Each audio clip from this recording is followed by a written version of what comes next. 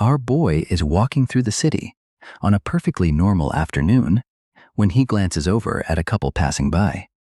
Cute girl, guy holding her hand, just a chill couple, except that isn't a girl. Unfortunately, it isn't even a femboy. That's a demonic fox, wearing her body like a costume, and the boyfriend has absolutely no idea he's dating the killer of his girlfriend. And she isn't the only one. Half the school, even the student council queen, the shops, the patrol team that's supposed to protect everyone, the entire city has been taken over by creatures called the Foxes of Natural Order, monsters capable of altering people's perception of reality.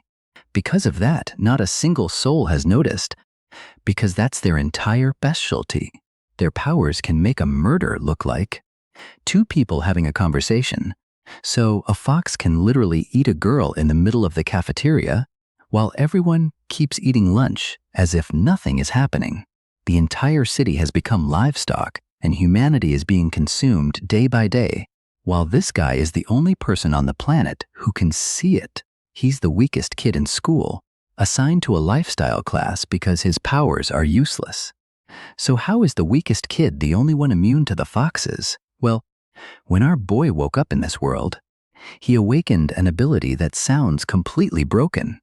By consuming his physical and mental energy, he can create gems, and if someone consumes one, he gains control over their life, their soul, and even their consciousness. As the ability evolves, he could even copy other people's abilities. The gems could level up and unlock new skills. While everyone else would only have one ability, he could have infinitely many. On paper, this is a top-tier ability, absurdly powerful. But in reality, it's complete trash, because the target must know exactly what the gem does and voluntarily accept the contract first. Yeah, he has to walk up to someone and say, "Hey, if you eat this, you'll become my slave forever," and won't be allowed to refuse anything I ask. Want to try it? Like, bro. Unless you find some crazy e-girl with Stockholm Syndrome, no one is saying yes. That's why the previous owner of this body exploded with rage over how useless it was. And that's when our boy came from Earth and took his place. He studied and kept waiting for the day someone would accept that sweet offer. And now he's talking with his childhood friend Sujin on the school staircase. He's standing there holding a gem when she asks what he's doing. He plays it off and asks if she wants some candy, but she instantly says no. She'd never agree to be controlled by him like a doll. Still, she tells him not to give up. Someday, some creature might accept his contract. He says that's easy for her to say, since nobody would accept, except maybe himself. Wait, himself? Why had he never thought of this before? Bro simply raises the gem and eats it. Green energy erupts around his body, shooting straight into the sky, while Sujin stands there wondering what he's doing. After she calms down, they talk for a while. She's graduating soon and joining the patrol team, finally achieving her childhood dream of protecting this land. She tells him not to feel discouraged, because once he gets stronger, maybe they can work together someday. He tells her to forget it. He'll probably just live a simple life as a farmer. But deep down it hurts, because even though she was the previous owner's friend, leaving her behind felt wrong. He thinks to himself that he really wants to hug her, and then his body suddenly starts hugging her all on its own. He's watching himself move like a spectator trapped inside his own body. She gets completely flustered, says she's leaving, and runs off in embarrassment. Our boy is left standing there, realizing something insane just happened. He thought about hugging her, and his body carried out the command. Contractor and contracted. He had made a contract with himself. He now had absolute command over his own body, so naturally he tested it. He ordered himself to fly like Superman, ate dirt, then ordered a mountain-crushing punch, only to fall over like an idiot again. He was literally crying on the floor. He couldn't exceed human limits, but any movement the human body was capable of, he could perform perfectly on command. He could master any martial art just by knowing the movements.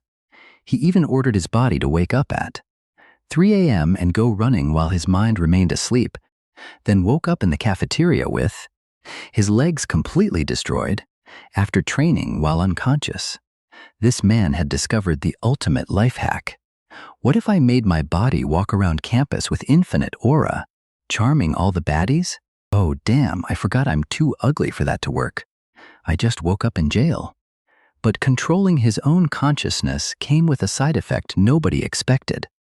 Illusions no longer worked on him, because illusions affected his eyes, while his body obeyed an ability rooted deeper within his soul.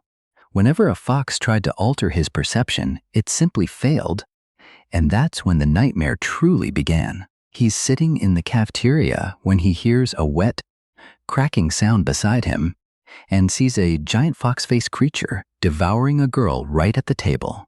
Nobody reacts, nobody sees it. The school beauty, Lu Shu, walks over looking twisted and unnatural, leans close and asks if he's feeling okay because she can smell his fear. Bro is trembling. He says he just had a nightmare and speed walks out of there. He goes to warn a teacher, only to find the teacher eating a student on the classroom floor. The foxes are everywhere.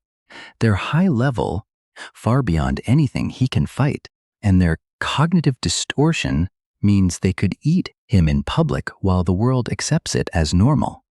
So he thinks of the one person who might be able to help. Sujin has mental abilities, so maybe she can resist them. He heads to the patrol team headquarters, the strongest force in the city, where she has just started her first day.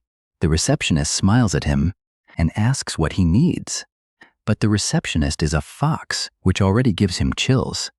Even the monster hunting headquarters has been infiltrated, and the creature tells him she'll call his friend. He sits on the bench, sweating, wondering how these things infiltrated even the patrol team. Then Sujin comes out, looking incredibly excited, and introduces her new teammates, who have been taking such good care of her.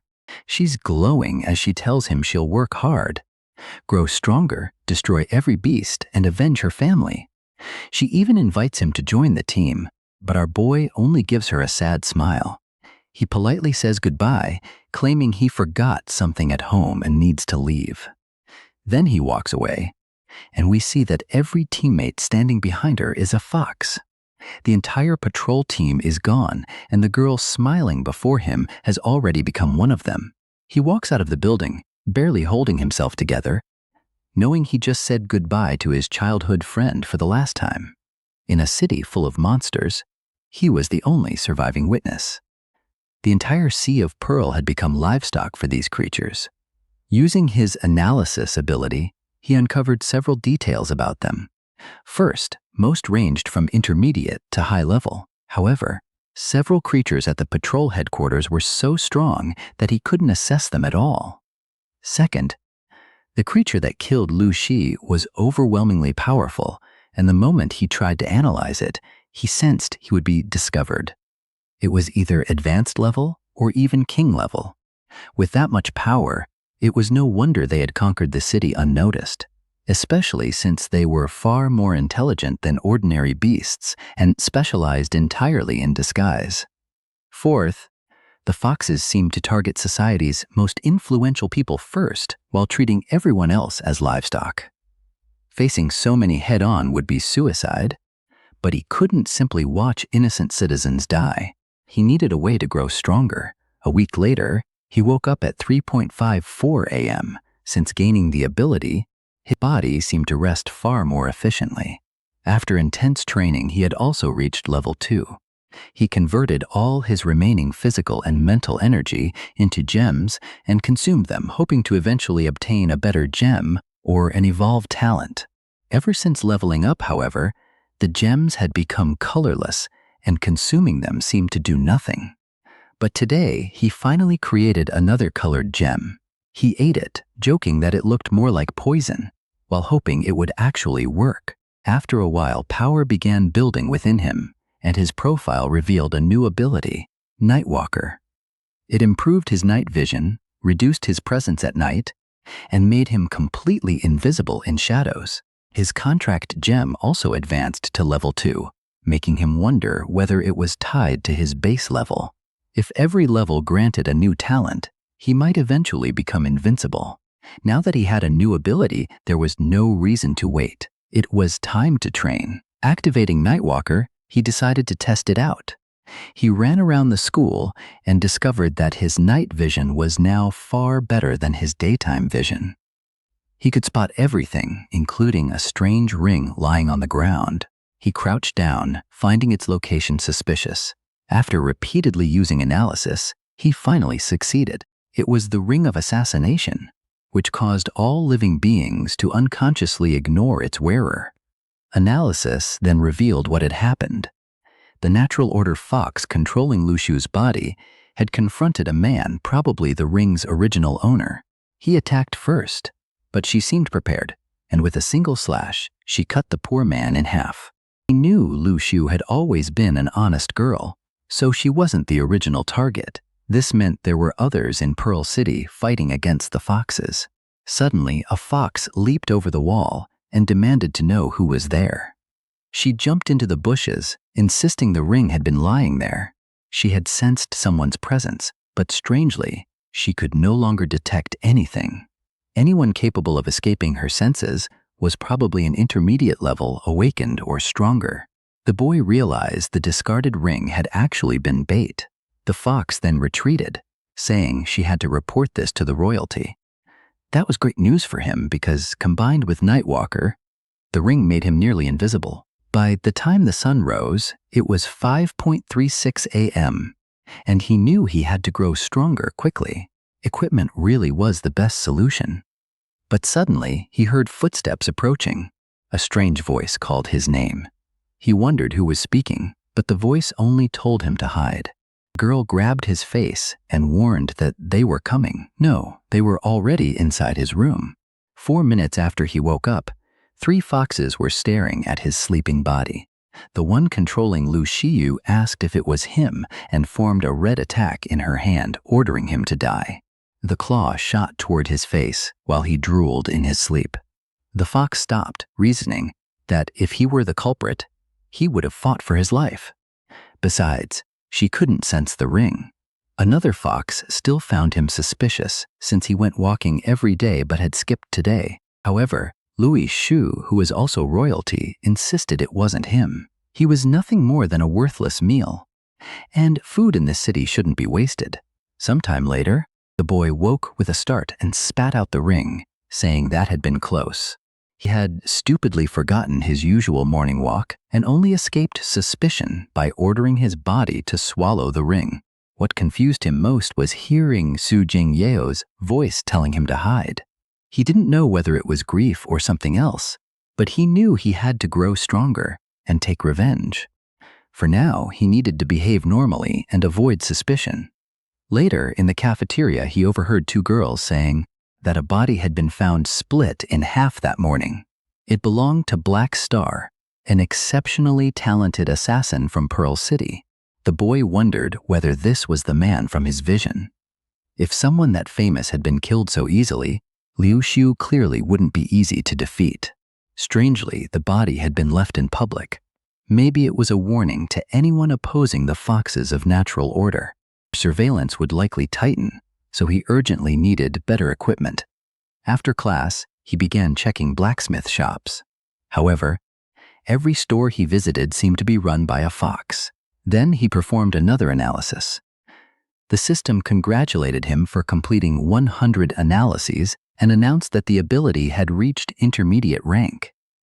He could now see growth potential and certain talents. A fox invited him into her shop, but he politely declined.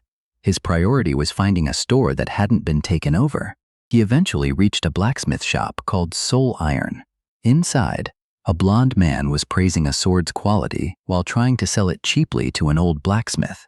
However, the old man told him to stop staring at his daughter and take his trash elsewhere.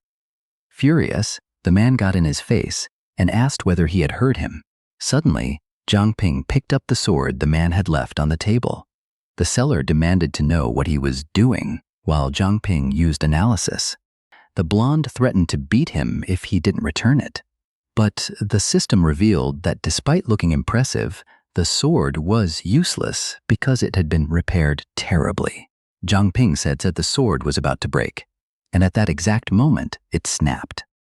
Electricity crackled around the blonde as he accused Zhang Ping of ruining his plan and demanded to know who he was. He claimed to be the direct disciple of a martial arts master from Xingyi School, then lunged at Zhang Ping with a rapid series of light attacks. But Zhang Ping had already created a shadow clone. Then he simply slapped the man across the face.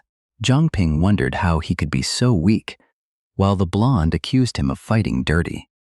Zhang Ping wasn't worried because analysis had already shown that this sickly man was only level 1 with limited growth potential. The blonde shouted that he would get revenge once he became stronger. Zhang Ping thought he was delusional, but while distracted, the man launched a sneak attack. He ended up unconscious on the floor, and Zhang Ping remarked on how much he loved fighting dirty. Then someone approached, saying she'd only been gone a moment, and the shop was already noisy. Warren arrived, showing off absurdly powerful abs, and warned the blonde to leave before she beat him up. The man fled in terror, and Zhang Ping decided he should leave too. However, the woman blocked his path. When he asked why, she said he should stay so they could have a little talk. The scene briefly returned to the boys' room, then showed the staircase where the story began, and where he had spoken with his childhood friend. It also showed the sports field where he took his morning walks and found the ring in the grass. Back at the forge, Zhang Ping asked what the woman wanted to discuss. She claimed to be a weak single woman struggling to survive while caring for her uncle. Since Zhang Ping had excellent potential and physical strength, she wanted to ask him for a favor. She wanted him to stay with the old man, Lu Tifeng, help manage the shop, and learn blacksmithing. She would provide food, lodging, and even a salary. Zhang Ping was thrilled. He needed plenty of equipment, but had little money, and the shop didn't appear to be controlled by the foxes of natural order. He struck a worker's pose and declared himself a man of labor who never avoided hard work. She slapped him and said that was exactly what she expected from a man she liked. Zhang Ping muttered that surviving her punches would be his first priority. A few days later, while working at the forge, someone told him to put more strength into it. He asked whether that much force was really okay. She said it was fine since nobody would inspect them, then encouraged him to keep going. Obviously, they were forging, not doing what you were thinking. She taught him how to hammer the materials, then told him to wait while she fetched molds from the warehouse. The coal was stored in buckets, and he had been warned not to let the fire go out. The problem was that there were several buckets, and he had no idea which one to use. So he reached the brilliant conclusion that if he threw everything in, at least one would work.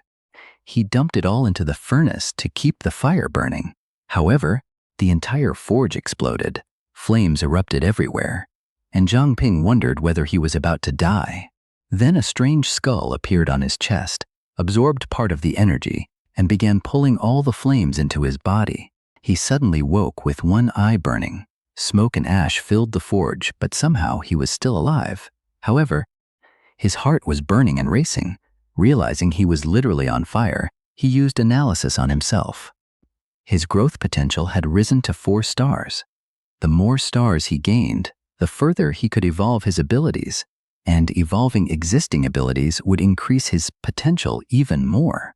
What confused him was that most people had a limit to how much their potential could grow. So why did he keep awakening new talents? This time, he had gained Flame Devourer, which allowed him to absorb fire energy and release it whenever he wanted. Oddly, he had consumed a level 3 gem that morning, but its power only awakened after the accident. Suddenly, the woman appeared and asked what happened. Seeing the missing scarlet scales, she explained that they exploded when thrown into a furnace, but admitted it was her fault for not warning him. Zhang Ping apologized to Sister Rose Gyung and offered to pay for the damage. she said. His survival mattered more, and asked how he had endured flames that were almost impossible to extinguish. She also noticed he had created a material requiring an extremely high temperature. She began pouring the material into a mold and praised his potential. She found it strange that the academy still rated him poorly, since he was good enough to join one of the city's 3 major organizations. He said he knew about the patrol squad and investigation squad, but asked what the 3rd organization was. She confirmed that a 3rd group really did exist. Almost nobody in Pearl City knew its name or purpose. Then she asked whether he needed equipment and offered him a dagger. Seeing its glow, he remarked that it looked expensive. The high-quality dagger was called Beautiful Tears and could damage any creature below level 19. She said it was worth at least 100,000, roughly 3 years of that fool's salary. He wondered how someone earning only 3,000 could safely carry something so valuable. She told him to treat it as a reward for improving so quickly. Then she mentioned an upcoming mission and asked whether he was truly done with the academy. He said she didn't need to worry because he had already completed his graduation paperwork. She told him to watch the old man and keep the shop closed. Zhang Ping realized the foxes ignored this place because it rarely opened. Still, with everything happening lately, the shop might have attracted attention. Since it was nighttime, he decided to inspect the streets. Outside, he spotted a cute little girl sitting on a swing. But naturally, she was a damned fox with 4-star potential. More importantly, this was the first level 3 fox he had encountered. Since both of them were level 3 and he now had a powerful dagger and new abilities, he thought he could win. The patrol squad was gone, but the investigation squad should still be active. If he delivered a natural order fox corpse to them, he might gain their attention. But suddenly, he froze as someone asked whether he was trying to attack a child. The woman warned him not to move unless he wanted to die and ordered him to drop the weapon. He immediately knew she was far above his level. She had detected both Nightwalker and the Ring of Assassination. Then she told him that if he wanted to live, he should meet her at the training ground near the orphanage. With that, she vanished. At least the fact that she spared him meant she wasn't allied with the foxes. He had grown up in that orphanage and called it the training ground as a child. Since she used the same name, she either knew him or knew something about his past. This mysterious figure had apparently been watching him and stopped him just before he attacked. If she directed him there, she clearly had a reason. Suddenly, a paw landed nearby. A mutated beast emerged, and he wondered why one was inside the forest. It was a level 5 armored poison rat. Given the level gap, retreat seemed reasonable. But then he remembered that he had the dagger and could probably win. Besides, the orphanage children would be in danger if they encountered it. Remembering how much Sister Rose Chang trusted him, he refused to run. He wasn't an expert fighter yet, but he had read plenty of battle stories and possessed complete control over his body. Suddenly, the rat lunged forward and rolled straight toward him. He quickly devised a defense and blocked the attack. The problem was that the creature kept spinning, and its armor was extremely tough.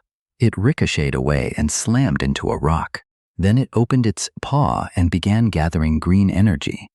Zhang Ping started controlling himself like a video game character, dodging left, right, then left to evade every attack. Since armor covered its entire body, its only weak point was its eyes. Seeing flames gather in his hands, he knew how to deal with it. He charged forward, dodging its attacks, and said he would create an opening first. He struck, but the rat blocked and curled into a ball again. Zhang Ping prepared another move and told it not to get angry. Then he unleashed a barrage of flames at the creature's feet. Exploiting the moment, its resistance dropped and landing a powerful strike. Afterward, he leveled up and gained several attribute points. Clearly, combat was the fastest way to grow stronger. What puzzled him was why a rat had appeared in the middle of the city. While wondering whether more creatures were nearby, something approached from behind. In an instant, it felt as though he had fallen into a swamp. and before he knew it, he hit the ground. He landed flat on his back like an idiot inside a cave. A figure extended a hand and told him he had 5 minutes. He recognized the same voice from earlier. A girl aimed an ice blade at him and ordered him to prove that he was human. Confused, he wondered how anyone could prove something like that. He had been born human, which should have been enough. But then he realized that if she was asking, she must know about beasts hiding in human form. Since she couldn't distinguish them, she wanted him to prove himself. He asked for a hint, already suspecting that the rat had been one of her tests. She told him he had 4 minutes left while he repeatedly used analysis. He had already tried 20 times, and every attempt failed. On the 999th attempt, the ability finally advanced. He tried once more, and analysis succeeded. Her name was Liu Xishan, a level 28 human from the Purging Squad. He had never heard of that group and wondered whether it was the third organization Rose had mentioned. Irritated, she warned that he only had 1 minute left. He pointed out that if she also called the orphanage the training ground, she must have grown up there. But he couldn't remember anyone named Liu Xishan, so he asked whether she was Liu Torn or Liu Yuxiao. Maybe she was Xing Yu or Cizi. She gave him a small cut and told him to be quiet. She said none of this proved he was human. However, Zhang Ping realized she had reacted when he mentioned Cizi, meaning that had to be her. She was 3 years older, and by the time he entered the academy, she had already graduated. He needed to remember something only the two of them knew. He recalled that she once taught him the earth-crushing fist, then began repeating the exact movements she had shown him. He said she really did seem to be Cizi. However, she interrupted and moved on to a second question. She pointed out that his ability, the contract gem, was supposedly useless. So what had he been doing, and why had he grown so much stronger? He explained that 2 weeks earlier, he consumed his own contract gem and gained control over his body, making him immune to beast illusions. Based on everything he had observed, a massive number of natural order foxes had infiltrated Pearl City. He believed their entire tribe had moved in. She asked whether he was certain, since cognitive distortion was the fox's basic talent. He explained that the city's influential figures, the weapon shops, and even the girl on the park swing were all natural order foxes. She told him to wait while she verified the information, then asked someone named Jinbo whether he found the report credible. Jinbo said they had never detected natural order foxes inside Pearl City, but several investigations had uncovered similar signs of cognitive distortion. He sent 2 agents to capture the nearest foxes and expected them back soon. Then an explosion suddenly erupted behind him. 2 men were lying on the ground. When he asked what happened, one of them rushed over and said the lunatic chasing them was the cafeteria owner. The moment they asked her to come with them, she attacked everyone. Before they knew it, she was standing face to face with their leader. The man calmly prepared a punch, told her to die, and effortlessly struck her in the chest. The woman disintegrated, and he remarked that attacking them so recklessly had been arrogant. As her aura faded, the body transformed into a fox. The man confirmed that Zhang Ping's information appeared legitimate. At last, they understood who their enemy was. He ordered the squad to spread the word and begin hunting these targets. Meanwhile, at Pearl Academy, the lovely Lu Xiu was lying down, except she was actually a monstrous fox. She and the others suddenly sensed something. Without hesitation, Lu Xiu leaped from the 4th floor, using distortion to make the fall irrelevant. She had sensed that a girl named Yuju had been killed outside the city, while another had died in the business district. Someone was hunting them with terrifying precision while avoiding her detection, and she wasn't going to let it continue. Back in the dark space, Zhang Ping asked whether Cizi had finished investigating. She said yes, but he was still suspicious because his strange ability had appeared from nowhere. Since they couldn't fully trust him, he would only serve as an informant, and she would monitor him closely. If he found anything, he should contact her immediately. Zhang Ping agreed, saying he would do anything to avenge himself against the foxes. she tossed him an item and explained that the jade came in pairs. His piece was cold, and when heated, it would warm the matching jade she carried, acting as a signal. Still, she warned him to keep getting stronger because nobody could guarantee his safety 100%.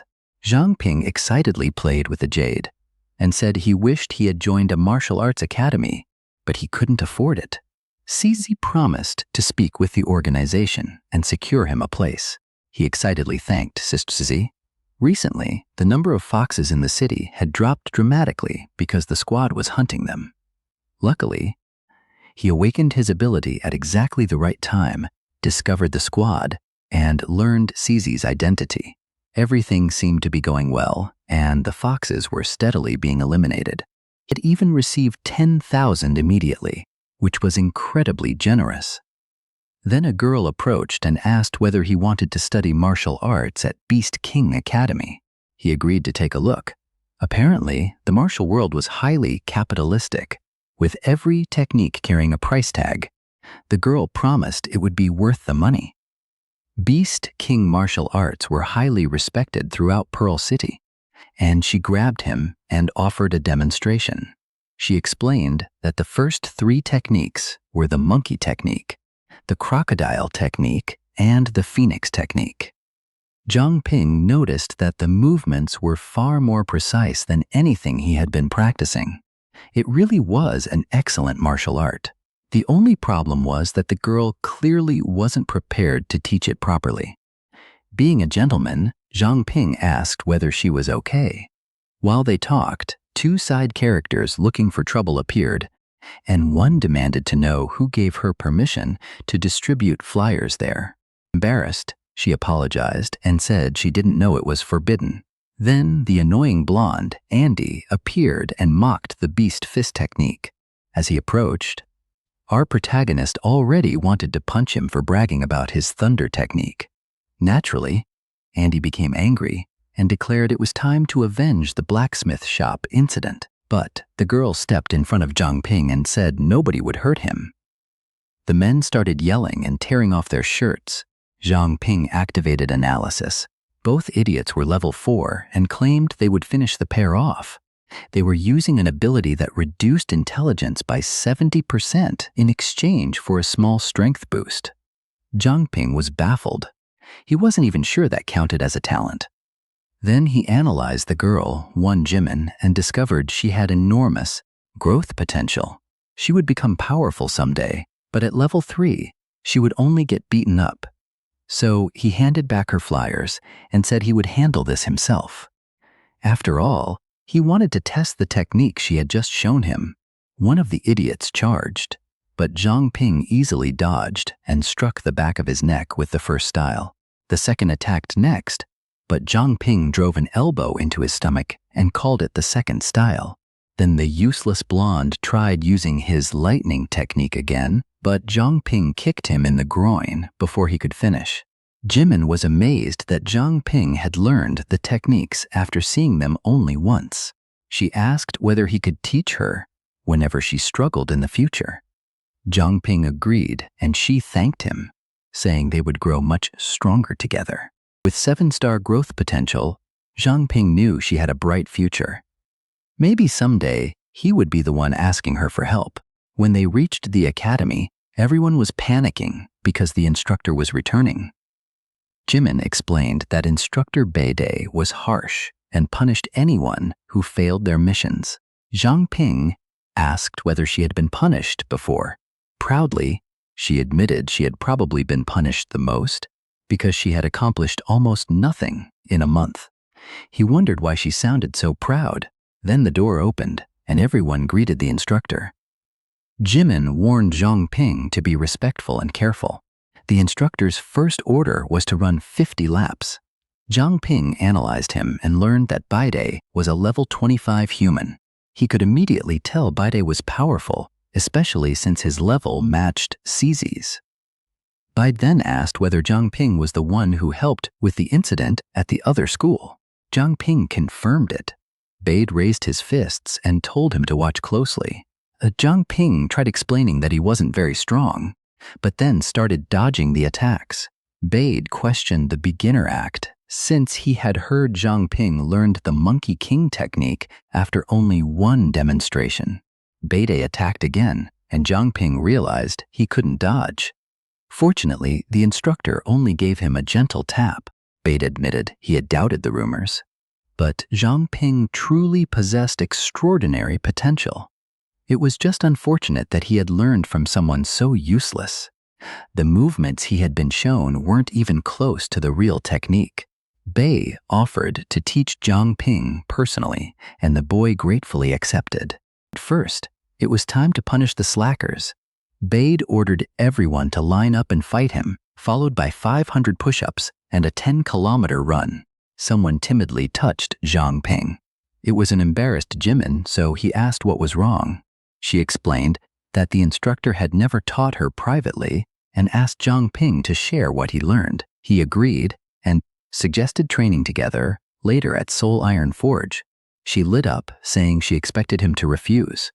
Analysis then revealed her weakness. She required 90% more time than normal to learn anything. However, repeating the same training every day increased her learning speed by 10% daily, up to 100%. No wonder teaching her was a nightmare when nobody understood how her talent worked. 5 days later, they were back at the forge. Zhang Ping criticized her movements. The diligent boy had brought her to the basement and was personally training her, repeatedly explaining what she was doing wrong. Even after breaking the technique into pieces, she still struggled, but the beast fist technique itself was genuinely impressive. At that moment, Rose Chang returned. Zhang Ping told Jimin to continue practicing while he went upstairs. Rose said the mission had nearly gone badly, and that she still couldn't understand why mutated beast numbers had dropped so sharply. Because of the shortage, they had traveled north to hunt and encountered storm wolves. Zhang Ping asked whether she escaped safely. She said yes.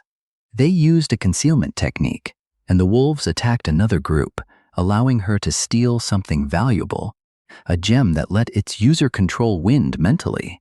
Zhang Ping identified it as a wind gem, and Rose joked that he seemed to know everything. Even a child could create wind blades with it. Then Zhang Ping heard a voice saying her brother was beginning to train. Another voice mentioned the wind blade sword, while a third said that since Yu Shiwei had died, she would eat 2 more people. At that moment, Zhang Ping awakened another talent.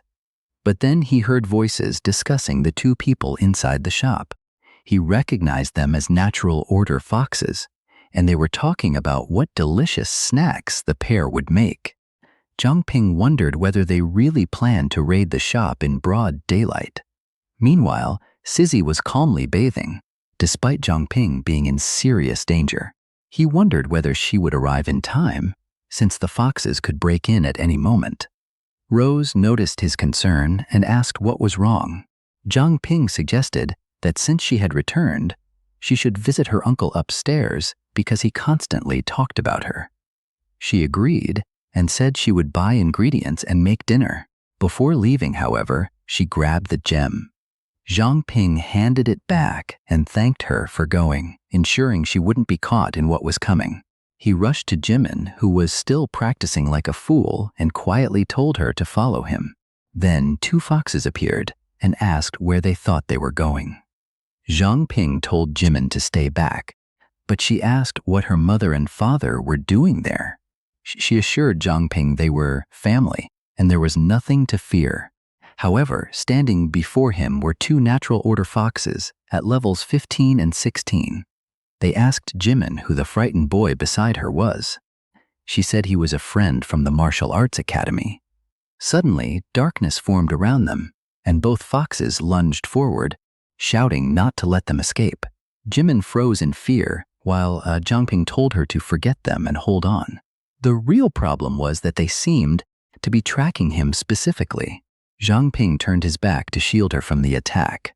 Both of them crashed to the floor as smoke filled the room. Jimin asked whether he was okay, and he assured her that he was. Then she asked what her parents were doing, but Zhang Ping warned her not to approach. They were mutated beasts. The mother fox realized he could see through their disguise and declared that he couldn't be allowed to live. Zhongping barely dodged, realizing the level difference was too great for his body to keep up. Worse, the mother fox was heading toward Jimin, who was too terrified to move, while Zhangping remained trapped by the other fox. At that moment, Cizi arrived and told him to move aside. She unleashed a storm of ice, impaling one fox before turning the barrage on the other. She moved in to finish them, but Jimin begged her to stop. However, it was already too late. Cizi showed no mercy, then calmly asked whether they were injured. Devastated, Jimin asked why her parents had turned into carpets. Zhangping tried to explain that they weren't truly her parents. They were foxes wearing their appearances.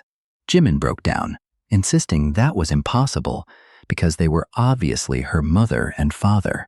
Zhangping asked why their true forms had appeared. Cizi explained that if a fox above king level existed inside the city, this kind of illusion should have remained active. Previously, foxes only reverted after dying outside the city. That's when Zhangping realized he alone could expose the truth. He told Jimin that these monsters had killed her real parents and stolen their forms. Once he removed the illusion, their true bodies appeared, and he told her this was reality. The poor girl collapsed in tears, unable to understand how it could be true. Meanwhile, Lu Xiu was furious because 9 foxes had already died that week. During a meeting, one fox suggested killing every human and taking full control of the city. Another asked whether they planned to survive by eating grass afterward. Lu Xiu silenced them, explaining that exterminating humanity would be inefficient and waste their food supply. Their priority was identifying and eliminating the hidden enemies. The vice president suggested unleashing powerful beasts on the city to force strong humans into the open. Everyone knew the city had 3 organizations, but nobody knew anything about the third. 2 nearby foxes agreed that the plan sounded effective. Lu Xiu approved it, but reminded the mayor that he was still human and warned that any betrayal would be punished. The foolish mayor punched the air and swore he would never oppose Her Highness. Back with Jimin, she slowly approached the puddle, stared at what remained, and cried for her mother and father. She apologized for never realizing the truth. Cizi, as cold as ever, said that even if Jimin had known, she wouldn't have been able to change anything. Crying, Jimin begged her not to be so harsh. She already knew she was weak and couldn't learn martial arts, and believed that weakness was why she lost her parents. She said she should have died instead. But our romantic protagonist, Zhangping, pulled her into a hug and told her to listen. None of this was her fault. He had also lost someone precious and thought about her every day. Maybe if he had prevented her from joining the city patrol, she would still be alive. But even if he could turn back time, nothing would change. Joining the patrol had been her dream, and nothing he said could have stopped her. Just as Jimin couldn't blame herself for her parents' deaths, she had to grow stronger and protect the people she loved from now on. Jimin tearfully thanked Zhangping. He was about to promise that he would kill the foxes when he suddenly coughed blood onto her face. Apparently, her boy was much more injured than he admitted. Later, Zhangping slowly opened his eyes. Jimin, having already begun recovering from her grief, thanked him for surviving. He asked how long he had been unconscious, and Cizi told him not to move. Excited, Jimin clung to his arm and declared that she wanted to become stronger. Once she gained enough power, she would help him eradicate the foxes. Cizi then suggested that Jimin live with Zhangping because her old home was no longer safe. Just then, Zhangping heard Liu Xiu's voice discussing the sleeping king and Huan Ziming's location. He immediately told Cizi that he had discovered a lead. He mentioned the vice president, and Cizi said that if he was involved, he had clearly betrayed humanity. The sleeping king might be the source amplifying the city's illusion. Since the foxes were away hunting, this was their chance to retaliate, and she needed Zhangping to identify them. Meanwhile, Rose was happily cooking while starving. The scene shifted to the purging squad's base, where a girl named Manny complained that CZ was constantly ordering everyone around. As Chen Loijis silently watched, they entered the meeting room, where an even more dangerous person offered Manny coffee. This headquarters was a dangerous place, if you know what I mean, and now the meeting was beginning.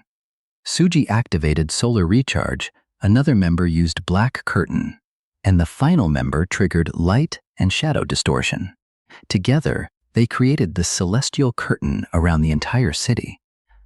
Zhang Ping realized the purging squad was finally beginning to trust him.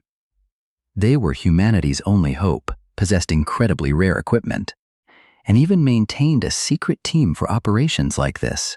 Their leader's black curtain created the non-existent spaces Zhang Ping kept falling into. Suji's solar recharge granted allies a powerful, long-lasting enhancement, while Chen Liuwei could make herself or others completely invisible.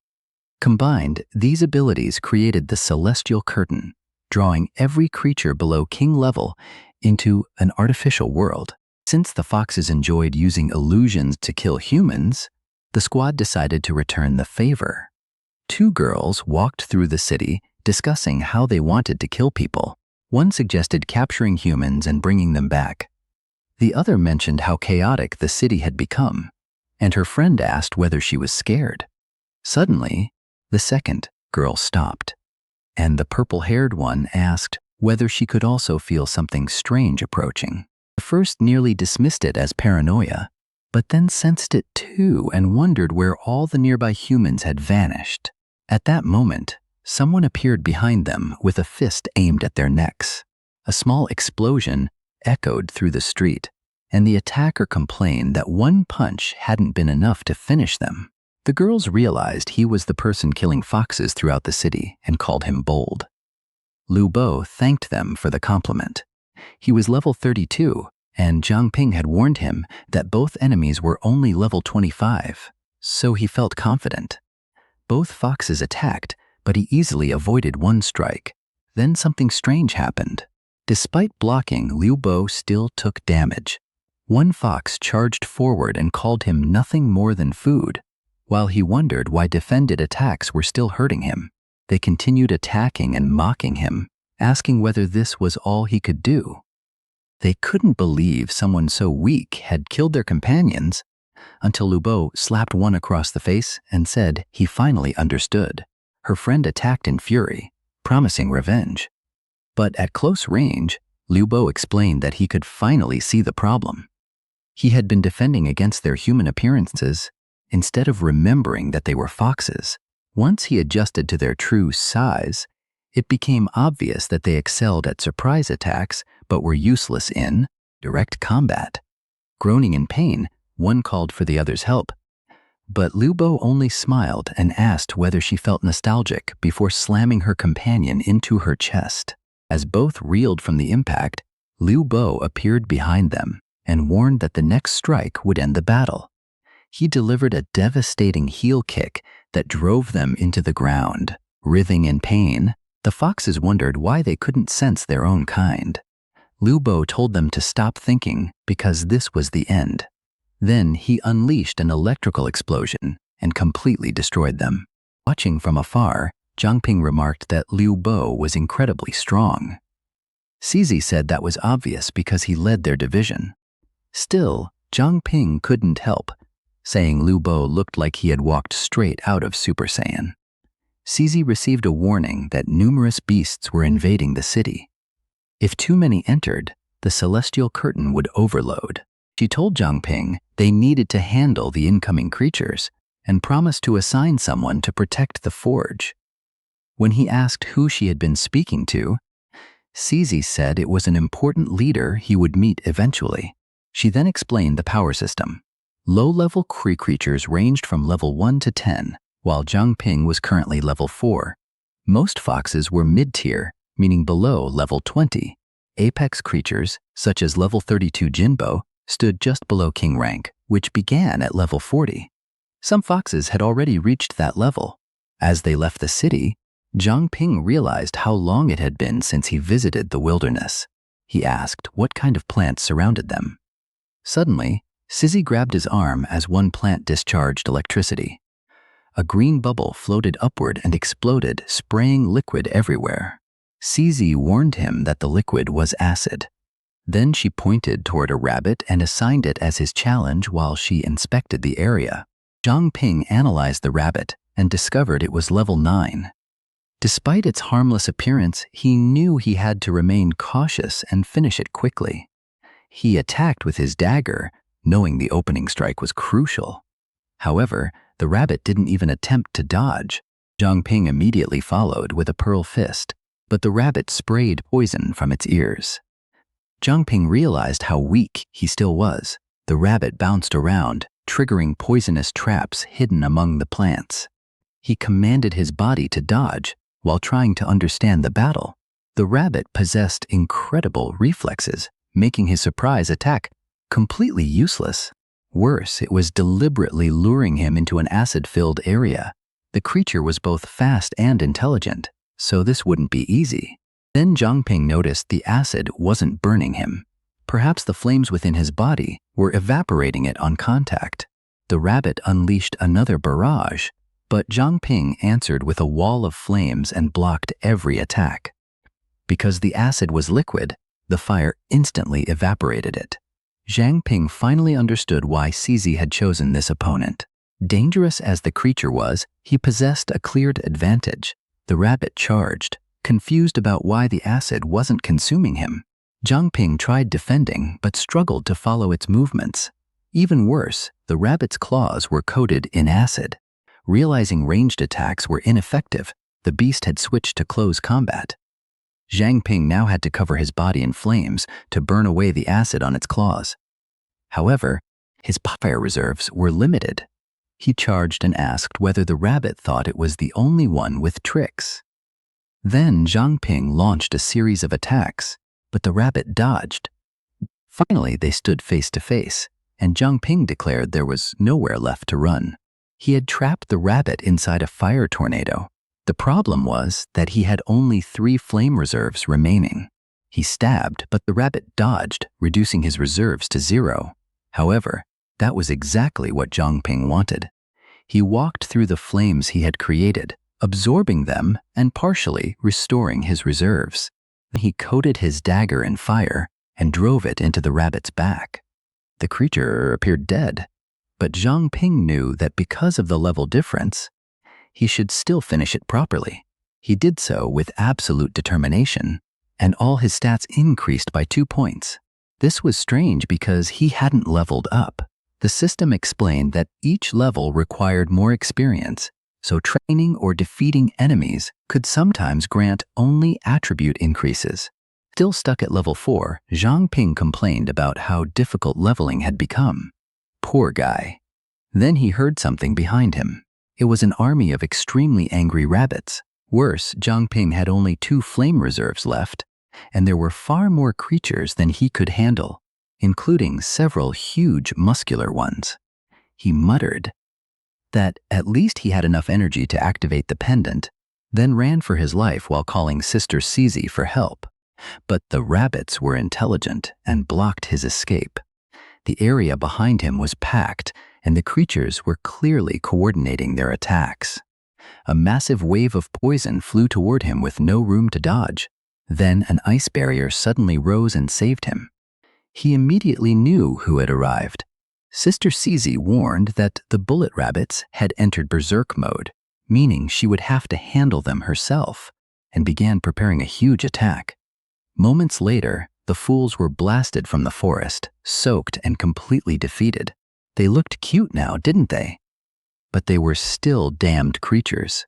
Zhang Ping couldn't help thinking that these monsters were only adorable after death. Sizzy coldly snapped her fingers, and everything turned to ice. The entire swarm froze into pillars.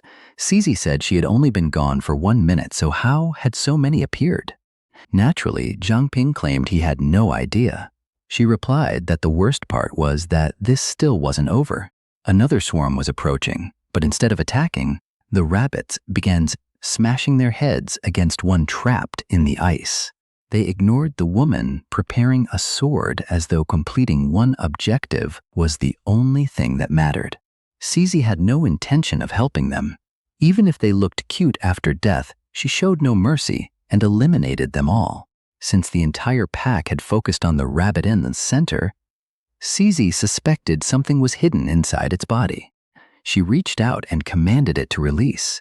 The ice and creature shattered together, revealing a spiritual control pill. Zhangping asked what it was and commented that it smelled pleasant. Cece explained that certain organizations used these pills to control mutated beasts. This technique was commonly associated with the Zhu clan of beast tamers. After all this time, it seemed they were finally taking action. The pill released a powerful scent detectable only to mid-tier beasts, making them desperately crave it. Once consumed, the beasts lost control and became mindless. Somehow, however, the Zhu clan could still command them, though nobody understood how. Cece crushed the pill, explaining that another beast might consume it if left intact. The connection was obvious, so they needed to investigate whether the Zhu clan was responsible. Before that, however, they would continue training beyond the city wall. Unknown to them, a hooded figure had overheard their entire conversation. Zhangping sensed something, but Cece had already drawn her blade. Her attack cut through a tree, though the intruder had vanished. Zhangping asked why she suddenly attacked. Cece told him to forget it and wondered whether she had imagined the presence. 1 week later, every fox in the blacksmith district had gathered. The dangerous Luz and Yuki were among them, though naturally, they were only foxes wearing human forms. Beast attacks were becoming more frequent, and they wondered whether Ziming was responsible.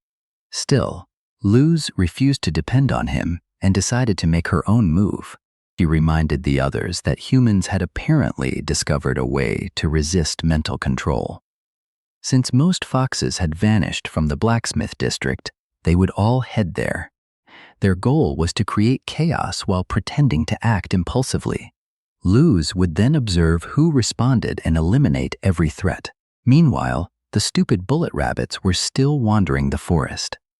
Zhangping quietly approached from behind. Since it was nighttime, his evasion ability was active, allowing him to attack mercilessly. After hunting these creatures for a week, he had reached level 6. Additionally, he had memorized all their attack patterns. He could easily neutralize their ranged attacks with fire. Usually, they covered themselves in steel before charging or fleeing. Since their acid was flammable, killing the armored ones became even easier. He had also used scarlet scales to restore his energy, meaning his flames never ran out. He called this method Flame Devourer, though even he thought the name sounded somewhat cringe. Unfortunately, he had used every scale he collected. Still, after so many kills, he should have enough experience to level up. Finally, Zhangping reached level 7 and celebrated. His contract gem also advanced to level 5. He had assumed the gem advanced with his level, but unfortunately, levels 4 through 6 granted no new talents. He eagerly waited to see what power would appear this time and hoped it was useful in combat. Then one rabbit's expression suddenly changed. Its body darkened as purple energy began radiating outward. Zhangping was confused because the rabbit was supposed to be dead. Since it clearly wasn't, he decided to spend his final flame reserve finishing it. He laughed and said the rabbit seemed eager to charge straight at him. But when he stabbed, the creature caught his arm and avoided the attack. Zhangping realized it might be a spiritual creature and wondered whether it had come to avenge the rabbits. Not that he cared. He swung his blade and ordered it to die. The creature collapsed, shriveled, and weakened. Zhangping wondered when bullet rabbits had gained such an ability and searched the corpse for a spiritual control pill. Instead, he discovered a strange purple object he couldn't identify. Several attempts at analysis all failed. He kept trying until the ability finally succeeded. The object was nether essence taken from the testicle of a black goat. Zhangping forced analysis again, hoping to view the item's memories. Eventually, he saw the black goat battling an entire horde. The beast fought 30 enemies at once and easily began slaughtering them, or so it seemed. Then one creature managed to bite it, and apparently both of them died. Zhang Ping sensed that the orb possessed some effect, but he had no idea how to activate it. Its origin was also incredibly disgusting. He called himself an insignificant, useless insect who couldn't afford to be picky. Harsh, but he swallowed the orb anyway. Immediately, agony struck him, and he screamed without understanding what was happening. Then he remembered hugging Jingyo and watching her become a fox soon afterward. She had told him that no matter what happened in the future, he had to survive. In his mind, Zhang Ping promised that he wouldn't die until every damned fox was dead. Then he awakened the nether body, which converted fear into nether energy. Every percentage of fear created a manifestation equal to 10% of his current attack power. At full capacity, he could unleash an attack with 1000% power. It was a perfect talent for both offense and defense. Even more impressive, his growth potential increased by 3 stars. The nether body was clearly far more powerful than expected. Then Zhang Ping suddenly began crying without understanding why. He couldn't tell whether the emotion was sadness, happiness, or regret, but he vowed to avenge Jingyo soon. At that moment, several men carrying equipment approached. One asked whether the boy was okay, but another said to leave him alone because it wasn't their concern. Zhang Ping slowly stood with Hour of Darkness active and said he was fine. The men immediately fled in terror, generating even more nether energy. Apparently, he would need to create a little fear in this world. More importantly, nether energy could take any form he imagined. Curious about its power, he slashed toward a tree. Even a blade formed from only one point of nether energy cut through the trunk like paper.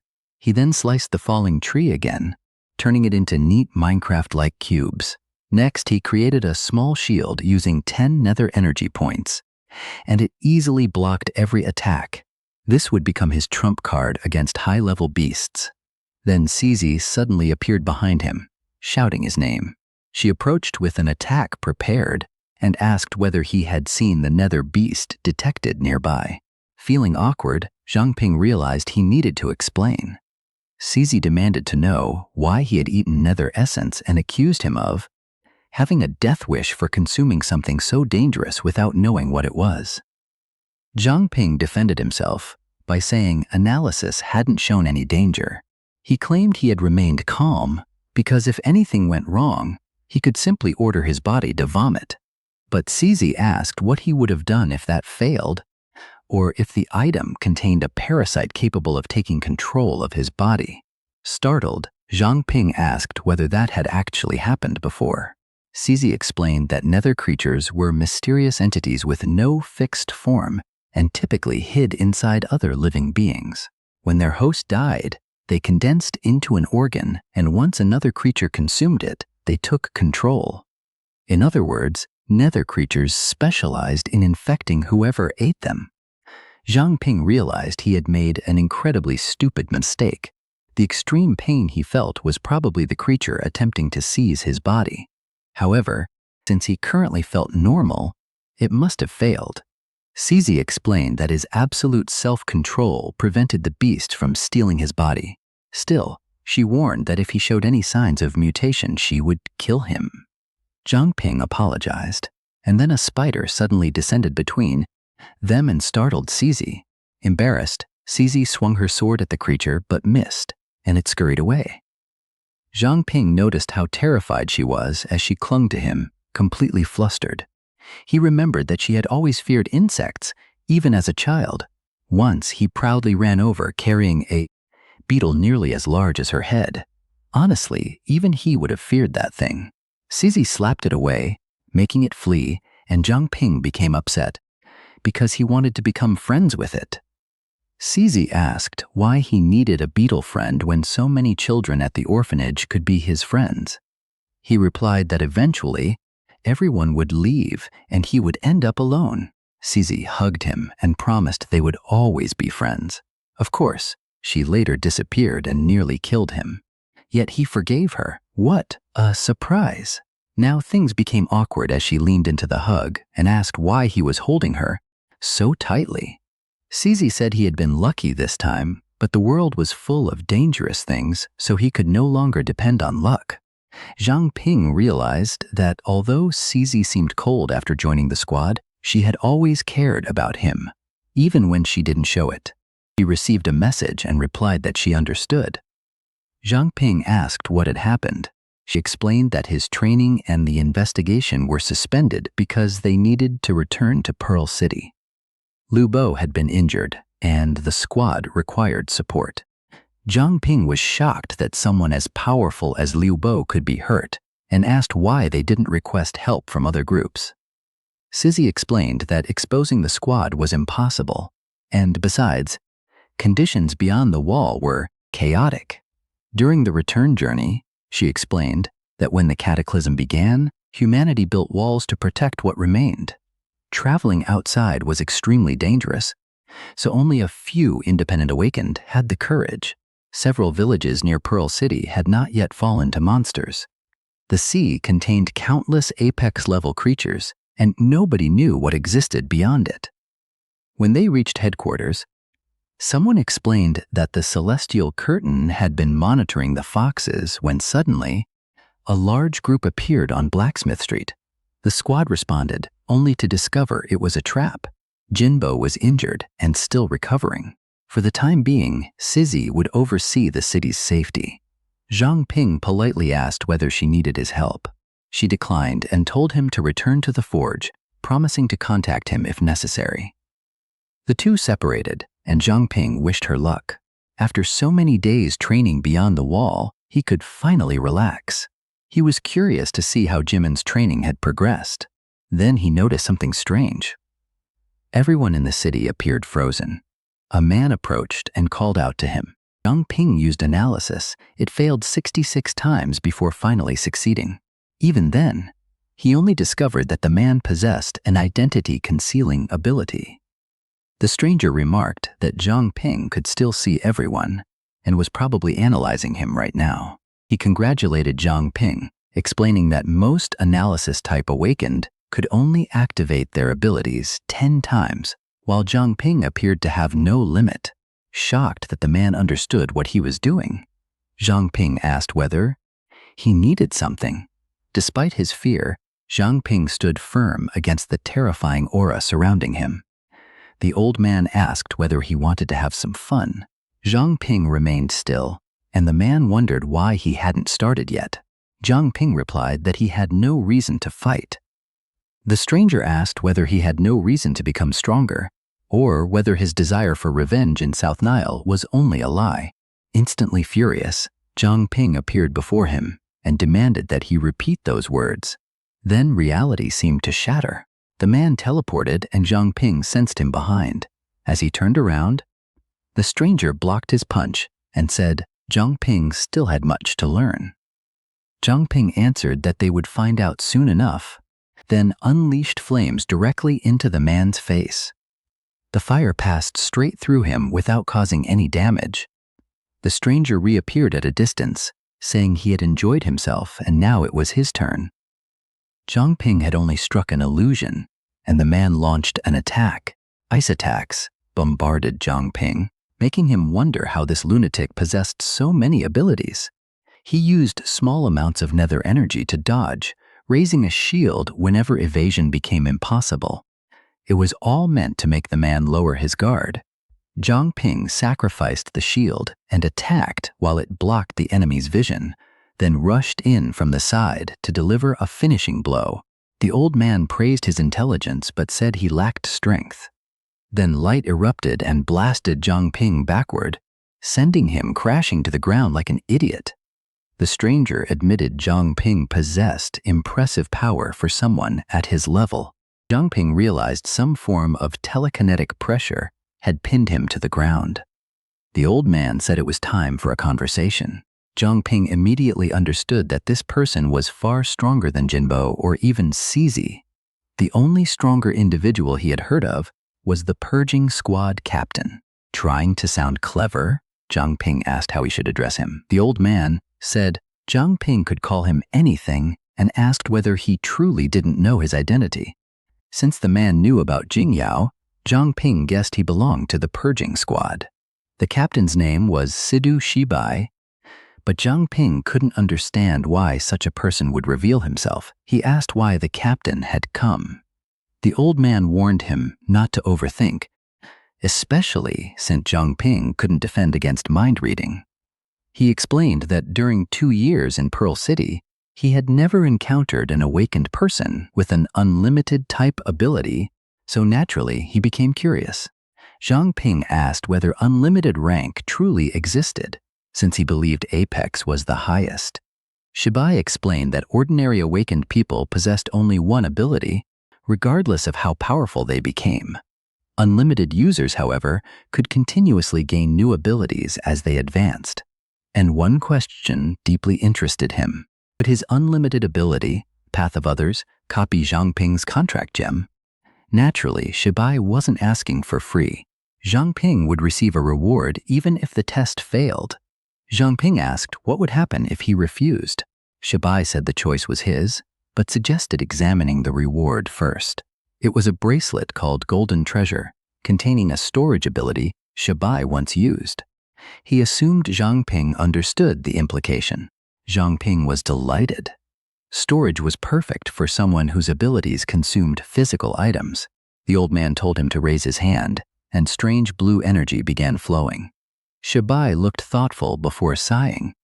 Zhang Ping asked whether the test was finished, and Shibai confirmed that it was. Unfortunately, he couldn't copy the contract gem, nor any abilities Zhang Ping had acquired through it. This proved the boy was truly unique. Even so, the bracelet now belonged to Zhang Ping. But the moment he touched it, something felt wrong. Analysis revealed the item's creation. A girl with magical powers had been tied down while golden liquid was poured over her. Human and awakened lives had been sacrificed to create equipment like this. Zhang Ping asked whether every item had such a cruel origin. Shibai explained that during his 2 centuries of life, many items were created this way, despite the practice being forbidden. He had tried destroying the bracelet several times, but perhaps Zhang Ping could make better use of it. Zhang Ping then asked what Pearl City had been like 200 years earlier and whether human lives were always treated so cheaply. Shibai nodded and explained that 200 years ago, the Zhu Beast family ruled Pearl City, enslaving everyone to satisfy their desires. Men worked all day, simply to earn enough food, while beautiful women became toys for their masters. Anyone with potential was brainwashed into becoming a tool. Those who lost their usefulness were fed to Zhu family beasts, and awakened people with rare abilities became ingredients for equipment. After countless atrocities, revolution finally began. Years of warfare eventually overthrew the Zhu family. Zhang Ping acknowledged the history, and Shibai asked whether he wanted to know more. Zhang Ping instead asked why someone so powerful didn't simply kill the fox leader. Before answering, Shibai isolated their conversation from the outside world. He explained that the reason wasn't unwillingness. It was because he couldn't. Zhang Ping might believe Pearl City's defenses were weak because of the invasion, but in reality, they were incredibly powerful. The patrol and investigation squads could detect any beast approaching the city. Once an alarm sounded, the purging squad immediately responded and eliminated the threat. Pearl City also possessed an artifact called the Pearl of the Sun and Moon, which limited the strength of every creature inside the city to level 40. Even king-level invaders were reduced to Apex-level power. Shibai was unquestionably the strongest Apex-level being. The problem was that while they knew the enemy's identity, they didn't know who was secretly pulling the strings. Zhang Ping asked whether Shibai suspected a traitor among the humans. Shibai explained that the city's core had vanished and only a handful of people besides himself could control the artifact. Remnants of the Zhu family still hid in the shadows, furious that their reign had ended. These remnants could deactivate the Pearl of the Sun and Moon and had opened the city gates for the celestial foxes. Their involvement was obvious. Zhang Ping asked why they didn't simply eliminate them all. Shibai explained that the squad had tried for over 100 years, but every destroyed branch produced another. The Zhu family had controlled Pearl City for so long that they likely maintained hidden networks beyond the squad's knowledge. Zhang Ping finally understood why the fox invasion had never ceased since. What was the Zhu family's true goal? Was their lord alive or dead? And why had mutated beasts recently become so active? That was why Shibai acted cautiously. If he died, Pearl City would lose its strongest weapon. Worse, if enemies captured and controlled him, the city would be doomed. Shibai repeated that, although he couldn't copy Zhang Ping's ability, the squad still needed him. Then he formally asked whether Zhang Ping wanted to join. Without hesitation, Zhang Ping shook his hand and said, "Of course." Meanwhile, at Soul Iron Forge, Jimin asked Rose why she had been repairing so much equipment. Rose said she was simply making good use of her free time. Then Jimin asked when Zhang Ping would return, since several days had already passed. Rose teased that missing him so much must be distracting her. Jimin denied it, saying she simply had nobody helping her train during the day. She also kept wondering whether he was safe beyond the wall. Rose said she sounded exactly like a worried wife who couldn't survive one day without her man. Then she turned toward a barrel and promised to stop teasing. She added that Jimin didn't need to worry because the creatures beyond the wall were marked. As long as Zhang Ping remained in safe regions, nothing should happen. Jimin then asked whether other villages outside Pearl City were capable of doing that.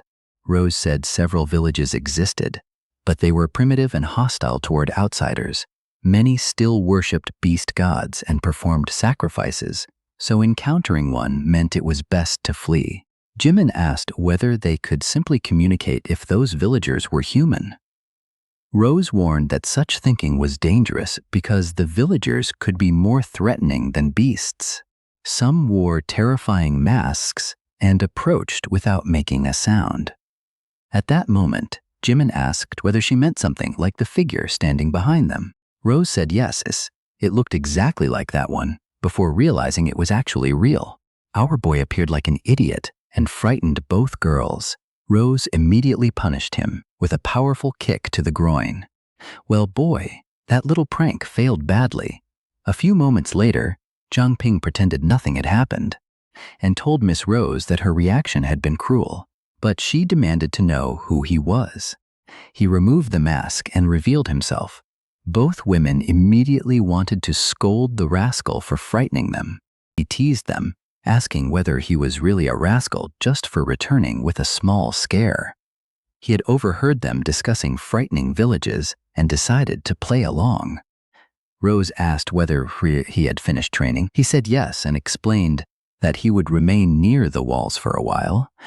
She said that worked perfectly because she had found clues about someone named Shan Shan. Since Rose planned to leave the city, Zhang Ping could watch over Jimin and her uncle. Before he replied, she told him to enjoy himself because someone had missed him terribly and kept asking when he would return. Immediately, Jimin hurried away, claiming it was late, and she wanted to return to her room to rest. However, she stopped at the door and called Zhang Ping. Confused, he looked over, and she smiled before saying she was happy he returned safely. For the first time since this nightmare began, Zhang Ping felt as though he had returned home. He even jumped when the old man asked why he wore such a foolish grin, then ordered him to tell Rose that the old man was seriously ill and she should stop leaving the city. Zhang Ping asked whether that was true, only to get smacked and told to follow the plan. Zhang Ping asked why, and the old man explained that Shan Shan had been missing for a long time, meaning something terrible might have happened. He knew his daughter was strong, but if she kept risking her life, tragedy would eventually find her too.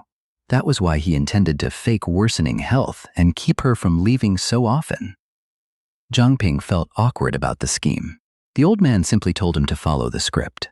His daughter was extremely devoted, so if she believed he was sicker, she would stop taking so many risks. He also said Zhang Ping possessed genuine forging talent. His daughter was skilled, but never wanted to train seriously. For the next week, he would personally teach Zhang Ping the essence of forging. It wasn't some legendary secret, But it was a unique Liu family method, so he needed to pay attention. Excited, Zhang Ping promised not to disappoint him. Then he suddenly heard a voice calling his name and saying it was her. It sounded like Jingyeo's spirit, urging him to keep going because she was waiting.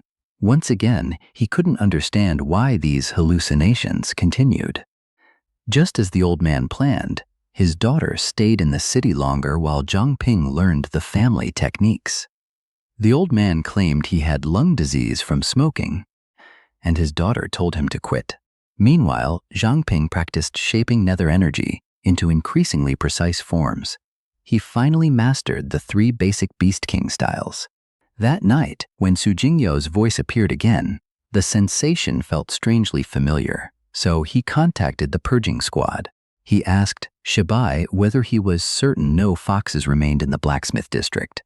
Shibai promised that the squad had completely cleared the area. This made Zhang Ping question why he still heard her voice. What if Su Jingyo wasn't truly dead and was waiting somewhere? Maybe she was waiting for revenge, answers, or for him to expose the creature wearing her face. The scene shifted to 3 days later. A man approached a door and placed a metal bar across it. When he entered, he saw a girl asleep inside. He moved toward her and said the drug had worked perfectly. Pulling away the blanket, he praised the rumors about her curves and jade-like skin. Today, he would finally have his way. Then a dark presence suddenly appeared and called out the name Xiaofan.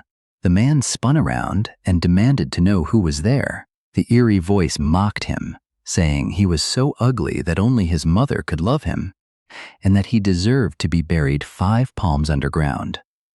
Women had always hated him, which was why he hurt them, and now the shadow had come to take the soul he never deserved. Terrified, the man ran. His drugs should have rendered the entire household unconscious, so what kind of cursed ghost was pursuing him?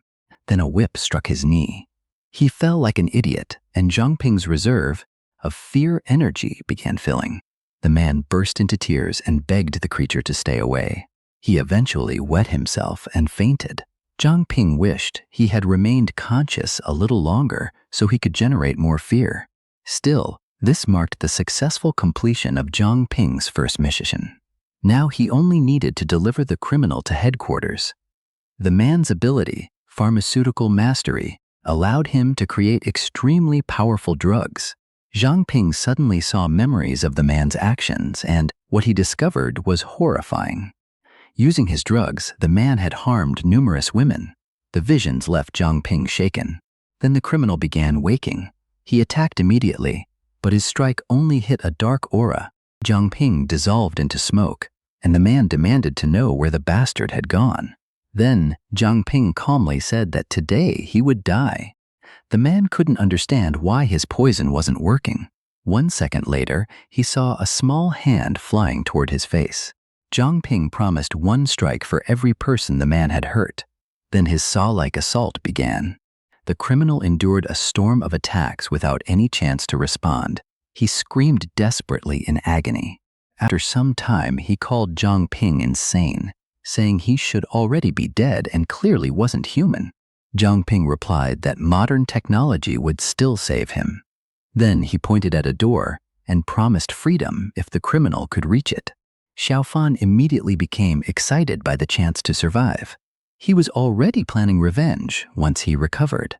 There were still many girls he wanted to hurt. All he needed to do was reach the door, and he would live. But when he reached out, the door refused to open. He slammed against it and demanded to know why it was locked. Zhang Ping approached and mocked him for being unable to open a simple door. Even after receiving such a wonderful chance, he failed. Then Zhang Ping struck his back with the whip. With that, Zhang Ping leveled up again. He had always believed eliminating the foxes would restore peace to Pearl City, but now he understood that things weren't so simple. People like this man didn't deserve saving. Then he heard another voice mention Hanang Academy and say today would be special. It was supposedly the perfect opportunity to capture her. Zhang Ping realized another lesson needed to be taught. He informed the captain that the criminal had been dealt with, but another target had appeared on the radar. Manny was the one relaying information through her subspaces. Zhang Ping warned Shibai and asked whether the report was true. Manny said something felt wrong because she couldn't sense what was happening in that area. She then reported that Zhang Ping appeared to be heading there and promised to inform Shibai if anything changed. She warned Zhang Ping to be careful because reinforcements were coming. A red barrier surrounded the academy, and several hooded figures were moving inside. They had searched for their target for 15 minutes without success. Then one warned that someone had breached the barrier. The chubby man panicked and said they had been discovered. Their leader insisted that was impossible because the dragon statue was active. Still, time was running out, so they needed to find the girl quickly. Meanwhile, Zhang Ping reached the building entrance. He analyzed the statue, trying to identify it. The system revealed that it was a dragon stone. When placed at 4 points, the stones created a barrier that erased the perception of everyone inside. Then Zhang Ping saw a memory of the item's creation. As usual, countless lives had been sacrificed, which was strange because items made through such methods had been banned long ago. These people didn't appear connected to any legal organization, so they might be Zhu family remnants. During the last 2 months, the Zhu family had introduced foxes, brought in beasts, and now targeted something inside Hanhai Academy. Their true goal remained unclear, but perhaps today's operation would reveal something. Then Zhang Ping saw someone approaching and decided to hide. He activated Nightwalker. From the group's perspective, nothing was there. Whoever had crossed the barrier seemed to have disappeared. One member ordered the lantern deactivated to conserve power. Afterward, they collected the dragon stones and left without a trace. Zhang Ping silently watched and reported that their levels were 20, 17, and 15.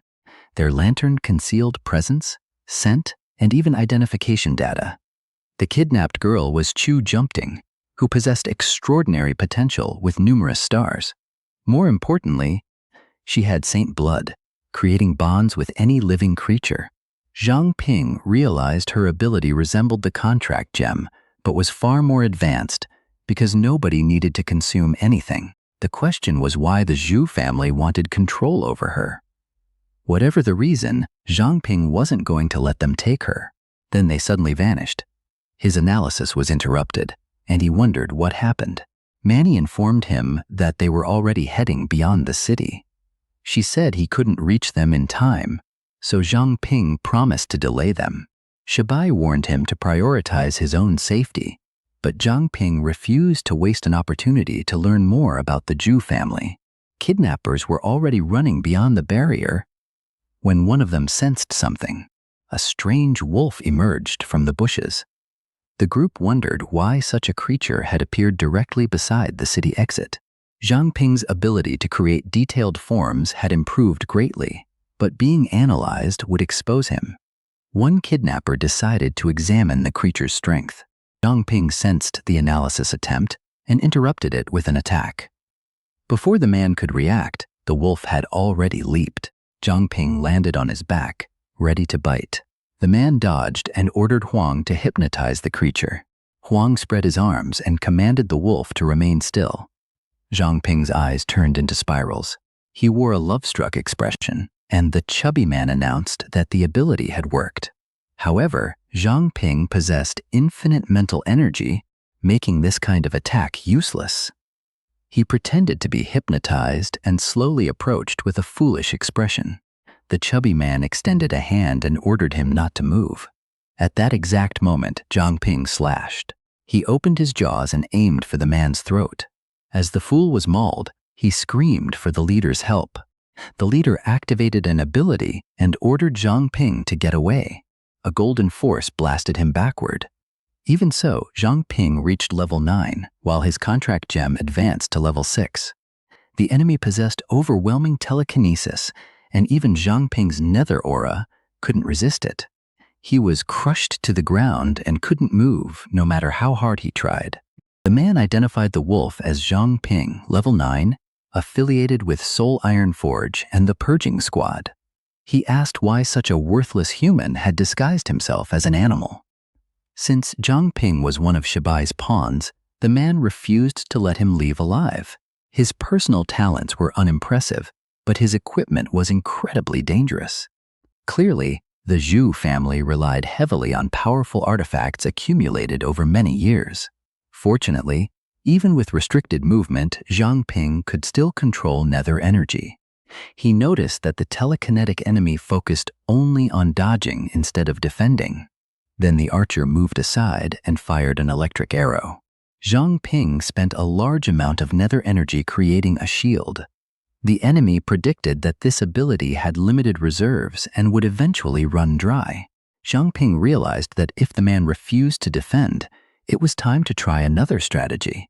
Another lightning arrow arrived, forcing him to spend 15 nether energy defending.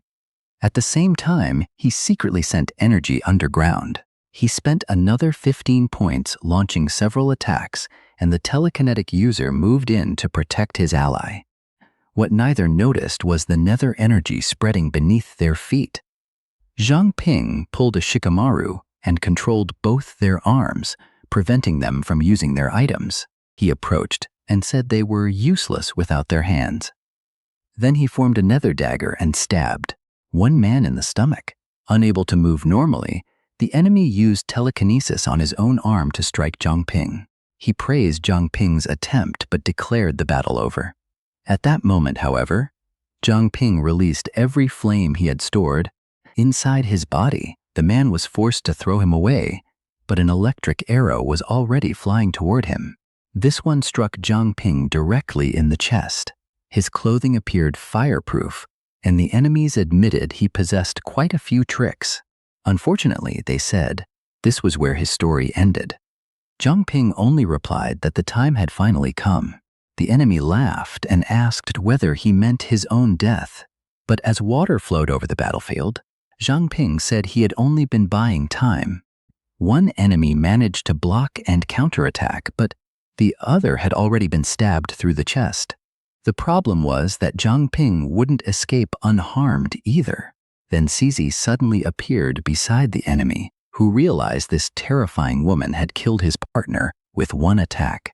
She slashed, and he blocked with his bow, but her level was far higher, leaving the poor man no chance. He asked who she was, but she ignored him and continued attacking, giving him no opportunity to escape. He knew death was only seconds away. With no alternative, he pulled out a ring. After placing it on his finger, electricity began glowing around his body. Lightning descended from the sky as Cizi ordered him to stop. Wind and energy surged upward. She moved toward Zhang Ping, relieved to see him alive. Meanwhile, the enemy used the lightning to create distance. Unfortunately, they had failed to capture any Zhu family member alive. Zhang Ping remained on the ground, completely exhausted. Then Manny ordered Cizi to return immediately and bring Zhang Ping. Cizi asked what had happened. Manny explained that the celestial curtain had been breached. Man, Liu Xiu was truly dangerous. The fool who seemed to be the vice president asked why he had been summoned. Liu Xiu asked whether preparations involving the beasts outside the city were complete. He said everything was ready, exactly as ordered. Then the enormous lightning bolt struck in the distance. Liu Xiu demanded to know what caused the sound. The vice president recognized it as Myriad Call of Thunder, meaning the agent he sent had encountered trouble. Clearly, he was hiding something. He claimed it was only ordinary lightning, but Liu Yu asked whether he had truly seen nothing unusual. Trembling, he insisted that everything appeared perfectly calm. She then asked why he looked so nervous. He begged her to trust him, claiming he had studied lightning for years and recognized every type. She immediately realized he was lying. The problem was that beyond the wall, her senses became unreliable. It resembled the previous incident when a man was about to die, only to vanish the moment she turned a corner. Someone powerful was using illusion-based abilities inside Pearl's city. Human illusions normally couldn't affect foxes, yet this person was manipulating their perception. Perhaps the entire city existed inside an illusion. Man, she formed a hand sign and activated domain expansion. The illusion barrier began collapsing. CZ wondered what had happened to the kidnapped girl, then looked at Zhang Ping and admitted she didn't understand why the barrier was disappearing. Zhang Ping lay on the ground like an idiot and called her name. She pointed aside and told him to use the lantern. Meanwhile, Lu Shu's power continued, sweeping across the city, examining every location and searching for the source. Finally, she sensed the Dan Rat, a man carrying the girl over his shoulder, whom she had nearly forgotten during the chaos. She immediately leaped toward him, and the man warned her to stop. He now knew something had gone wrong because he had failed to delay her. Everyone received a report about purging squad agent Zhang Ping, who had encountered 2 Zhu operatives and killed them.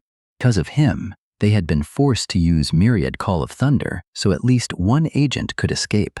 Besides the purging squad, Zhang Ping was also connected to Soul Iron Forge. At that moment, one person asked what Lu Shu was doing there, and suddenly, someone screamed. The man demanded that Zijin explain the situation. Then an old man appeared and announced that the operation had failed. Zijin, who had provided the information, was killed by a fox. Worse, the Saint, their greatest weapon against the foxes, had now fallen under enemy control. Liu Xiu knows she can't kill the Saint, so she plans to send her back to the Lord's mansion. The man asks what they'll do now that they can no longer control the foxes. The old man says he knows of a passage leading directly to the mansion's outer entrance. Only he knows about it, and they can release a group of beasts to make life difficult for the foxes. Then, amid the chaos, he can rescue the Saint. Another says that's easier said than done, especially with Princess Lu Kai-yu guarding the place. The man says they'll need to use Zhang Ping as bait, since she's probably hunting him. If they attack the Soul Iron Forge, Zhang Ping will go defend it, and Liu Kai-yu will appear to kill him. While the purging squad and foxes fight at the forge, they'll use the chaos to strike the mansion. One of them says this means severing all ties with the foxes, so failure isn't an option. Above all, no one can discover that they're descendants of the Zhu family. The black-eyed man warns that the fate of the Zhu family rests in Zeman's hands. Stizzy asks if he's awake and how he feels. Our boy sits up, wondering where he is. She explains that he's at the purging squad base because they had no time to take him elsewhere. He sees Jimbo lying nearby and asks if his injuries are really that severe. She explains that Jimbo fought Lu Kai-yu, who appears to be making a move. At that moment, someone remarks that he's already standing.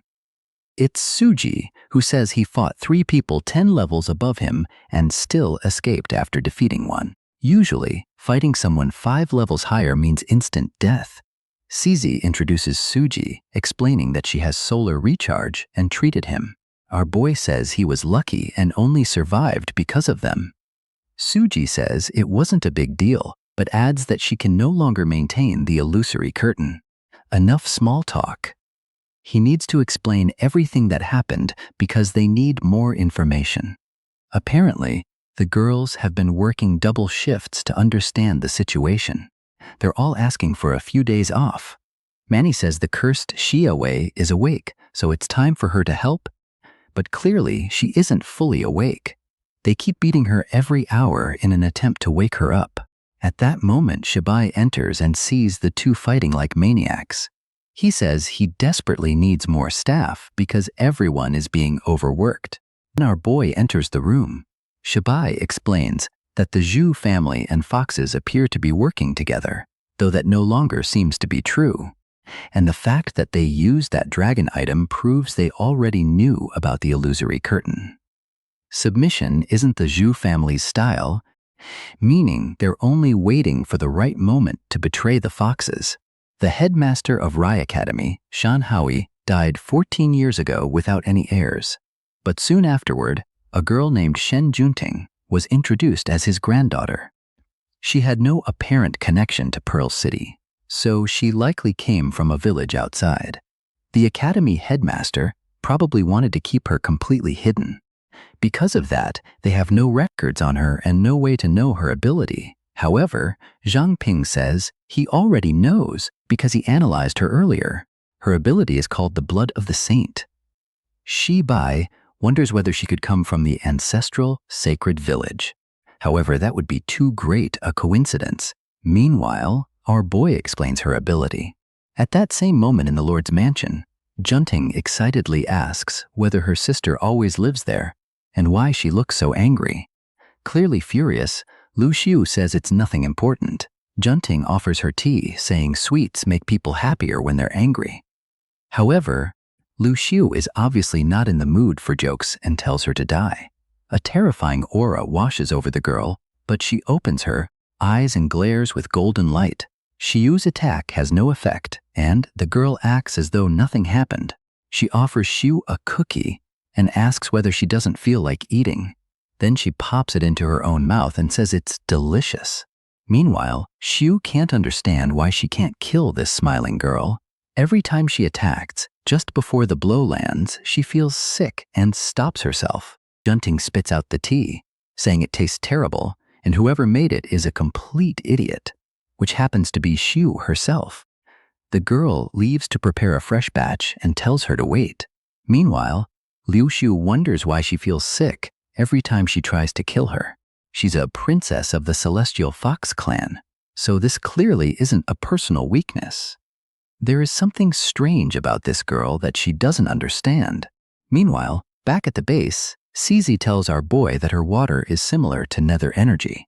The biggest difference is that she can easily recover and reuse her water. However, once his nether energy is depleted, it's gone. That's because he still doesn't know how to turn tangible nether energy intangible again. It's like knowing how to turn water from liquid to solid, then gas and back into liquid. Our boy thinks the advantage of becoming intangible is that he wouldn't need to walk around wearing armor all the time. But Cizi tells him to stop thinking about that and focus on the fight. Look at this fool, always thinking about Naruto.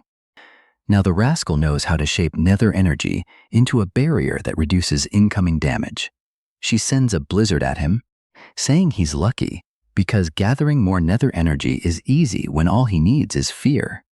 The boy is break-dancing across the ground until he realizes the ice beneath him has turned into water. He focused too much on the attacks from above, got distracted, and ended up trapped. Cizi says the real problem is that if his enemy doesn't fear him, he'll quickly run out of nether energy. But Zhang Ping says that one powerful attack is all he needs. At that moment, the dagger flies toward her. She says she wants to test how powerful this so-called attack really is. As energy gathers, she creates a water prison, but the dagger easily pierces the barrier. Our boy says it looks like he won because her defense couldn't stop it. She dissolves the barrier and says this nether energy must have come from some king-level beast. Still, she warns that in a real fight, he wouldn't have stood a chance. Suddenly, her water begins bubbling, and the boy gets burned. She tells him he needs to study more and understand the true nature of his ability. She can transform her water into ice, hot water, or even steam, and each form can completely change the pace of battle. He asks what she thinks of the giant spider he created. Using the fear she felt, he restores some nether energy, and she slaps him across the face. But the lunatic starts drinking the water she threw at him. Startled, she tells him to spit it out because her water is either extremely pure or highly toxic.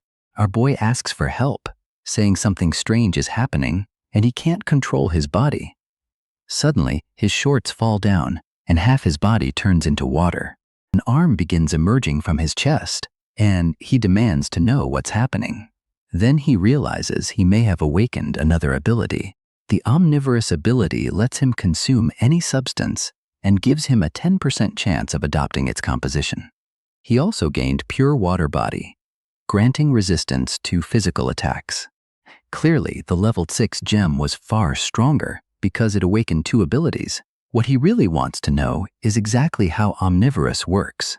Cizi asks whether he's truly okay. He explains that he's starting to understand how to maintain his form. Pure water body and nether body are similar, so he only needs to apply the same principles of transformation. Out of nowhere, the fool collapses into a puddle. Then he rises like a stick figure and says it worked, or at least it should have. A while later, he returns to normal, while she stands there blushing. She turns away and, for the love of God, tells him to put on some clothes. Then he explains what happened. He says accidentally drinking her water seems to have awakened an ability called pure water body. Hearing that, Cizi is stunned by his growth potential.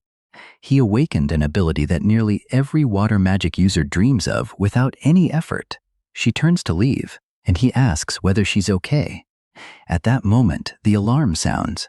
She asks what happened, and a request comes in for reinforcements because Soul Iron Forge is under attack. She orders every available unit to deploy and says she's going too. Our boy obviously wants to join, but she tells him to stay because it's clearly a trap. He says not to worry because he can now become a puddle and slip away. She says there isn't time to argue, so he needs to keep up. When they reach the forge, numerous assassins are lying on the ground. While our boy rushes ahead, Cizi orders everyone to locate the remaining attackers. Outside, our boy calls for Jimin and the others. Rose appears from around the corner, badly injured, and calls his name. He rushes over and asks whether she's okay. She points aside and says both Jimin and the old man were injured. A severed hand lies on the ground. Cizi tells him to care for Rose while she checks the other two. Man, the poor woman lost her arm. Our boy is devastated that this happened to her. She reassures him that it's fine and says she won't die just because she lost an arm. At that moment, people begin emerging from the forge. Cizi orders everyone taken for treatment immediately. She tells our boy not to worry. Jimin is unconscious, but she'll be fine. Rose thanks him for surviving, but warns him to stay careful because he has made some incredibly powerful enemies. He tells her not to worry and focus on recovering. Cizi says the forge is no longer safe, so everyone will be moved beyond the city. Our boy recognizes the assassin's uniforms and realizes the damned Zhu family came to eliminate him. At that moment, someone notices an energy fluctuation and asks whether the two humans are involved. He recognizes the voice as Liu Xiu's. She attacks, saying she won't let a threat escape so easily. Our boy grabs Cizi and pushes her out of the way. Xiu says he's impressive because he actually sensed the attack coming. Cizi says she's fine, but finds it strange that Liu Xiu arrived so quickly when the operation was secret. Our boy suggests that somehow she may be monitoring the entire city. Then Xiu seems to notice something and asks whether he's Zhang Ping. He says it's been a while since they last met and begins analyzing her. As analysis progresses, Cizi says she'll buy them some time and sends a blizzard in Xiu's direction. Xiu blocks it and realizes her true identity has been exposed. She says it seems they've discovered who's behind everything. Cizi creates a portal and launches an attack at Xiu's back, but Xiu raises a shield. However, the barrier is completely shattered by a single strike. She realizes that even after her identity was exposed, Cizi still can't perceive the attacks she creates. In that case, she wants to see her dodge this. She launches countless attacks in every direction. Our boy, who can see the fox's strikes, begins calling out their coordinates.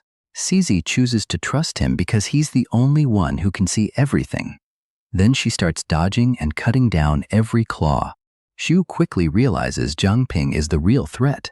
She forms a claw and sends it at him, but he orders his body to dodge. As a result, he starts dancing around like an idiot while avoiding every single attack. Xiu immediately realizes this bastard can see through their disguises.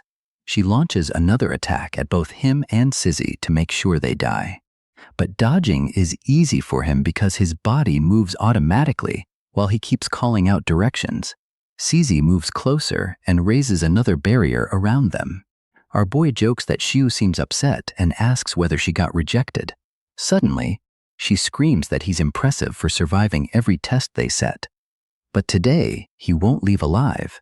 He can dodge 3 tails, but what happens when she sends 3,000? His nether barrier begins weakening.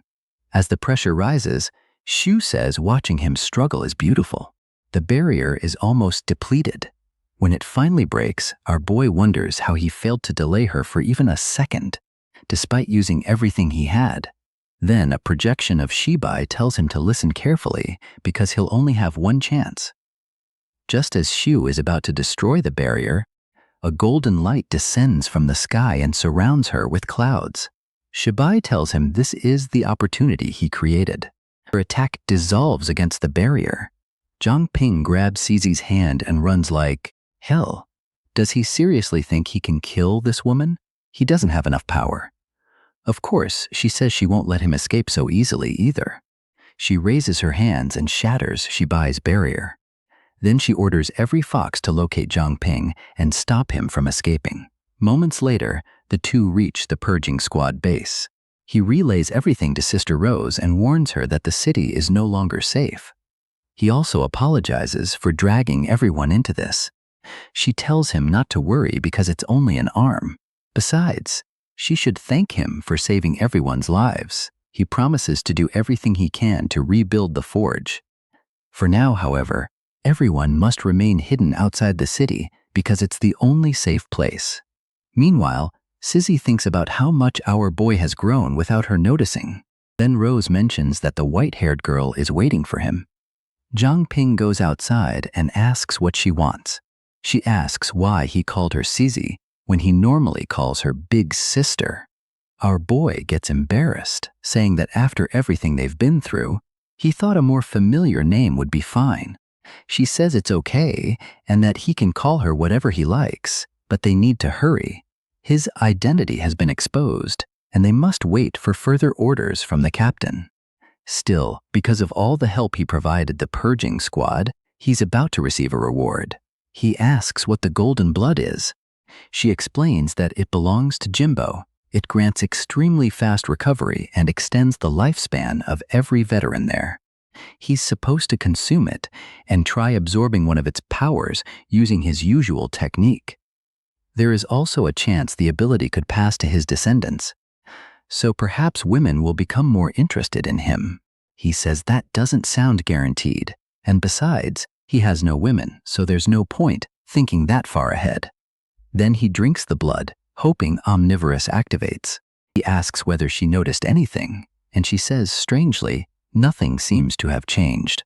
Then his hand suddenly turns red. He analyzes it and discovers that Omnivorous has activated. He has gained pure blood body, which accelerates recovery. He quickly realizes Omnivorous gives him another chance to obtain limited abilities. Cizi asks what's happening to his hand.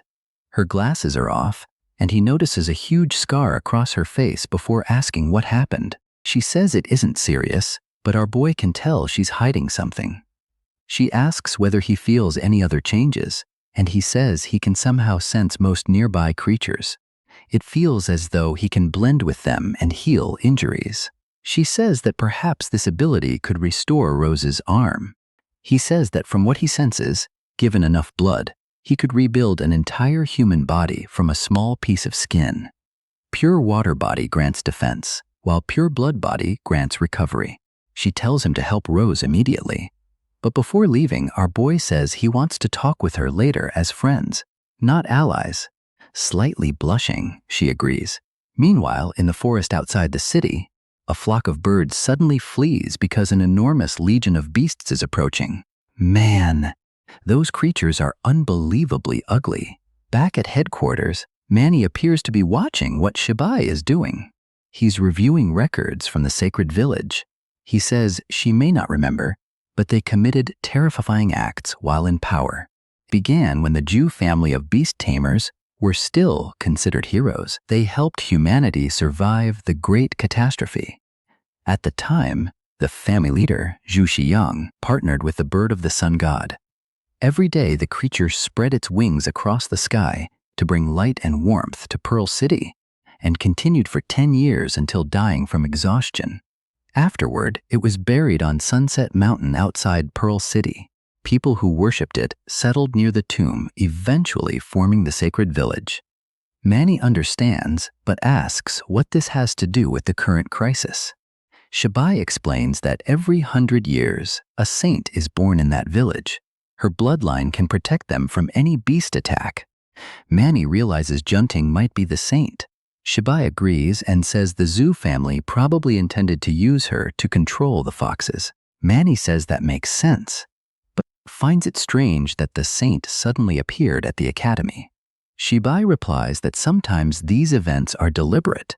By keeping her inside the city, they can claim she's trapped and use that excuse to launch an invasion with the villages.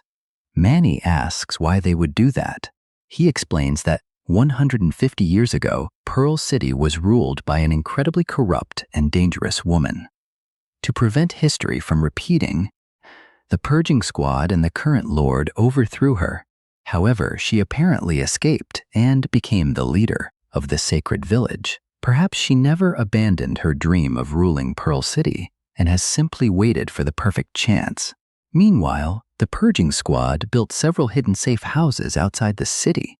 They're so well camouflaged that no one knows where they are. Safe house number 3, for example, looks exactly like an ordinary rock. As they move through the area, CZ hears something strange and wonders whether the Zhu family has returned. The problem is that many people are injured, so she'll need Zhang Ping to care for them. The question is whether he can handle that responsibility. At that moment, our boy excitedly shouts that it worked. Seeing the lantern, she asks whether it's the one that ran out of energy. He says yes, but throwing it away seemed wasteful, so he kept trying to recharge it using fire and pure water. He even tried using blood until he finally succeeded by filling it with nether energy. It has become a nether lantern that hides his scent and prevents others from reading his information. Our boy notes that it seems even stronger than before. It was a lucky discovery, but useful because the safe house is now protected. With its security restored, they can investigate the surrounding area, including the massive beast horde approaching them. Our boy observes that there are more than expected and says the Zhu family may already be using beast control. At that moment, CZ warns everyone that more than 10,000 beasts are moving toward Pearl City. Zhang Ping, however, notices that they seem to be fleeing from something rather than chasing. Then he gasps, points into the distance, and tells Sizzy to look. She isn't pleased by what she sees. Over the radio, she reports that a gigantic zombie horde is advancing toward the city, numbering at least 50,000. Back at headquarters, Shibai slams his hand down and asks how this is even possible. How can they possibly handle 50,000 zombies, 10,000 beasts, the foxes, and the Zhu family at once? They simply don't have enough people. He wonders whether he'll need to intervene personally, then gets an idea. He calls the 3 girls and orders them to prepare the celestial curtain again. They hesitate, but he explains that he suppressed the fox leader yesterday, meaning she hasn't fully recovered. They'll need help from every awakened person in the city and must warn everyone about the incoming zombies. Once the awakened gather, the squad can blend into the crowd and avoid drawing the fox's attention. He then orders CZ and Zhang Ping to buy the city as much preparation time as possible. At safe house number 5, the man says those are the captain's orders. Everyone must move to base number 3 and help defend it. The men are excited, saying it's finally their time to shine. Meanwhile, the Zhu family operative is furious because the attack on the forge failed. He sends a message saying Lu Shu is not at the Lord's mansion. The person on the other side reports another problem. An enormous zombie horde appeared outside the city, and no one knows who controls it. He tells them to stop wasting time and make a plan before everything collapses. They must recover the saint before losing their opportunity. Then he looks behind him. The city's main squad is passing by, and he recognizes the captain, Link Dai. The chubby man already said the city's guards weren't present and asks why the captain is there. But the man ignores him and walks toward the door. Then he begins opening it, leaving the chubby man confused about what's happening. Inside, music is playing and everyone is dancing romantically. Junting invites them to join the fun. Link Dai takes a sip of his drink, suddenly regains awareness, and wonders how he ended up there. Then he remembers that his mission was to capture someone named Zhang Ping. Junting says he must be lost, while the man wonders whether she brought him there. The moment she comes close, he senses something like the king of his species.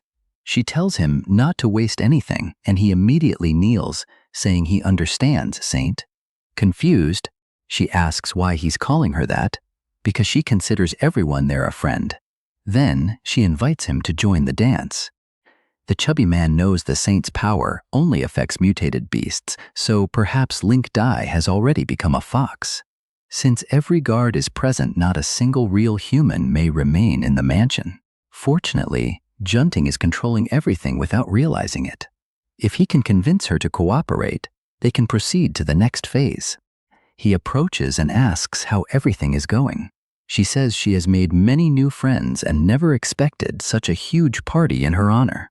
She asks about her sister Lu Xiu, and he says she'll return soon because she went to handle something. Then he mentions a much more exciting place and asks whether she wants to go there. Man, if he's trying to win her friendship, he isn't playing this very well. Obviously, she hugs him and refuses. First, she isn't finished playing, and second, she wants to know how he knows her name when she never told him. Suddenly, everyone at the party stops and stares at him. Back at Safe House 003, Cizi is moving around using her powers. Our boy is also creating ice and distractions to slow the beasts. Together, they form giant ice boulders with several creatures trapped inside, but the beasts easily break free. He warns that he'll try to buy more time, then creates a complete nether creature costing 100 points. The enormous beast horde generates so much fear that his reserves keep refilling. He constantly gains fear energy and spends it to summon more creatures. Their goal is to delay the army until reinforcements arrive. The battlefield now has zombies in the rear and mutated beasts in front. Our boy looks stylish while summoning a massive purple dragon. It tears through numerous beasts and earns him huge amounts of SP. Our boy is thrilled. Despite the disaster, he's leveling quickly. Realizing the dragon is dangerous, the beasts begin changing direction to avoid it. But that works perfectly because they start fighting each other, and he gains experience simply by killing the fleeing creatures. Meanwhile, ice shards pierce several others. Cizi destroys the front line with brutal attacks, and our boy can't help praising her. As he wonders how many creatures they've killed, the horde seems endless. Eventually, there are so many that he doesn't even have time to attack them all. The fireball and lightning bolt appear. Man, I thought they hit someone else, but one strikes him directly in the forehead.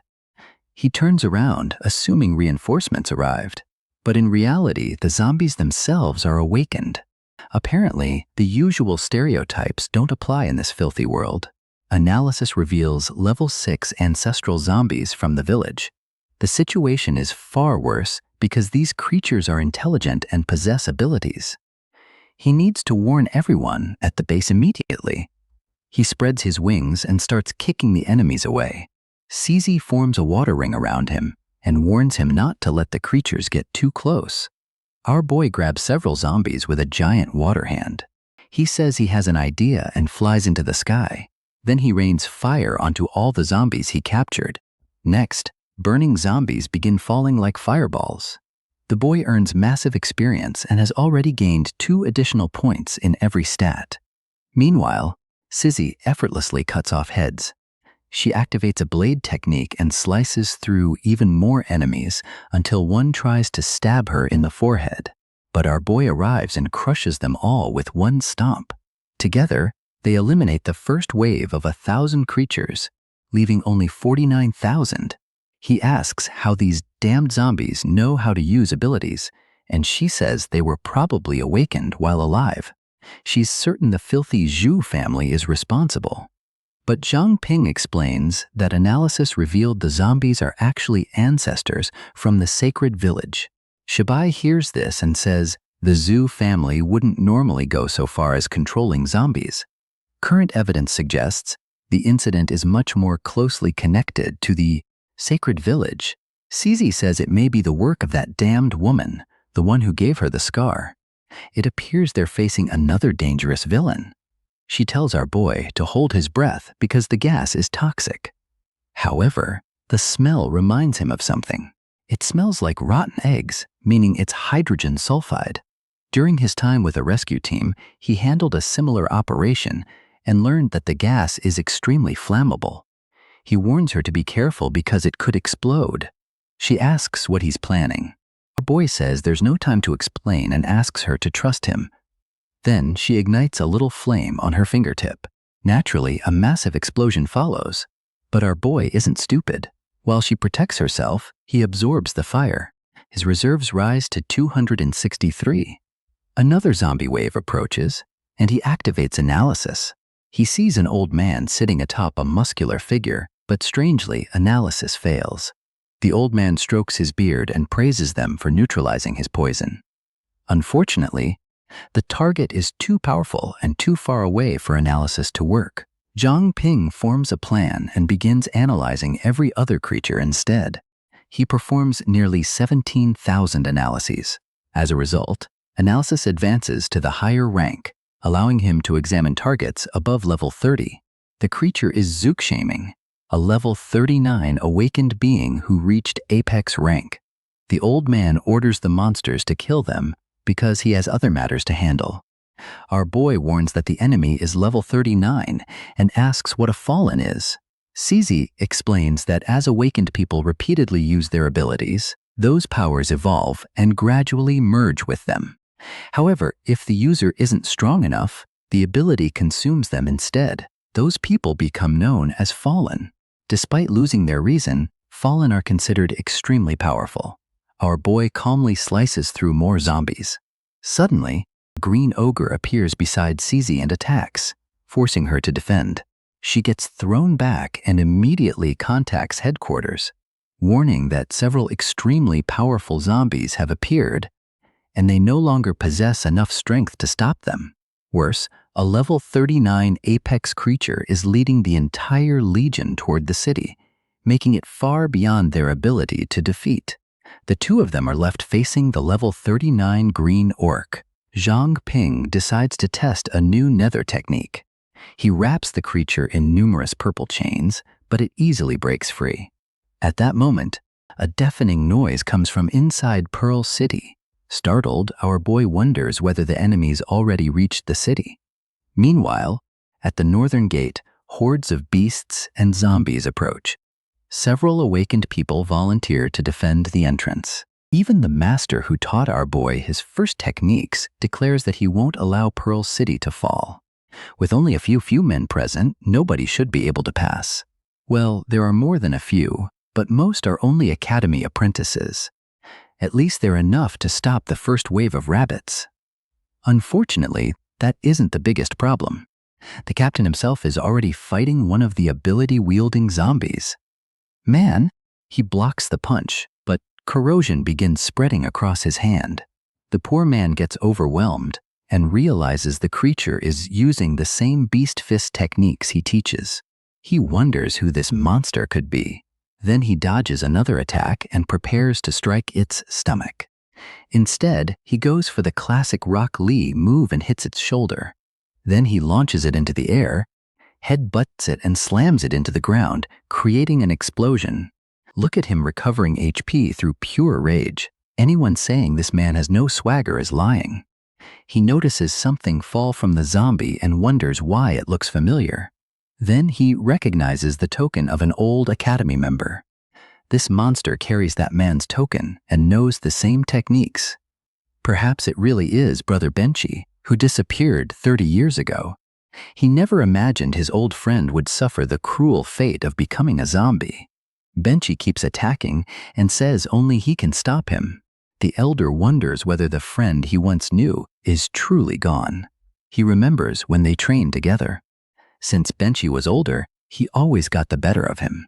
However, Benchy was kind and taught him much of what he knew about beast techniques. He was also endlessly eager to train. Then the zombie says he's going to wipe the smile from the elder's face. Crying, the leader asks when his punches became so weak and predictable. Then he throws him aside and calls him a disgrace to Beast King Academy. He doesn't know who did this to his former friend, but swears he'll find the culprit and make them pay. He warns everyone to move away or get caught in the crossfire. Then he jumps and appears directly before Benchy. Man, the poor zombie doesn't even get a chance and takes a direct hit to the chest. The impact creates a shockwave that passes through his body. As he disintegrates, he thinks that his younger brother has truly become stronger. The leader steps back and tells his brother to rest in peace. Then a yellow-toothed man says, "It's a shame to see such a masterpiece destroyed, but that the leader will make an excellent replacement." Furious, the leader asks whether he turned his friend into a zombie. The old man admits it and asks whether he has a problem. Did these insects really believe they could survive that army? After the Zhu family's failed attempt to kidnap the saint, the purging squad began hunting them. The attack on the forge was clever and left everyone on edge. Now Liu Xiu and Yu are roaming freely throughout the city. Their plan to unleash mutated beasts inside the Lord's palace failed when strange zombies appeared instead. Their attempt to seize Junting from the mansion also failed. Now he's standing here alongside the foxes, meaning the Zhu family's scheme has been completely exposed. They wanted to use the saint to control every fox and reclaim Pearl City. However, the investigation now shows that the zombies are tied to the sacred village. The celestial curtain has been successfully activated, gathering every combatant in the area. The main assault comes from the north because mountains surround the south. Beast King Martial Academy and the other awakened are currently holding the northern line. Meanwhile, inside the ancestral sacred village, a man kneels before the cult leader and reports that everything is ready. She orders them to help the zombies spread chaos throughout Pearl City. The moment the Zashi brothers capture the saint, everyone must return immediately. Boy asks whether the king-level beast inside the city will interfere. Also, if they've already declared war, why retreat after only one attack? The leader explains that the old fox is probably waiting for Shibai to reveal himself. The boy asks whether that puts their operation at risk. She tells him not to worry. Although the saint only recently awakened, even that powerful fox can't completely resist her influence. Besides, the fox isn't their greatest concern in the city. Their real enemies are Shibai and the purging squad, which is why she's using the zombies to spread chaos. First, they'll use the saint as justification for war and launch the invasion. The purging squad will then be forced to activate the Pearl of the Sun and Moon. But activating it requires Shibai to reveal himself, allowing the fox to attack. Once both sides are locked in battle, they'll kidnap the princess and kill everyone else. The boy says their intelligence shows that the Zhu family also wants the saint and asks what happens if they interfere. She explains that the saint is currently uncontrollable, leaving the Zhu family unable to accomplish anything. That's why she sent the Xiaxi brothers, whose sacred blood allows them to communicate directly with her. Moreover, the Zhu family's great ancestors apparently don't want to become involved. Even if the Zhu family tried taking the saint by force, they couldn't defeat the brothers. She then says it's time for them to leave as well. Meanwhile, our boy readies his dagger. He and Sizzy can continue killing zombies. The problem is that the battle has lasted forever and the endless horde shows no sign of stopping. Suddenly, he senses something pass beside him. He turns and warns Sizzy to be careful. As she looks over, a creature slams an axe into the ground and knocks her down. She tries forming an ice shield, but the impact sends her flying. The beast immediately leaps after her, and our boy rushes to help. Unfortunately, his nether energy is running low, and zombies block his path. He shouts for Sizzy to watch out, but the brute smashes directly into her shield. A chubby man says that piece of metal isn't just for decoration, and Sizzy recognizes him as Zhang Shuzhan. At that moment, several flying swords appear from nowhere and begin eliminating the zombies. Reinforcements have finally arrived. An incredibly dangerous woman lands a powerful kick. It's none other than Chen Suji. Flying swords continue striking the giant orc and force it backward. Chen Mei arrives and asks Sizzy whether her swordsmanship is getting rusty. He launches another barrage against the orc, and warns her not to lower her guard. Physical attacks appear useless against the creature. Feeling confident, our boy says he knows how to defeat it and asks the senior to keep it busy. Man, the guy is surprisingly cooperative. He listens and charges forward. Using a reverse strike, he stops the giant axe. Zhang Ping notices that the creature is being controlled through toxins. Knowing toxins are flammable, he tells the brute to eat this and slams a scale-filled hammer into its body. Once the weapon is embedded, the fun begins. He attacks the creature's back with flames, igniting every toxin inside it. The orc collapses, swollen and defeated. Suji admits these enemies were incredibly tough, but our boy warns that the strongest threats are already near Pearl City. He explains that several injured people remain at Base 003, hidden by an item. Shen Ming says they received the report from headquarters and will take care of them. He tells Zhang Ping to return to the city because his powers will be more useful there. But why is he just standing there in silence? Ming tells Cizi to accompany him because enough people are already present. She immediately runs ahead and tells the boys to follow. At the northern gate, absolute chaos reigns. Zhang Ping arrives in the middle of a war where the Beast Academy master is fully powered up and slaughtering enemies. Instructor Baidi is transformed and fighting on the front line when Tiago suddenly turns around. Fireball races toward him, refusing to let him escape alive. However, the master throws a punch and changes its trajectory. He turns toward the level 39 zombie and asks whether that's all it can do. The old man wonders why he keeps encountering so many fire-type enemies. Another enemy prepares to punch him, but he says they're clearly underestimating him. Ma'am, and oh no, he takes a direct hit to the stomach. Even then, he insists the battle isn't over.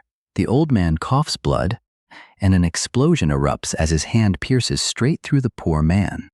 Man, he really destroyed him. This enemy was tougher than expected. What the hell? Did he kill the main boss? Unfortunately, something unexpected happens. Even with their leader dead, the zombies continue moving. Obviously, victory wasn't going to be that simple. Then the man lands a usurpation strike on the zombie's stomach. The old man's ability lets him sacrifice zombies to revive himself. At that moment, the poor man's heart begins beating erratically. Dark energy leaks from his wounds as he asks what the old man did. The old man says the effect activated faster than expected. He injected zombie toxin, and once it spreads, the victim will become a zombie too. Naturally, the poor man isn't happy. He activates Emperor Body, raising his temperature above 1,000 degrees. The old man realizes he's trying to burn the poison away with heat, but says that's impossible. There are countless toxins, and none can be removed that way. Then the great master's allies call out to him. He turns and tells them not to worry. A group of zombies surrounds him and asks how long he can survive. The poor man takes attack after attack, but promises they'll pay. The old man says he still doesn't understand the situation and offers to reunite him with his missing friend. The great master realizes he needs to finish this immediately. He throws a punch at the red zombie. Man, he never stops and sends the creature flying. The problem is that his strength is fading. The poison spreads too quickly, and his current power isn't enough. He lacks the energy to activate his final form. At this rate, he'll become a zombie, and the entire northern gate will fall. Then, two shadows approach the battlefield. Cizi tells our boy that she received word that the great master is in serious condition. They rush through the zombies, saying they need to save him first. Barely conscious, the poor man wonders who's approaching. From a distance, Cizi shouts for him to hold on a little longer. She launches several attacks and knocks the zombies away. At that moment, he notices an opening. Man, he unleashes a hurricane punch and sends everything flying. Then he tells our boy to run because he's becoming a zombie. But Zhang Ping says not to worry because he can heal him. Then he activates Pure Blood Body. The master is shocked and says the technique is unusual. Not only does it close his wounds, but it also restores some energy. Zhang Ping explains that he couldn't remove the poison, but he suppressed it and stopped it from spreading. The Great Master says that's enough. He only needs the boy to buy him more time. Fang Lashin, the true master of Beast Martial Academy, is a level 38 Apex Awakened. The old man tells him to give up and become a zombie. Instead, Fang raises his body temperature even higher. It reaches 3,000 degrees. Man, he explodes forward and appears directly in the old man's face 1 second later. Then he drives a devastating punch into his arm. Zhang Ping warns that analysis shows the old man's body is linked to the other zombies, meaning they must kill them all to defeat him. The old man grabs his arm and says he won't die so easily. Another zombie legion immediately surrounds him. His temperature climbs to 4,000 degrees, and the old man begins melting in his grip. Then he fires flames across every surrounding zombie. Still, it isn't enough. He asks Zhang Ping whether he knows a way to raise his temperature even more. Our boy says the flames he controls are unfortunately weak. Man, now I understand. Zhang Ping transformed into blood and entered the Great Master's body.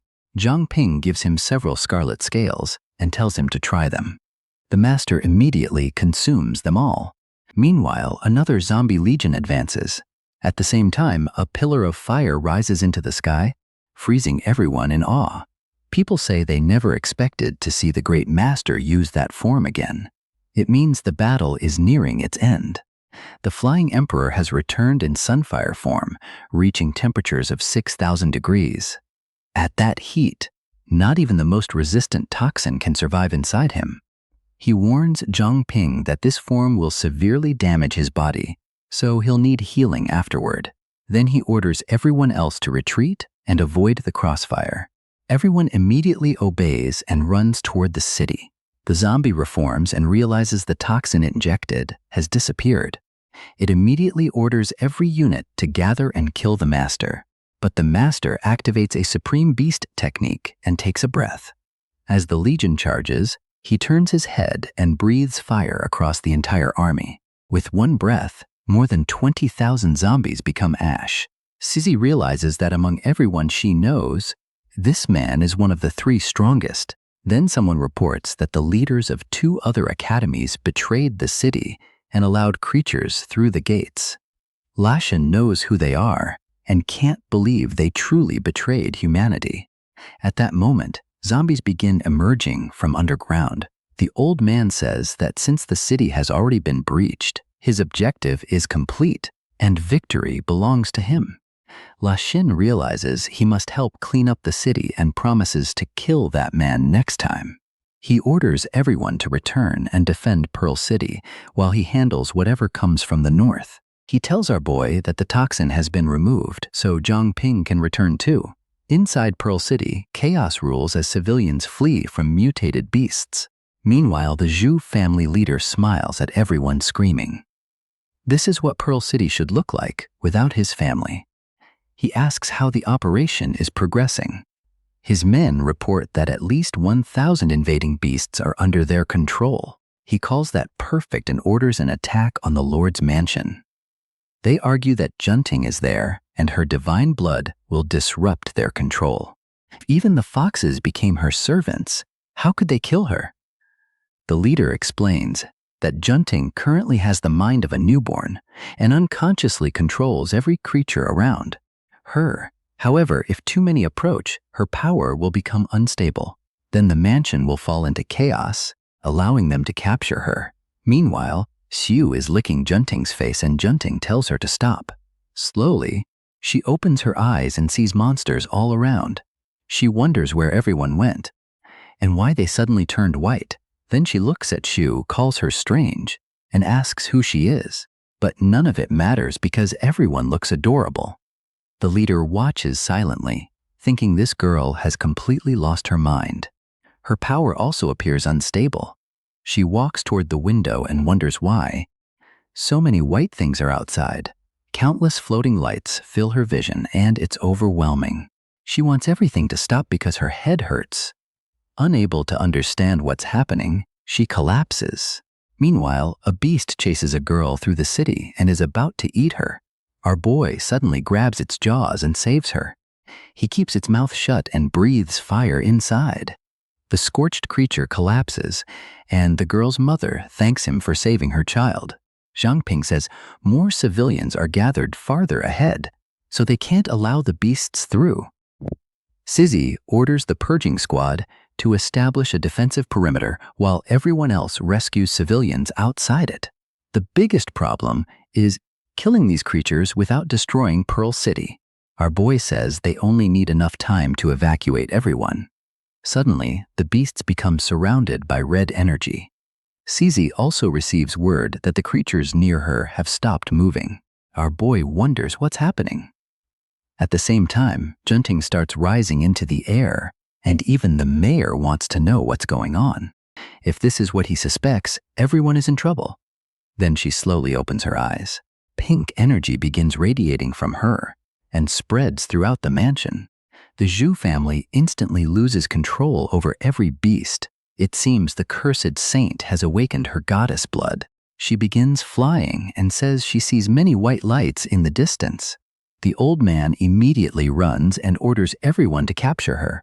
Then he senses something unusual, an aura only a king-level creature can produce. Perhaps Lu Xiu has recovered 100% of her power. He wonders whether Junting's awakening caused the fox's recovery. His men ask why he's standing still. He orders them to contact everyone and capture Junting while he handles something more important. Now that the foxes have regained king-level power, revealing himself would be suicide. For now, he should remain hidden and observe. Meanwhile, the martial artist organized teams to continue clearing Pearl City. Beatty asks how the Great Master feels, and he says he managed to recover after the battle. Then he punches a wall and curses the traitors who abandoned the city. The Great Master tells him to calm down because they must focus on rescuing civilians. Given the chaos, saving as many lives as possible should be their priority. Then two people point out that a large group of awakened is approaching from the north. As the group arrives, they announce that nobody will enter the city. They're immediately recognized as members of Burning Sun Marshal School, and the bald man leading them is one of the traitors who opened the gate. The Great Master asks how Wu Ruyu has the nerve to appear there. He orders everyone from Beast Martial Academy to prepare because these people are traitors. Then he asks Wu Ruyu why he betrayed Pearl City. Wu Ruyu asks Master Feng whether he ever wished for a different life. The Great Master doesn't understand what he means. Wu Ruyu tells him to look at Pearl City, a promising place destroyed every year by mutated beasts. Humanity is trapped on a tiny patch of land, and he always wondered what would happen if humans finally produced a king. What kind of world would that create?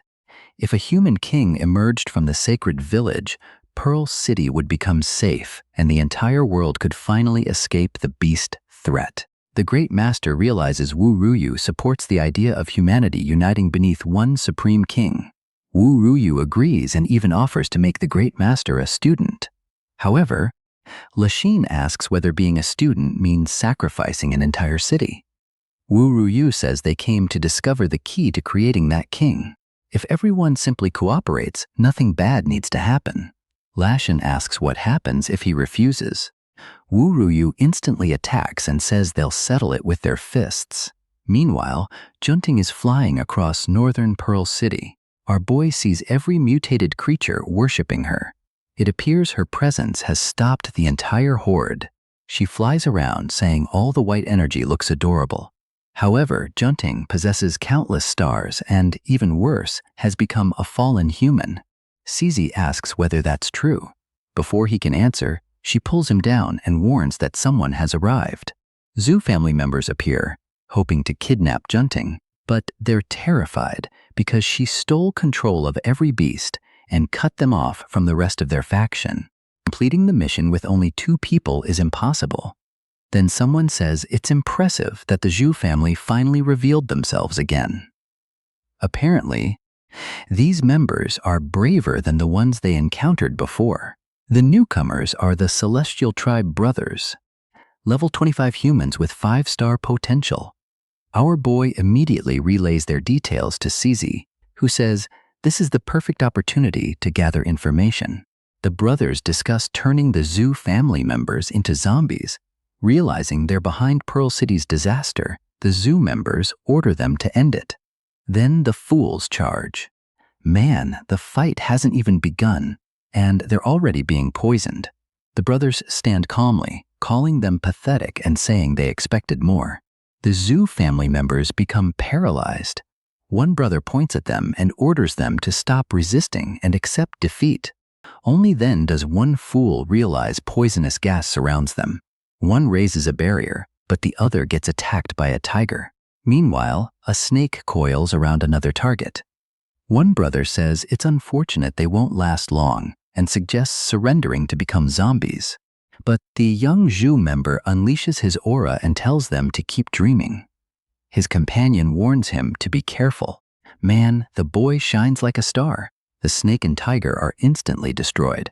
The brothers thank him, saying they're lucky the attack missed them.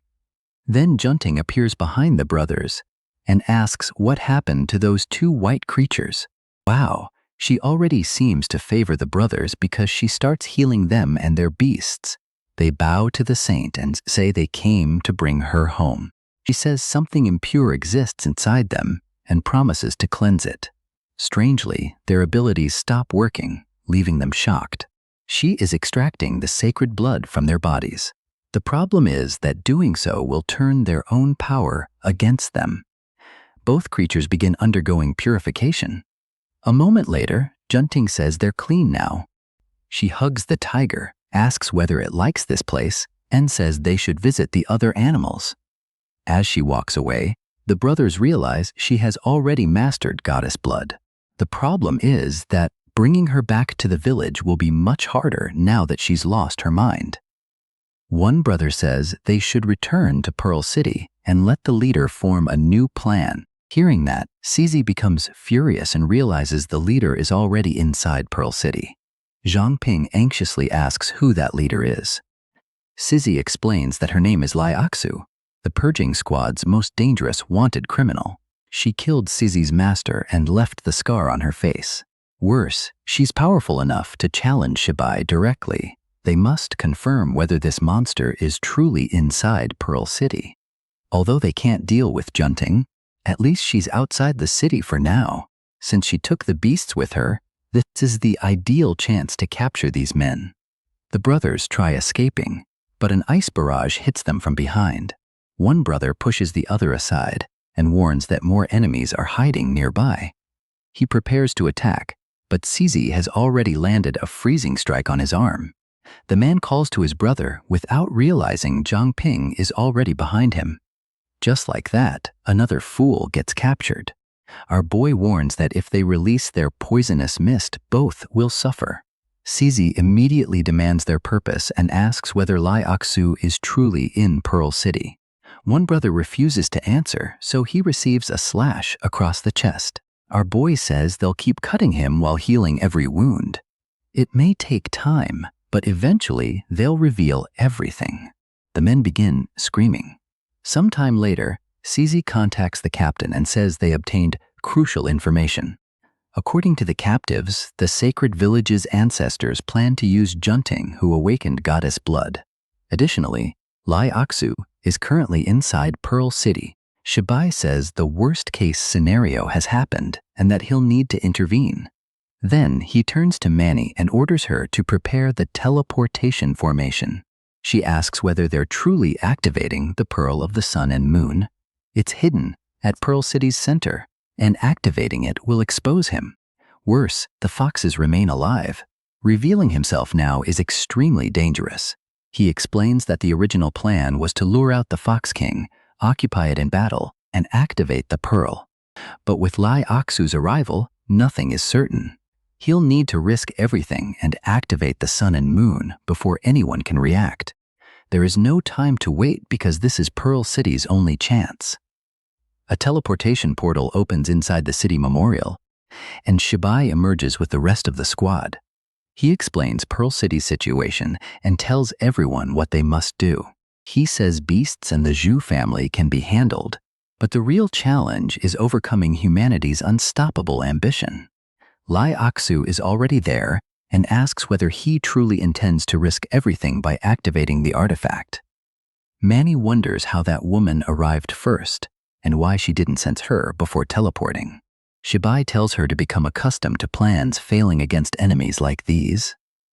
Lai Aksu tells them to surrender, because the moment they entered this place out of desperation, her victory became inevitable.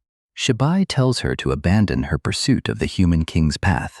By interfering with natural order, she'll only attract more king-level beasts. She must consider what happens if her attempt to reach king level fails. Lai Aksu simply says, failure is impossible. Shibai counters that she already failed the moment she raised a weapon against innocent people. Anyone who justifies their methods through results isn't walking the correct path. She follows not the king's path, but the path of lies. Lai Aksu responds that every queen needs a mountain of bones beneath her throne. Whether it's the king's path or a path of lies, history only remembers victors. Shibai says her logic is absurd because she claims to save humanity while killing everyone. Lai Aksu says she's tired of arguing and knew persuasion would fail, which is why she brought allies.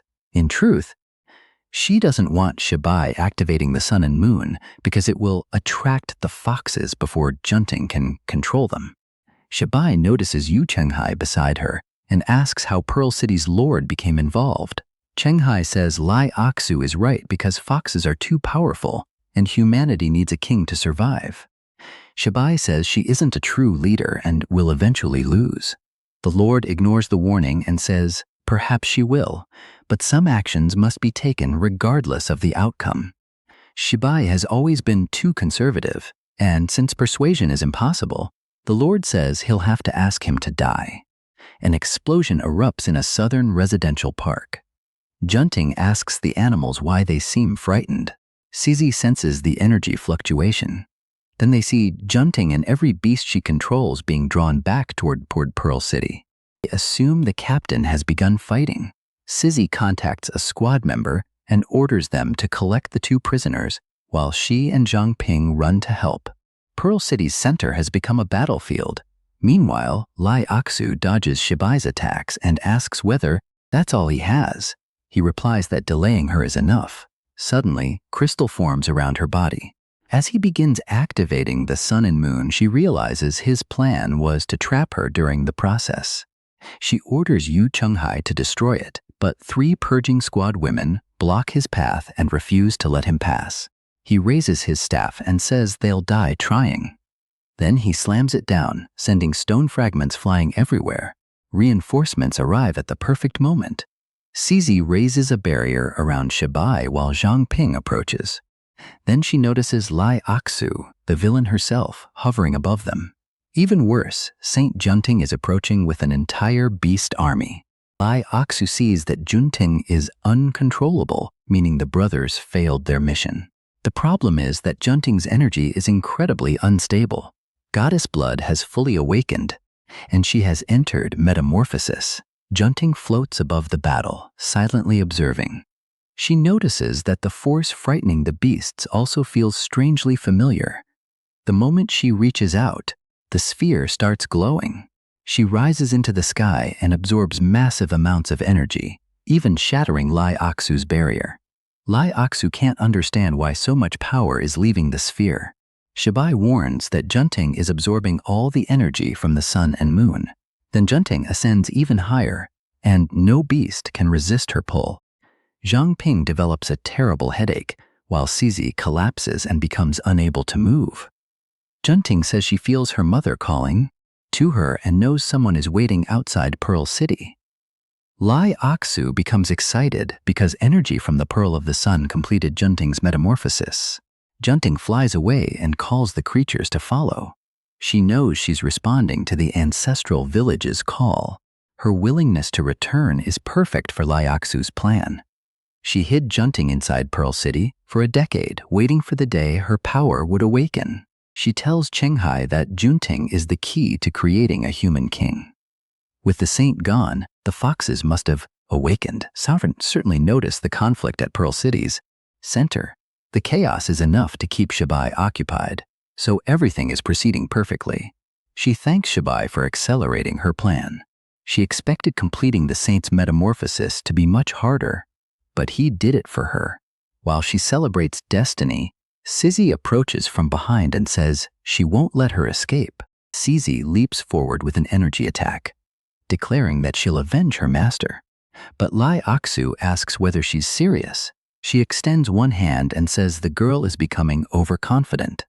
A powerful impact launches Sizzy through the air. Zhang Ping instantly creates nether wings and catches her.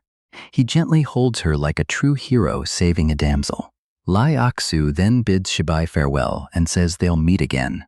The group asks whether they should pursue her, but Shibai refuses because restoring order in Pearl City comes first. Our boy tells Sizzy she only suffered a few minor cuts. She looks depressed and says she's still far too weak. Suddenly, a loud cracking sound echoes, and Manny asks where it came from. Shibai says it must be the Celestial Fox King and orders everyone to prepare for teleportation. They see the castle guards and know they're actually foxes. The guards order everyone to remain still and obey the law, but no one listens and Manny begins preparing the teleportation. Our boy warns that fox attacks are usually invisible, but Shibai says he'll hold them back. He takes flight and activates a cerebral resonance wave. He orders every purging squad member to evacuate Pearl City. The girls hesitate, but he reminds them that he's the captain and says it's an order. Zhang Ping doesn't understand why the foxes aren't following Junting. Sizzy says they probably have some form of protective barrier and urges everyone to leave quickly. Shibai is relieved to see them escaping. No one stands a chance against the Fox Queen, so evacuating Pearl City is their only option. Once everyone leaves, Shibai wonders why the Fox Queen still hasn't appeared. He wants to see what kind of power she possesses.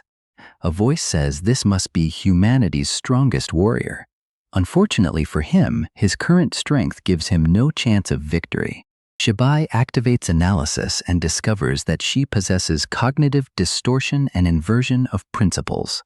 She attacks, and he says there's only one way to learn whether he's strong enough. He'll strike with everything he has. He activates vacuum collapse, opening numerous holes throughout the ruins. The technique tears holes through the Fox Queen's body, and he continues heating her until a vacuum forms, intending to make her explode from within. She admits the attack is powerful but says it can't hurt her. He wonders whether it's illusion or cognitive distortion, despite sealing his senses before battle. Moreover, this isn't a simple clone that disappears after being destroyed. The fox tells him to stop believing such cheap tricks can fool her. Once trapped, Shibai realizes inversion of principles alters reality's laws. Temperature, gravity, and physics simply don't apply to her body. Man, our boy is already down while the fox stares at him. Shibai says it's unfortunate that her power only affects her own body because that won't protect her from him. Then he begins destroying her hand. He raises a barrier and she identifies it as a temporal prison. Then he says, "Here's a small gift for you." Like in the videos that help Mamoru make. We still remember how the previous chapter ended in chaos after the zombies revived. Then Junting suddenly began glowing in the sky while everyone watched. The protagonist asked whether Sizzy was okay, while the blonde girl said she felt her mother calling from somewhere else. Aksu was delighted because the energy accelerated the saint's metamorphosis, and Junting flew away while the woman said she would probably return on her own. She had hidden the saint for more than 10 years, and now she would finally become useful. The only problem was that the foxes had probably escaped the illusion and realized they were being manipulated, meaning things would become extremely messy if everyone was to be silenced. She thanked Shibai for helping complete the transformation and arrange the ceremony. But then Sizzy said she wouldn't let the woman escape and charged forward, launching ice shards with her sword and declaring that she would take revenge today. Aksu simply looked at her and asked whether she was serious. With a small flick of her hand, she warned Sizzy not to underestimate her. In an instant, poor lovely Sizzy was launched through the air, while the protagonist rushed forward and wow. Smooth move, he caught her perfectly. Wow. No, I got excited for a moment. Calm down. He slid across the ground while Aksu said goodbye to Shibai and left, leaving the group confused about what to do next. The captain said they first needed to handle Pearl City's crisis, while the other girl would help both of them. The protagonist felt embarrassed and said Cizi was fine, so there was nothing to worry about. Suddenly, a loud echo sounded, and Manny wondered where it came from because the monsters had supposedly disappeared. Shibai immediately realized it was probably the cry of the Fox King. The blonde spotted the city guards approaching, but naturally, they were more celestial foxes. A bandaged man named Link Dai ordered everyone to drop their weapons or die. The protagonist's group prepared for battle and challenged them to come forward. But Shibai's eyes began glowing, and he told everyone not to worry. He floated within a wave of mental resonance and ordered every squad to evacuate Pearl City. But why, Captain? Because apparently I must sacrifice myself for absolutely no reason. Everyone is standing here perfectly fine, and I could leave alive, but no, it needs to be dramatic, so I'm going to die. The protagonist says, wow, the captain is right. If everyone survives, the story won't be interesting. Exactly, kid, you understand. Take care, Captain. Everyone disappears. The captain says, now it's my turn to farm Aura against everyone. He barely has time to enjoy the moment before someone announces that the strongest human has appeared. Immediately afterward, the enormous, demonic moon fox appears and says he came looking for a challenge. But Shibai is nowhere near strong enough. The poor captain tries examining the fox, but cognitive distortion prevents him from understanding what he's seeing. There is only one way to discover how powerful she is. The fox charges, and he rushes forward while summoning 3 spheres of light. Wow, one hits her back, another blows through her head, and the others destroy her chest and arm. But the fox calls the attack useless, leaving the captain wondering whether everything is an illusion. More hallucinations appear, including visions of his head being severed and himself creating clones. I don't even know what's happening. They seem to be fighting while doing nothing, like those spiritual battles where both people hold their heads without moving. The fox stands still and tells him to stop thinking these tricks can fool her. Now he's trapped and realizes this is inversion of principles, and she crushes him, declaring that today is the day he dies. But the captain smiles and says he didn't remain behind just to fail at farming Aura. Suddenly, golden energy surrounds him, and he declares that nothing she does can affect him.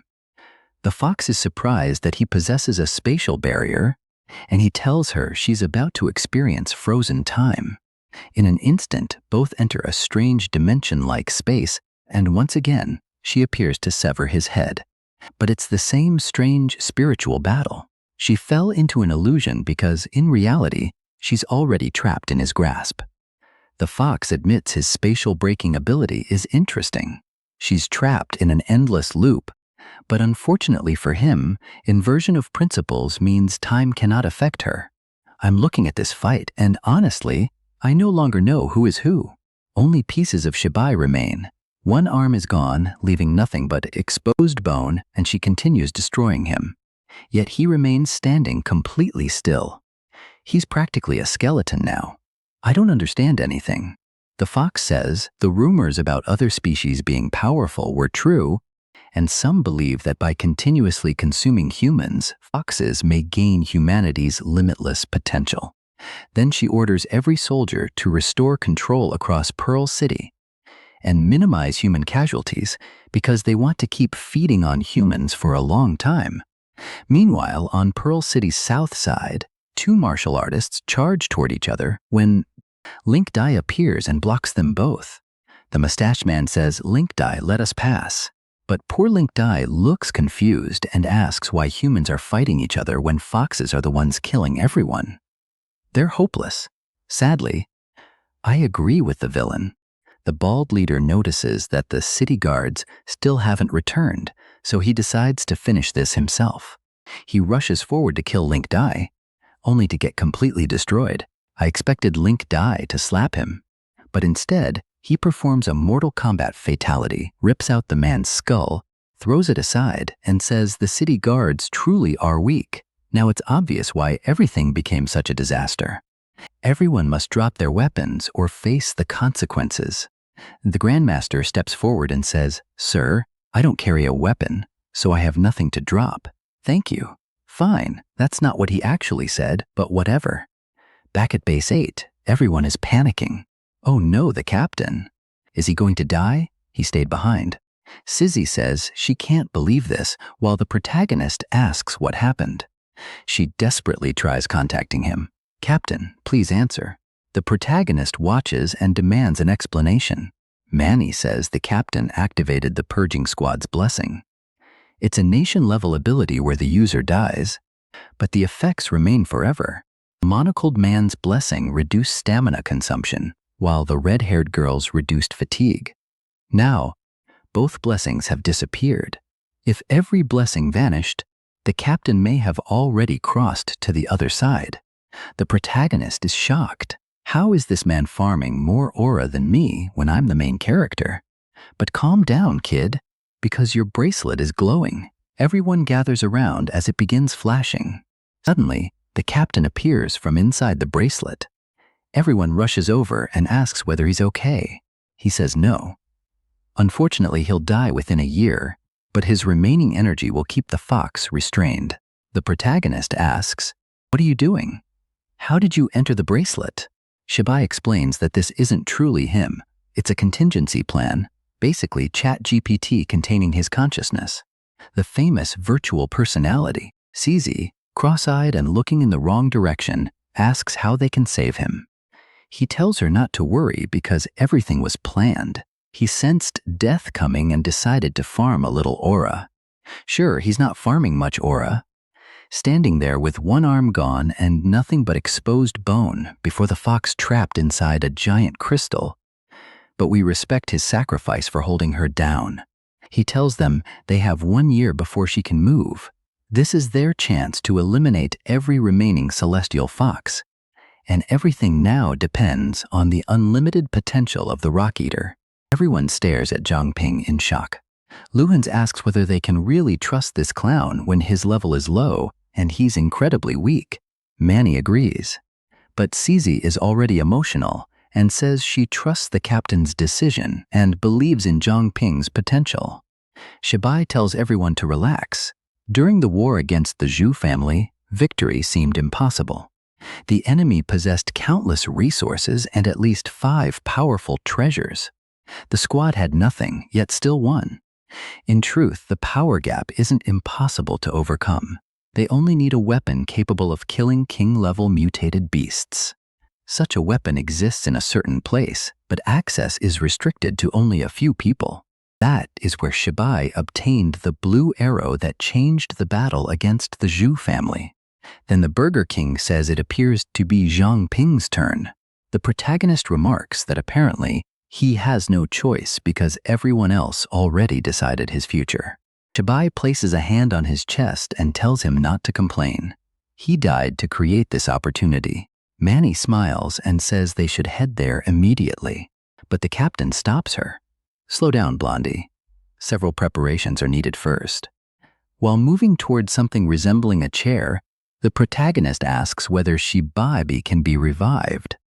Shibai explains that resurrection is impossible. After considering every option, he decided this was the best outcome. If they had failed against the Sacred Village's invasion, Pearl City would have fallen into Lai Aksu's hands, and half of all awakened people would have died. In another scenario, they might have won, only for the Fox King to escape control and slaughter everyone. In that case, 30% of the awakened would still have died. Compared with those outcomes, the present situation is positive. The Fox King is trapped, and although that girl, the new queen, remains free, she cannot defeat everyone by herself. Even if she grows stronger, they now have time to prepare. He tells Zhang Ping to obtain some of Yunlong's blood. Naturally, the protagonist asks what Yunlong's blood is supposed to do. Shibai says he already noticed that Zhang Ping is stuck at level 9. Zhang Ping admits it's true. He felt close to advancing, but something continued blocking him. Shibai explains that drinking the blood will help him understand how to evolve. Apparently, the protagonist has no choice. He drinks it. Don't ask how. Did he take a vampire bite? Who knows? Shibai explains that ordinary awakened people must choose one evolution path, but Zhang Ping is different. He has several possible paths, meaning he must now decide which one to prioritize. Our boy enters the evolution stage, sits cross-legged, and activates Omnivorous. The system warns him about the blood of the ancient king, an ability that draws strength from suffering.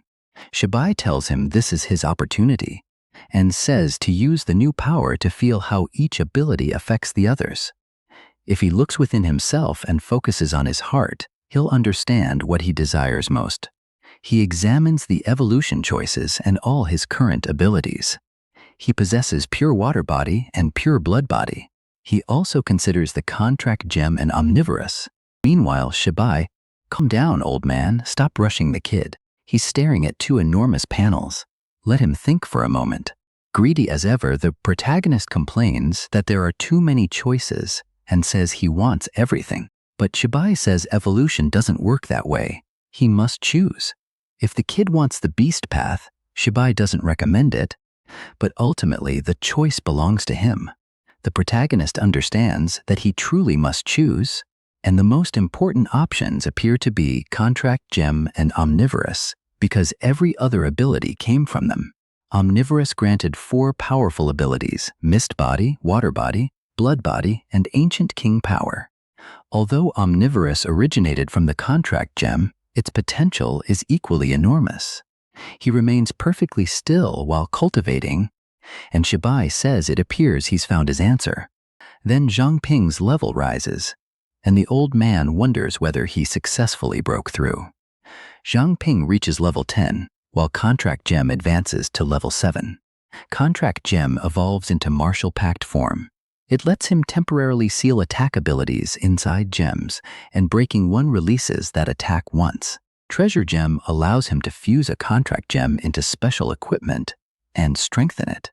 The third form is Storage Gem, which shrinks an object to the size of a grain of rice for easy storage. Pretty lame, but whatever. They're preparing to kill countless foxes, and he receives Apocalypse-level fire and ice powers. The protagonist notices that he can now control the flames inside his body much more precisely. Shibai asks whether it worked, and he says yes. Now it makes sense why CZ only felt prepared for real combat after reaching intermediate level. He immediately creates a Martial Pact Contract Gem. The ability takes the form of some strange stake. He drives it into the ground to test its durability and discovers that it's extremely solid. Since its strength is comparable to a pearl blade, he can use it freely during combat. Shibai realizes the kid chose the Contract Gem path instead of Omnivorous. That's probably wise, because Omnivorous came from Contract Gem anyway. Only a fool would choose the opposite path. Shibai says these abilities are incredibly powerful, but carry serious risks. The protagonist tells the old man to wake up because abilities born from Contract Gem are the real monsters. Suddenly, he remembers the princess's plan to recruit awakened people before eliminating them all. She also mentioned needing to remove every threat within 1 year. Shibai explains that the princess is gathering awakened people so she can kill them all at once. We already know she probably intends to erase Pearl City's entire fighting force in a single attack. Shibai confirms that she is likely targeting everyone who participated in the previous battle. The protagonist wants to return to Pearl City and warn everyone to escape, especially after his childhood friend, who survived only 7 pages, was killed and eaten by foxes. But CZ refuses and says she's going with him because traveling alone is too dangerous. Manny wants to join too. Great, the kid is about to stroll through Pearl City surrounded by girls. Shibai complains that he died, yet this little brat gets to take every girl with him. That's right, Captain, I'm the beast. Luhan says absolutely not. Returning to Pearl City now is the same as walking directly into a trap. The protagonist says he won't sit here while his allies get devoured. He even coughs during the speech. The kid nearly collapses from pure emotion. Luhans draws his sword to stop him. What is this man thinking? He's about to release an aura attack, but the protagonist summons his Sung Jinwoo energy, enters full intimidation mode, puts on the mask, turns his back, and gives that dramatic shoulder glance. Luhan suddenly realizes Zhang Ping possesses nether aura. The protagonist calmly makes one thing clear: Luhan's has no chance. Shibai says he doesn't oppose Zhang Ping returning to Pearl City. But first, the protagonist needs to ask Zhang Chaozong for a favor. Everyone hears the large man screaming, "Zhang Ping, leave some for me." "Dude, what was that?" Our boy tells him not to worry because everything will grow back. Nobody understands what happened, and when the large man returns, he's suddenly skinny. What did the protagonist do? The poor man is trembling, his legs shaking, and his entire body completely slim. The protagonist walks out carrying an enormous blade. He explains that it's called the Reaper's Scythe of Dread and evolves by consuming blood, meaning it drained all of Zhang Chaozong's blood. Shibai praises the weapon and says the scythe suits him perfectly and definitely makes him look cooler. Of course, there are probably other reasons, but it's always the same. It's always either a scythe or a sword. The old man suddenly gets a giant head, tells the kid he has potential, then probably disappears. Now that the protagonist has both the scythe and terrifying aura, CZ approaches and says, "Senior, remember when we said we'd talk?" Outside, she says she has overcome her inner demons and realized she needs help from others. She asks whether he plans to return alone because of revenge. He remains silent, then admits revenge crossed his mind. He wanted to evolve, become stronger, and kill every fox. Being weak felt horrible, especially while watching the princess kill everyone without being able to help. But now he understands that revenge isn't what he wants. He wants to save people and swears he won't do anything reckless for Su Jingyo, the poor girl eaten in Chapter 1. CZ still believes traveling alone is dangerous. Honestly, the most logical choice would be never returning, but the story needs to continue. He tells her to relax because he's powerful now. Level 10, equipped with the secret weapon and after draining Zhang Chaozong dry. But the situation is terrible. In Pearl City, every 3 civilians are surrounded by 15 foxes. Wonderful. The protagonist enters wearing a hood and keeping a low profile. At the city entrance, several enormous foxes warn that only authorized people may enter. Shibai is basically a grumpy old man attached to him 24/7. He keeps saying that while the foxes can't harm Shibai, they can easily kill the kid. Then what? The protagonist says he has a small plan. The scene moves to the Beast King inside the martial hall.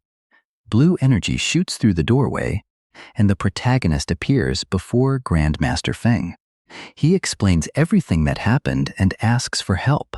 The protagonist says it's difficult to believe Pearl City's lord betrayed everyone and allowed foxes to seize control.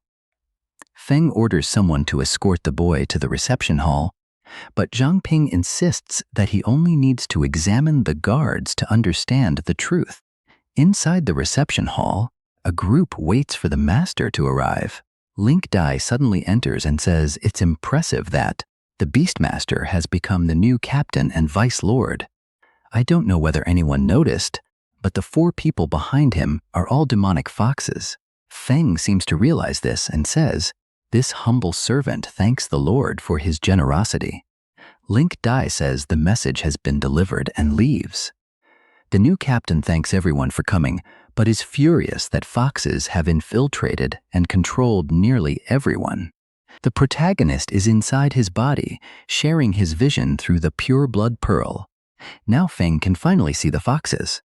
It took me a moment to understand, but yes, by entering Feng, the protagonist shares his sight and reveals the fox's true forms. Now the Grand Master believes everything. Their plan is to gather everyone who hasn't been replaced and recruit them into the resistance.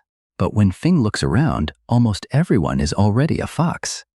Realizing most martial masters are gone, Feng thanks the protagonist and says he has done enough. They can't save everyone, but those who remain will stand together until the end.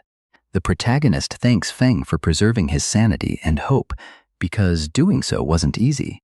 Then, looking through a window, he sees her, Su Jingyo, the 2-chapter waifu. Random thought, it might be interesting if the protagonist had a fox girlfriend. And not because of furry stuff. Calm down, my god. I mean something like this. She knows he's strong, and he knows she's a fox. But both pretend they don't know what the other knows. Understand? No furry business. Relax. The protagonist already looks angry that I even suggested it. Meanwhile, the beautiful schoolgirl, who is obviously another fox, starts mocking the Grand Master for thinking he's important just because he became Vice Lord. She has no idea what trap she's entering. Su Jingyo asks whether they should monitor him, but the other fox says no. He's an idiot and poses no threat. They should focus on locating purging squad members, especially that annoying Zhang Ping because he's dangerous. Lu Shu, your days are numbered. I want to see whether the protagonist goes full Sigma and destroys every fox woman. No? Oh no, but she's a girl. Nonsense. At the banquet, everyone congratulates the mayor and tries to flatter him. The Grand Master thanks them for their kindness. Then one student whispers something into his ear, and he apologizes, saying an urgent matter requires his attention. Everyone praises him as an excellent host while he leaves. Link Dai says the Grand Master only hosted the banquet to fill his own pockets. What a scoundrel.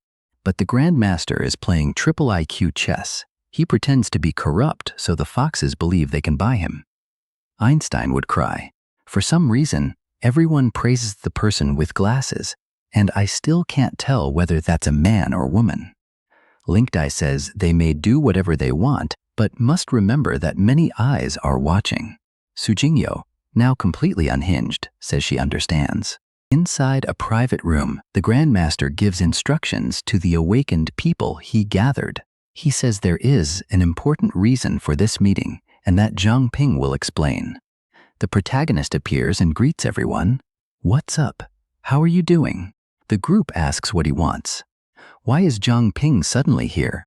Moments later, he explains everything, and nobody can believe it. What nonsense is this about foxes taking over Pearl City? The old man clears his throat and says, all right, listen carefully. Everything Zhang Ping said is true. Almost everyone has become a fox, and only a few humans remain. Those survivors are all inside this room. Identifying foxes is incredibly difficult, and nobody outside this room can be trusted because they have spent years infiltrating every organization. Skinny Reinhardt and the woman with glasses say that if the Grandmaster believes it, they'll trust him too. Everyone agrees. The protagonist says they must remain intelligent, conserve their strength, and prepare for war against the foxes. He distributes a list containing the names of people who haven't been replaced and tells them to warn those individuals only when they can do so without attracting attention. He also says anyone who needs to escape should leave through the main gate and secretly return through the portal. One man immediately asks what will happen to his family. The Grandmaster sighs and explains that only Zhang Ping can distinguish humans from foxes, so warning relatives may be too dangerous. Oh boy, that man looks ready to make a serious mistake. Several people already complain that hiding the truth will be difficult with so many participants. But the protagonist tells them to relax because he'll monitor everyone from the shadows. If any fox behaves suspiciously, he'll send a warning. The Grandmaster says the success of the plan now depends on everyone. The group begins leaving while the protagonist silently watches. Suddenly, the spirit of the real Su Jingyo appears and warns him. He asks why, and then the demonic Su Jingyo appears behind him, staring. Worse, she's following one of the women who attended the meeting. Someone calls out Miss Wei Hua. She turns around and sees Su Jingyo before asking what's wrong. Su Jingyo says they seem close and invites her to take a walk. The protagonist smiles after hearing this. It's the perfect opportunity. Suddenly, Su Jingyo turns and says what a coincidence. The protagonist steps forward and says it's been a long time since they talked. He tells Weihua to inform the Grand Master that a problem has appeared and to meet him on Pearl City's east side. The fake Su Jingyo asks what Zhang Ping is doing back inside the city. She only wanted a small snack but unexpectedly found a huge fish. Then the protagonist suddenly sprints away. She calls after him, saying, "Zhang Ping, wait, I missed you." But he activates agility and acceleration, disappearing down the street. He slips into an alley, leaving her behind, confused and searching. Where did he go? He instantly reappears with the scythe, buried directly in her chest. She's stunned as he says, "Enough with the act." The fox wearing Su Jingyo says Her Highness was right. She doesn't know how, but Zhang Ping can truly see through their disguises. Before she finishes speaking, a barrage of attacks strikes from behind. Protagonist appears beside her and drives another attack into her abdomen. He activates nether chains, binding her arms and legs until she becomes completely immobilized. He says Su Jingyo gave him peace and took away his fear. The fox is confused and asks what he's talking about. Blades begin piercing her from every direction. The protagonist explains that Su Jingyo was his childhood friend and the most important person in his life. The fox begs him to stop, but the protagonist has already ripped something from her chest, and blood erupts like a fountain. Losing her mind, the fox says she finally understands what he meant. She's talking about the despair on her face when she died, but the protagonist ignores her and unleashes countless slashes. She screams, "Kill me, kill me," when suddenly the real Su Jingyo appears and says no. The protagonist ignores her too, tears off the fake mask, and forces the girl back into her fox form. He summons a massive wave of nether energy behind him, saying that today, he'll finally take revenge, then delivers the strike. She is completely erased, only the mask remains. Then someone appears behind him and says it's unbelievable that he killed her alone. And of course, it's Lu Shu with her straight brown hair. She asks whether he's so desperate to die that he returned all the way to the city. The protagonist tries using analysis, but it keeps failing.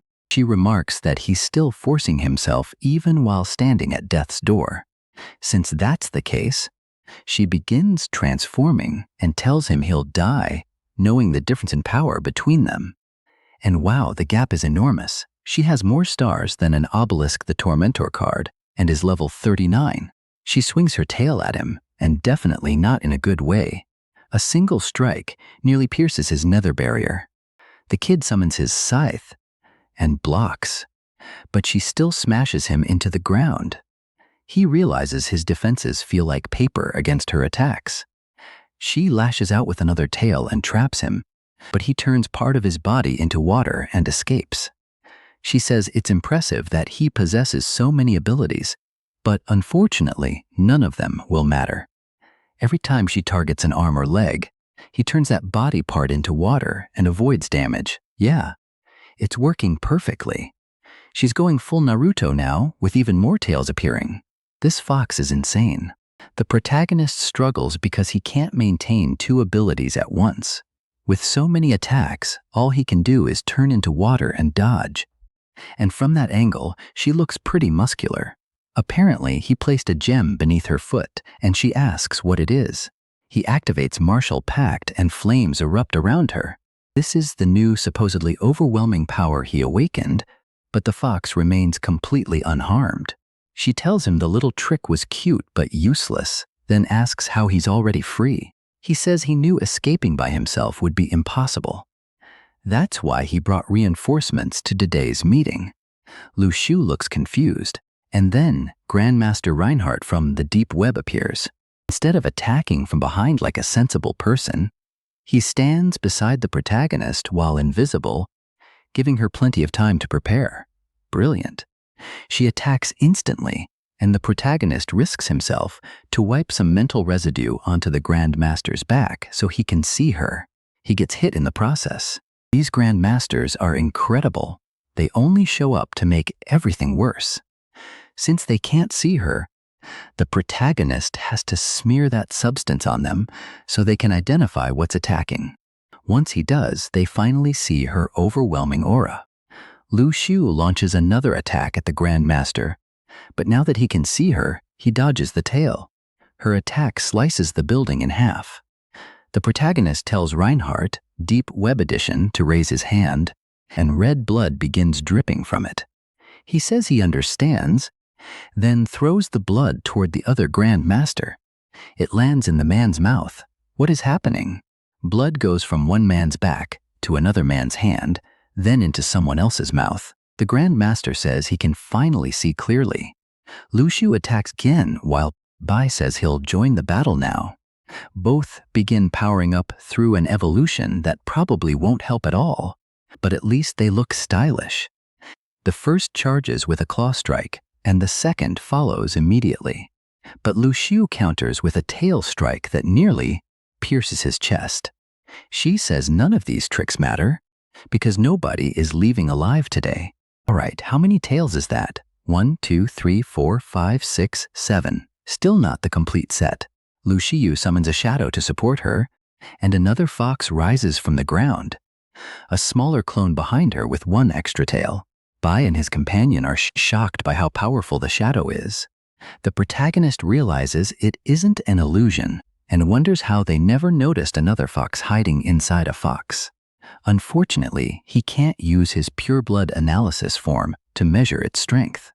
He pulls out a serpent scale and says that without it, defeating her will be almost impossible. The Grand Master bites the item and says he understands. Then both men unleash their auras and place their lives in the protagonist's hands.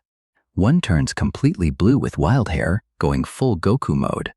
But in the same instant, the fox assassin is already attacking the other Grandmaster at point-blank range. A moment later, she's behind him, but he turns in time and tries to grab her, only for her to slip into the shadows and tear open his chest. He has no chance at all, but the protagonist's blood keeps healing him. While the fox throws the elders around, the protagonist realizes they can't win while staying defensive. Suddenly, the leader shouts, "Bai, let's use the 3+1 formation." Bai says he understands while barely holding off the assassin fox attacking from every direction. The creature attacks again, this time piercing directly through his chest. She laughs, but then he grabs her head and slams her into the other fox. At the same time, Lashin also gets stabbed through the chest, but he's still releasing aura. I'm trying to understand what's happening. The shadow merges back into the princess, and a wave of blue energy races toward both men. Blue flames flash. The protagonist appears and hands each of them a gem. As they hold the gems, he tells the big man he can regain his fat. Apparently, it was all part of the plan. They're dragged away. The protagonist's strategy was clever. He used the Big Mac King and let his own fat pull him away. The downside is that the protagonist is completely exhausted. He drops the gem in midair and falls. Seriously, are these old men insane? Nobody even tries to save the protagonist. He crashes into the forest like an idiot. They abandoned him just like that. All right, now I know who the real ones are. The kid spends who knows how long unconscious until he wakes up with the bracelet glowing. The bracelet says he finally regained consciousness. The pain is intense, and Shibai tells him he's seriously injured. His body had already reached its limit. Shibai tried stopping the bleeding, but can't do much as a spirit. Protagonist says he'll consume an item and contact headquarters, but for now he's alone in the forest. There's no way nobody is coming to help him out of this cave. He's doing everything by himself, absorbing flame energy and wrapping his wounds. Where is everyone? Where's CZ? Where's Manny? Where did all the girls go?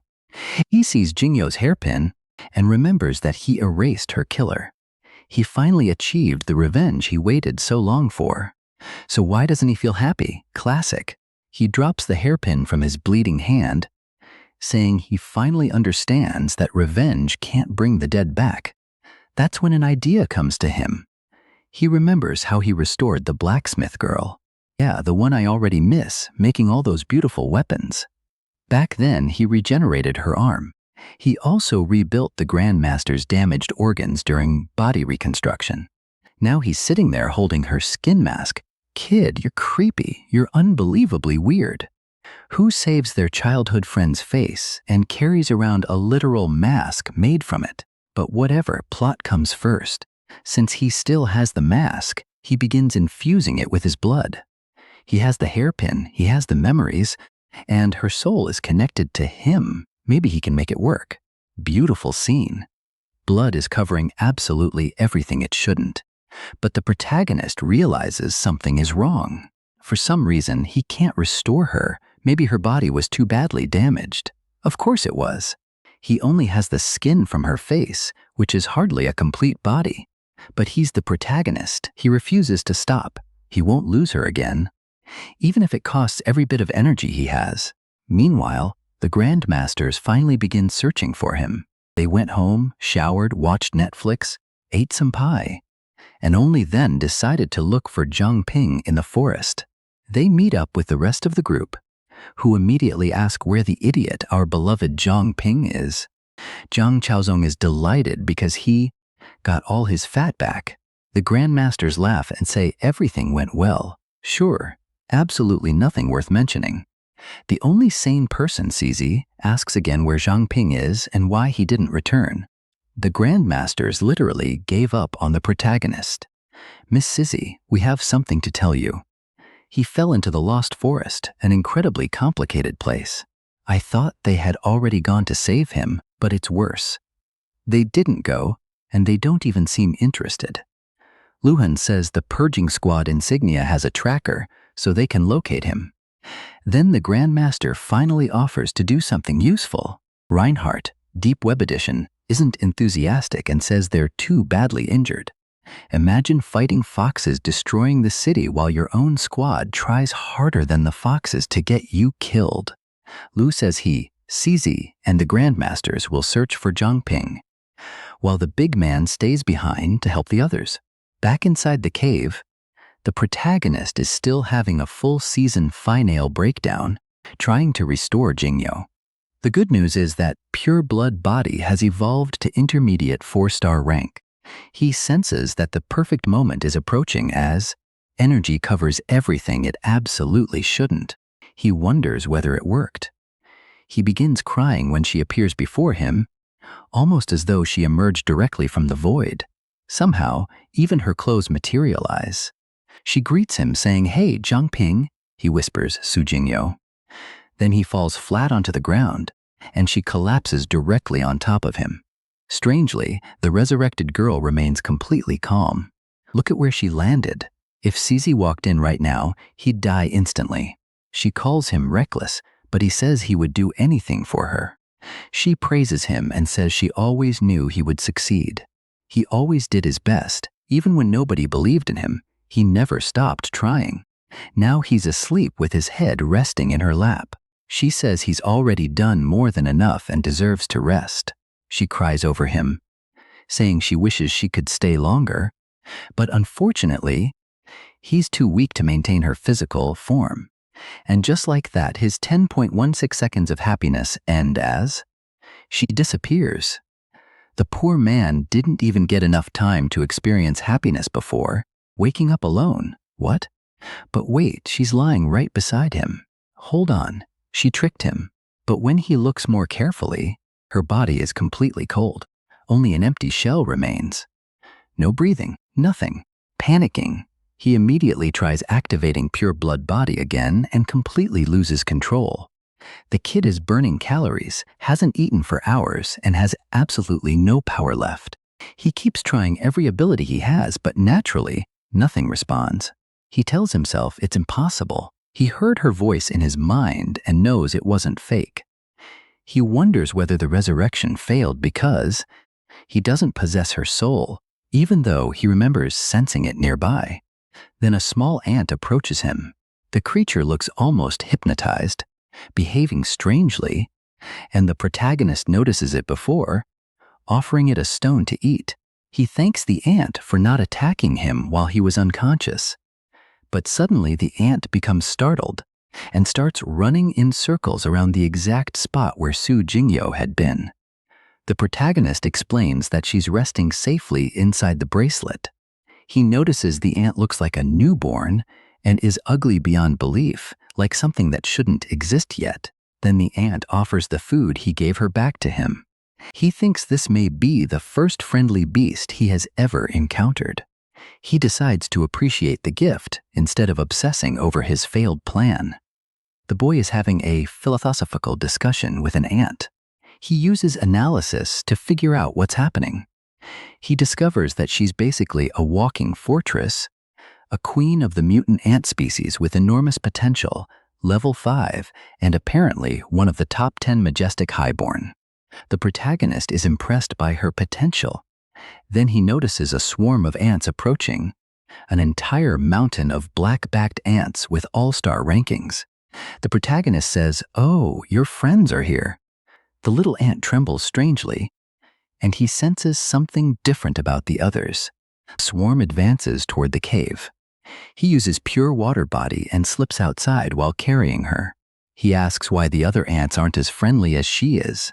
Then he notices their sharp red spikes and immediately runs with the newborn ant in his hand. Man, I have no idea what I'm narrating anymore, but let's continue. He's sprinting through the forest while carrying an ant, spots a bear, and jumps onto the sleeping animal's back. The bear wakes up, and now it's bear versus ants.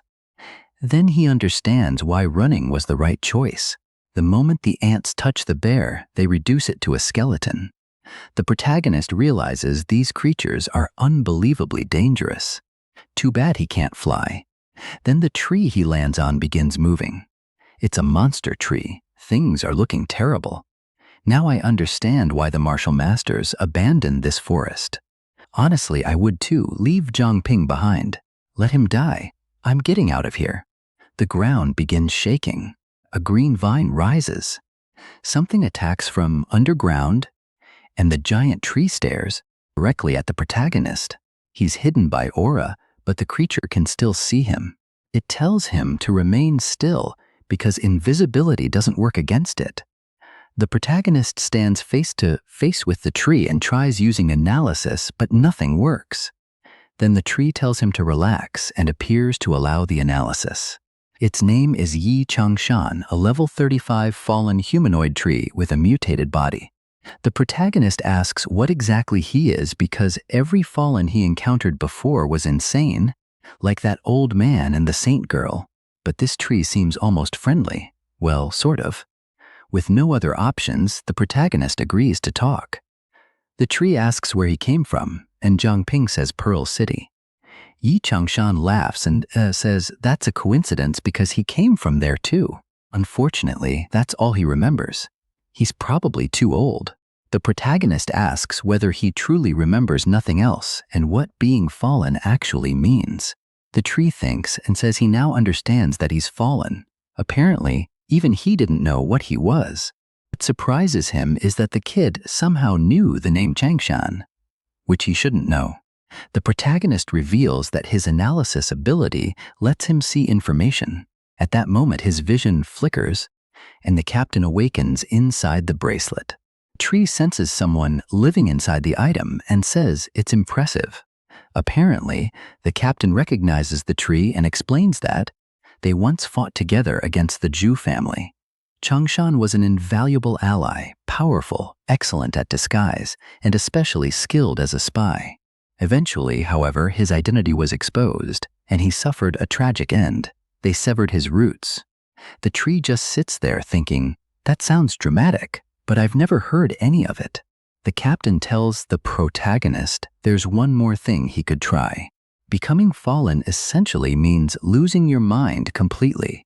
After existing as a tree for so long, Changshan accepted that form and forgot his human memories. Fallen beings are no longer ordinary humans, so normal mental control doesn't affect them. But since Zhangping is Zhangping, perhaps he can do something unusual. The protagonist immediately realizes that he might be able to feed the tree a contract gem. He says the idea aloud, and Changshan asks whether he really believes it can cure the fallen state. The protagonist explains that theoretically, the gems might do something like that, but he's never tested this kind of energy on a fallen. Changshan says he's overthinking things and sees no reason not to try. He simply grabs the gem and swallows it. The gem embeds itself in the center of his chest. The protagonist is shocked because this tree seems completely indifferent to danger. After living for so many years, excitement is apparently all he wants. A moment later, blue energy surrounds him, and the contract activates successfully. He's still classified as a beast. The protagonist can't believe it worked immediately, so he decides to test a command and chooses the most important one. He orders the tree to stop being fallen. Imagine if he simply died on the spot, but no, he starts screaming in agony and transforms back into an old bearded man with horns. The old man looks around in disbelief and says he remembers Pearl City and the Liu family again. The system announces that the level 7 gem's bonus effect has activated and formed a new beast contract. The protagonist realizes the level 7 gem he planned to use on himself is gone, meaning no new ability for him. Now he has to wait until level 8. That beast better be useful after wasting his upgrade. Changshan, now human again, says he still needs to know the boy's name. After hearing it, he laughs and says it's amusing that someone with such an ordinary name possesses so much power. He has little to offer in return, but presents a suspicious dark purple gem that might help Zhangping grow stronger. The protagonist recognizes it as mist essence. Analysis reveals that it isn't ordinary mist, but nether mist containing enormous condensed nether energy and capable of unpredictable effects. The tree apologizes and says he wishes he had something better, but this is all he can offer. The protagonist says it's fine and hopes it will be useful. He remembers CZ's warning that nether creatures behave like parasites, but believes he can handle the risk. Then he immediately throws the orb into his mouth. Or wait, does he put his mouth around the orb? There is no clean way to describe this. The protagonist starts screaming, saying the mist power is invading his body. Energy erupts into the sky like a pillar, the essence is absorbed, and mist body evolves. The protagonist gains 3 levels, and contract gem evolves too. That part was actually great. The tree remarks that Pearl City is a breeding ground for talent. Then Changshan tells old Su to stop hiding and reveal himself. Another tree rises from the ground and greets the protagonist. Changshan asks old Su whether he enjoys living as a tree. The second tree says being fallen or not doesn't matter because his current life is peaceful and free. Changshan admits that he also forgot what truly matters and isn't even sure whether he wants to see his family again. Those words awaken something inside the second tree, which rises like a stone golem. The protagonist repeatedly uses analysis until the information finally appears. Su Yangbo, level 35 with unreadable potential. Changshan says, Yangbo, you don't even look human anymore. He explains that Yangbo was one of the founders of the investigation squad. He disappeared many years ago. The protagonist wonders whether finding 2 former allies as fallen inside the same forest can really be a coincidence. Changshan explains that the Zhu family injured him so badly that he transformed to survive. At the time, Yangbo was still young but never stopped talking about his granddaughter. Wait, a young man with a granddaughter? That family moves quickly. The protagonist freezes when he hears the word granddaughter. Something clicks. The tree asks what he realized. The protagonist shows him a picture of Su Jingyo. Of course, Yangbo and Su Jingyo share the same family name. He asks Yangbo whether he recognizes her. The stone man suddenly experiences flashbacks, seeing his family holding a baby, along with the mark on her forehead and her blue eyes. He clearly recognizes her. Yangbo clutches his head and screams as forgotten memories overwhelm him. Changshan asks whether the girl in the picture is really who he thinks. Terrified, Yangbo demands to know who she is, while remembering his family, Pearl City, someone he must never forget, and a traitor. He's losing control and begging for answers. Changshan urges Zhangping to act before Yangbo completely loses himself. The protagonist realizes that leveling up gave him another contract gem. but using it here means sacrificing another chance to gain an ability. Even so, he chooses to save the old man first. He summons the gem and tells the giant tree to take it. But Yangbo knocks him away, calls him a liar, and says the cursed brat won't leave alive. The poor man is completely unstable. One moment, he threatens to kill Zhang Ping. Next, he sees Su Jingyo in his memories and becomes emotional.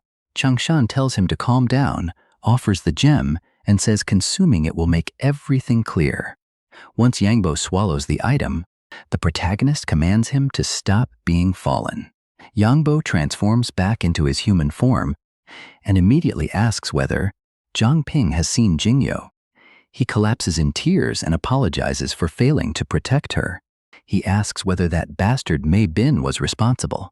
Shibai explains that Mei Bin eventually became commander of the investigation squad. Furious, Yangbo asks whether the Yu family member truly became leader. He punches the ground and blames himself for failing to protect his granddaughter.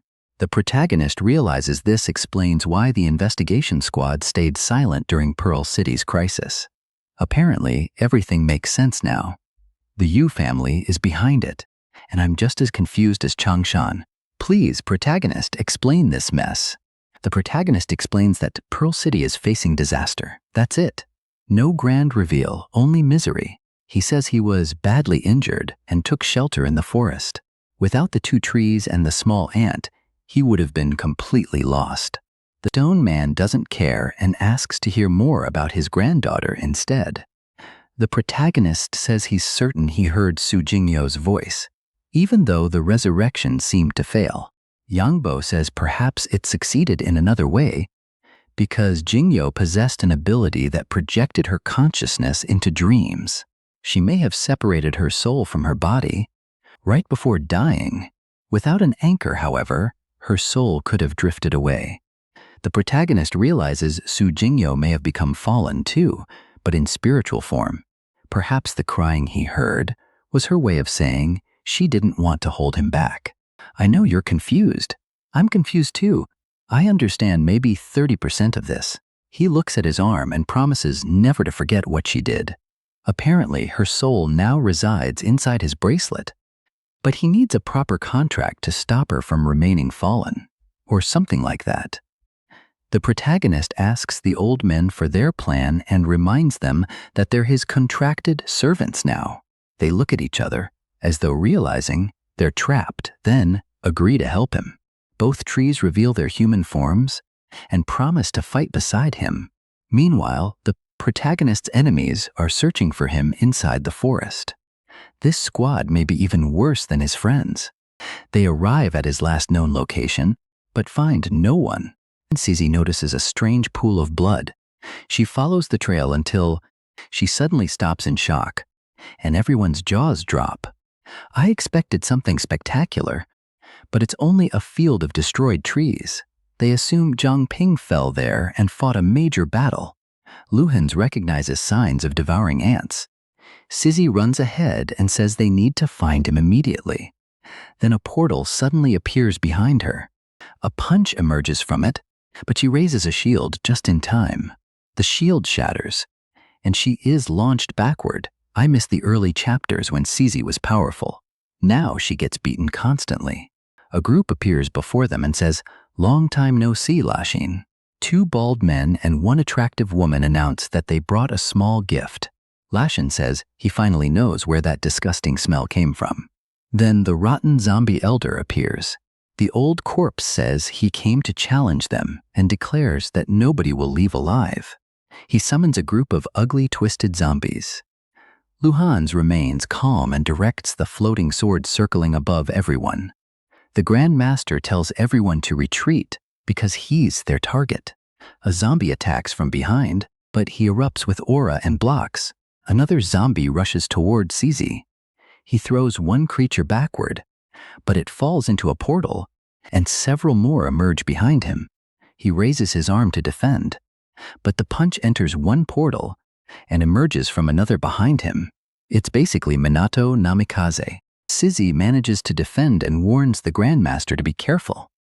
The man is attacked from every direction, and realizes these shadow iron punches are difficult to counter. Then he notices two women standing perfectly still. They must be controlling the portals. He launches a spinning fire attack into the sky and uses it as cover to rush toward them. The older woman creates another portal at the exact moment the zombie elder appears behind him. But when the zombie attacks, the portal swaps in a giant, and he punches his own ally instead. Even worse, the Grandmaster's body temperature begins falling, weakening both his strength and stamina. The bald man with a mustache says he knew the Grandmaster became weaker at night. That's why he chose this moment to attack. From far away, the protagonist sees a fire tornado rising and wonders whether it's the Grandmaster's aura. Zizi says she's almost finished dealing with the zombies. But suddenly, strange poison begins spreading from their bodies. Both she and Luhans hold their breath while portals keep opening everywhere, and the Grandmaster continues taking attacks. One strike hits his shoulder, then another comes from behind, but he still manages to push one enemy away and warn the others. Somehow, he continues defending himself, even blocking the zombie elder, before the creature retreats into the swarm. The enemy praises the Grandmaster's talent, but says his friends won't be as fortunate. A strike appears behind Zizi, and poor useless Zizi is thrown around like a rag doll. Luhans asks whether she's okay, but she turns and warns him to watch out. He gathers his aura and enters full swagger mode, wielding both swords to block the incoming punch. The enemy praises him. Both blades snap and Luhans is thrown backward. The Grandmaster rushes forward, knowing he must finish the battle and help everyone. But once again, zombies surround him. Then the creepy old monster appears behind him, gathering green energy in one hand. Before the attack lands, an enormous green trunk crashes toward the Grandmaster. It looks ready to crush him, or not. He dodges at the last moment and runs toward his allies, wondering where that attack came from. He asks whether everyone is all right, and they say yes. Zizi hears a strange voice coming from the tree. Zhangping is sitting calmly on top of it. Zizi immediately brightens, relieved that he's alive. At that exact moment, Yangbo appears behind the zombie elder and drives an arm through his chest. The zombie barely reacts and only wonders where this stranger came from. Another zombie punches Yangbo, but he vanishes. His body turns into energy, dissolves, and reappears beside the Grandmaster. Does anyone die in this story? Everyone dissolves and teleports. This is basically a fight where nothing happens. Still, the shot of everyone together looks great, with their auras displayed and levels visible, while the protagonist sits there, somehow worthless at level 3. The portal woman realizes they can no longer capture the Grandmaster. She says something feels wrong and orders a retreat. The bald man with a mustache tells her to relax because the plan is finally succeeding. Then a portal opens inside him and pulls him away. Every enemy escapes and says the group was lucky today. The heroes shout that they won't get away, but naturally, every enemy escapes without a single casualty. Not one enemy dies, amazing. They could have captured the portal woman or killed the zombie elder. Something. Anything. The scene cuts to their new headquarters. Zizi explains that they had to relocate because they needed another training ground. They arrive at secret base number 08. The protagonist is impressed by how many bases exist, and Shibai says they're always prepared. Zizi asks whether everyone remembers the investigation squad's forward posts. Yangbo says he heard that Mei Bin now commands the organization. Shibai demands an explanation about Mei Bin being connected to the Zhu family. Time for another story. Yangbo explains that 10 years ago an informant claimed to have discovered the Zhu family's hideout. The Vice Lord told them there was no danger because the informant belonged to the purging squad. The man then guided their team for a week until they reached the supposed hideout. But when they arrived, the Zhu family ambushed them and killed many people. Exhausted from the journey and completely unprepared, they had no chance. By the time Yangbo sensed something was wrong, it was too late. Mei Bin attacked him from behind. The bastard used a sinister dagger that nullified Yangbo's abilities and left him defenseless. With no options remaining, he pretended to be dead and was thrown into a river.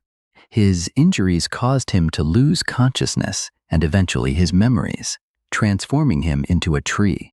Changshan says that explains why Yangbo became so suspicious of everyone. His heart had fallen into darkness. Shibai realizes the Zhu family's influence reaches much deeper than he imagined. Sizzy says she would never have survived the investigation squad without the captain's help. Then the three girls arrive and ask what everyone is doing. One immediately realizes these two must be the senior allies Zhang Ping discovered because she was already informed. Suji and the others think the small ant he tamed is adorable. One proudly says she prepared the new base and everyone can rest. She and Suji will handle everything. Shibai tells them all to remain alert. They now know the investigation squad is an enemy. The girls ask for an explanation, but the protagonist says it's a long story. The scene shifts to the ancestral sacred village. Guards standing on the wall announce that outsiders are no longer allowed near the village.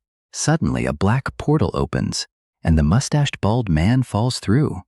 He immediately complains that the portal woman ruined his plan, but someone orders him to be quiet. It's Lai Aksu telling everyone to remain calm.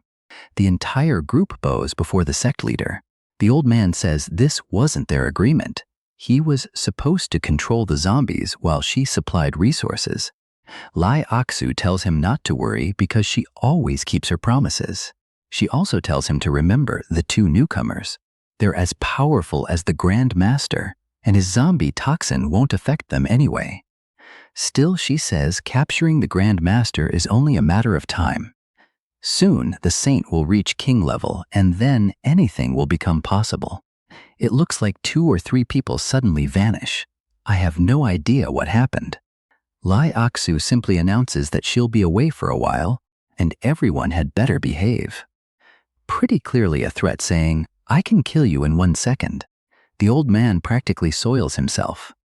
1 week later, the protagonist is practicing beautiful martial arts kicks. While sparring with Walmart Reinhardt, the transformed man exchanges punches and kicks with him. The protagonist gets launched away while the man laughs and says they haven't even eaten yet. Zhang Ping uses Beast King Fist Burst, launching a torpedo-like punch, but Reinhardt blocks it easily. Then wow, look at Cece go. She rushes in from behind and locks him in a tight hold. She activates Beast Fist style and adds her energy to Zhang Ping's attack. Poor Deep Web Reinhardt gets blasted away and crashes into the ground. Bai says he's badly injured and can't fight properly. The protagonist thinks he's only making excuses. Cece apologizes for hitting too hard, but Zhang Ping grabs her arm and says they should eat and leave that fool behind. Bai keeps praising how much they improved in only a few days. Zhang Ping greets everyone else inside the training hall, where people are lifting weights. Inside the workshop, their favorite blacksmith is working hard and using all her skill. The big man is there too. Apparently, we're taking a quick tour to check on everyone. Inside the briefing room, everyone waits for the protagonist. He says he wants to discuss the testing grounds. Somewhere else, a scream echoes. Inside Zhu family headquarters, someone is being scolded for losing the saint, but gets forgiven because he triggered her awakening. The man bows to the floor and thanks the great elder. Another elder says it's strange that Zhang Ping appears to be an unlimited awakened. Clearly, he's dangerous. That smoking man holding the dagger is Mei Bin, the traitor who stabbed the stone elder. He once belonged to the investigation squad and is behind everything. He says they've tracked every movement, but another elder insists they're underestimating the enemy. Their greatest problem is the cursed ancestral sacred village. They must remember that the elders are the Zhu family's greatest trump card. The oldest elder becomes angry and says they wasted countless resources for nothing. Another elder says it doesn't matter because they now have a way to force that person to serve the family. They only require the cooperation of their beloved Jiaying. A younger member says the Liu family is investing everything in this plan, and Zhu Jiaying is receiving all the resources. Then one woman says what they truly need is the key to the Forbidden Zone. That statement shocks the elders. They begin whispering among themselves, and then a red feather appears. Everyone agrees it's their only option. The elder sends the feather toward her, granting permission to execute the plan. Flames erupt, and Xu Hongfang promises not to disappoint them. The scene moves deep beneath Pearl City, where Hongfang and Yuan Long walk together. Yuan Long, the man with the huge jaw, says she's always talking about restoring the family, but can't even control one child. She asks who besides her or his uncle could possibly control that boy. After all, Yuan Long was the one who protected the idiot when he triggered celestial thunder and killed countless people. They arrive at the Zhu family's forbidden grounds. Yuan Long says it doesn't look impressive, but Hongfang says that's only because he has never been there. The door begins opening, revealing the skeleton of the first divine sunbird. Yuan Long asks why the remains are hidden there. She says finding Jiaying is their most important task. Then she orders whoever is hiding to come out. Yuan Long crouches and notices a coin. Hongfang says the boy must have passed through here, but then comes the plot twist. Yuan Long stands and tells her to stop pretending. She knows perfectly well that the boy isn't here. She claps and says she now understands why he's one of the family's finest. Then she reveals her true goal, becoming the real divine sunbird. Confused, Yuan Long asks her to explain. Hongfang says the Zhu family developed countless methods for controlling and taming beasts, and she discovered how to transfer the divine sunbird's power into another living being. Yuan Long activates his power and says it sounds tempting, but asks about the price. Does she actually expect him to sacrifice himself? In an instant, assassins appear from every direction, and he realizes they plan to use him as fuel to resurrect the creature. The first assassin charges to stab him, but Yuan Long blocks, grabs the spear, and punches the attacker away. Honestly, they don't even need the protagonist here. The Zhu family is doing a fine job killing itself. Then chains appear and suppress Yuan Long's power, while two more assassins strike from behind. He says it won't work. He releases a shock wave and sends everyone flying. He looks at Hongfang and asks whether that's all she has. Then a grotesque face suddenly forms in the center of his chest. The moment he feels the strange pressure, he recognizes Zhu Zhuang's puppet control ability. He immediately understands it must be linked to the coin he found. Hongfang orders every assassin to begin the ritual. Yuan Long screams and demands to know why these bastards are betraying him. He shouts Zhu Zhuang's name, and then a massive explosion erupts. The blast is so powerful that even the meeting room holding the protagonist's group begins shaking. After the tremor shakes the trees, several fools suddenly appear carrying stretchers. Manny organizes the evacuation while everyone realizes an ordinary earthquake couldn't shake the entire base like this. A squad member says he already inspected the area and tells everyone to leave. But the protagonist asks where the Zhao brothers are. Apparently nobody knows. So he immediately volunteers to search for them. Since pure water body lets him survive almost anything, he says escaping will be easy. CZ looks uncertain and explains that they detected two powerful awakened nearby. Poor girl, she looks terrible without her glasses. Put them back on. She also warns that a portal is collapsing. Changshan says he'll accompany Zhang Ping, especially since it's finally his turn to help. Sizzy says she understands because there's no stopping them. With that, the three rush out.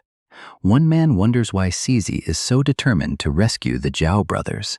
The scene shifts to the strange child Zhu Shuang, who is reading a book and asking why Uncle Yuan Long hasn't come to play while staring at a Fire Phoenix illustration. He tells his parents that their family is truly perfect. Nothing this child says makes sense. Ah, now it does. His parents are actually puppets he created. That's why they never answer. Meanwhile, Yuan Long lies exhausted on the ground, consumed by flames, while Hongfang tells him to stop resisting because the ritual is already complete. He will now become part of the divine sunbird.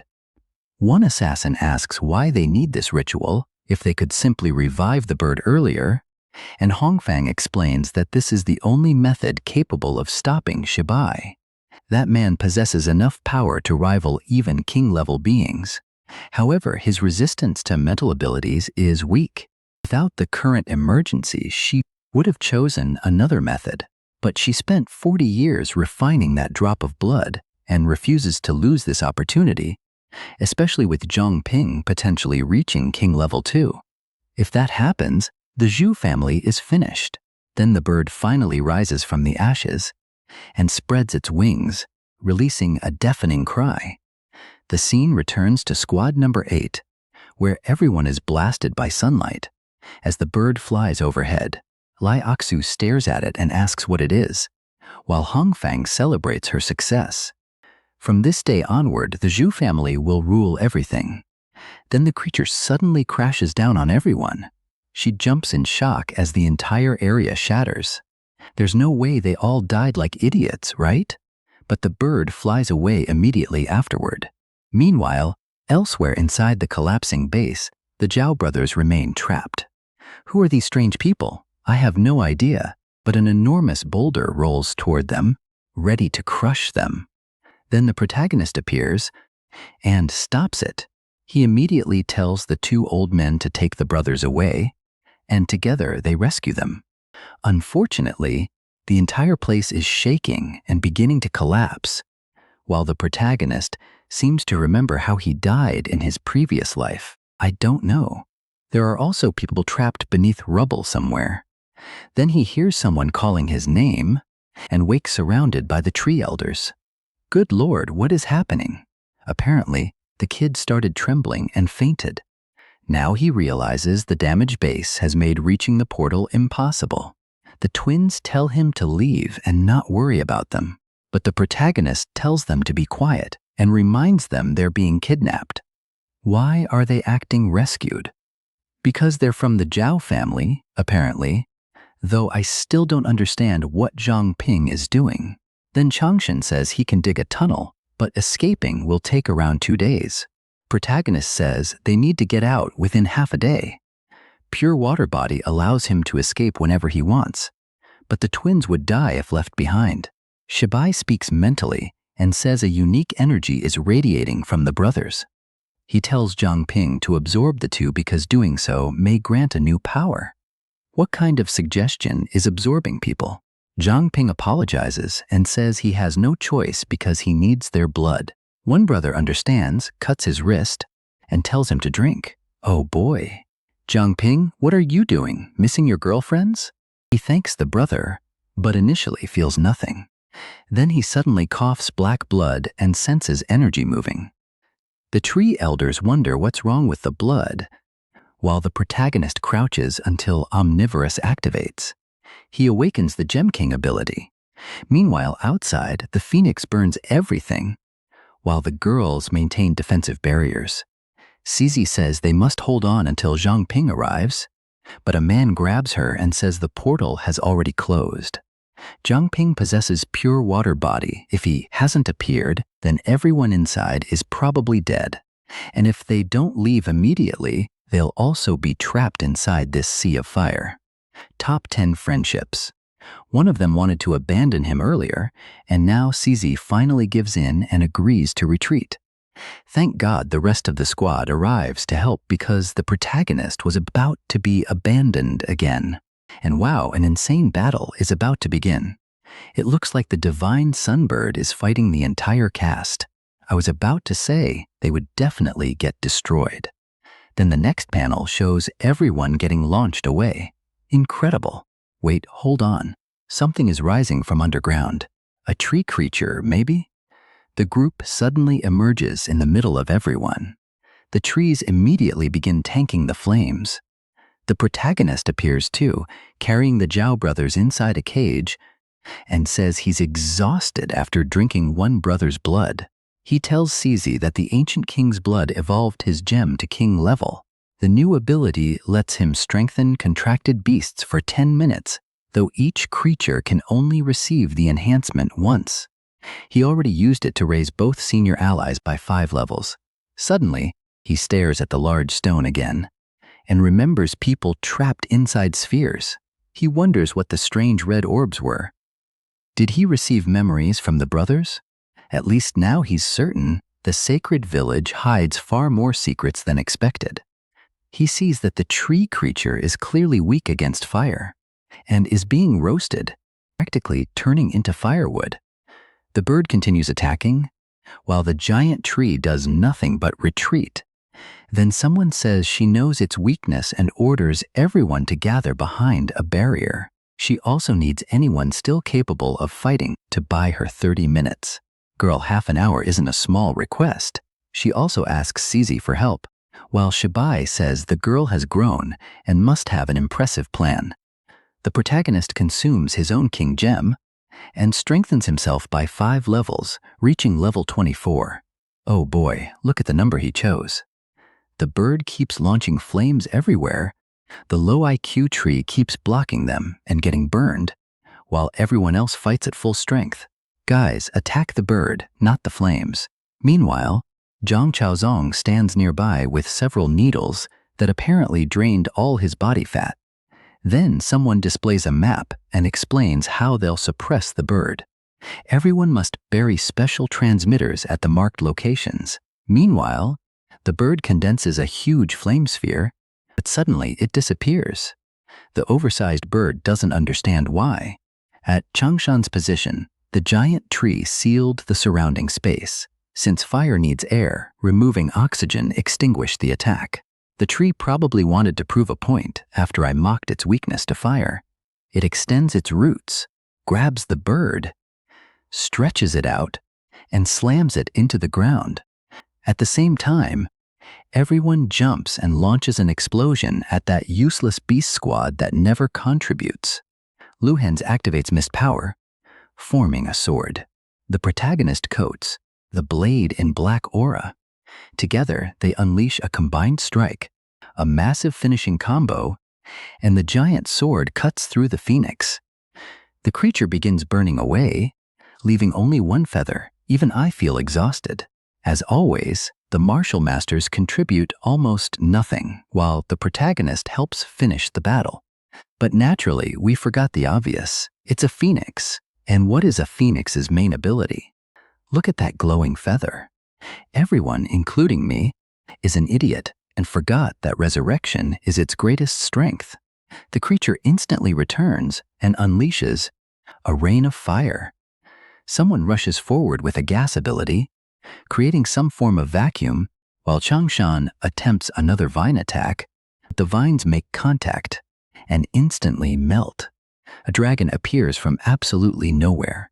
I have no idea where it came from, but it also tries biting the phoenix's neck. The useless martial artists jump in with punches that accomplish nothing and naturally get thrown away without dealing damage. The dragon realizes the bird controls not only fire but temperature itself. The phoenix charges another energy sphere and fires a blazing laser directly into one of the martial trash fighters.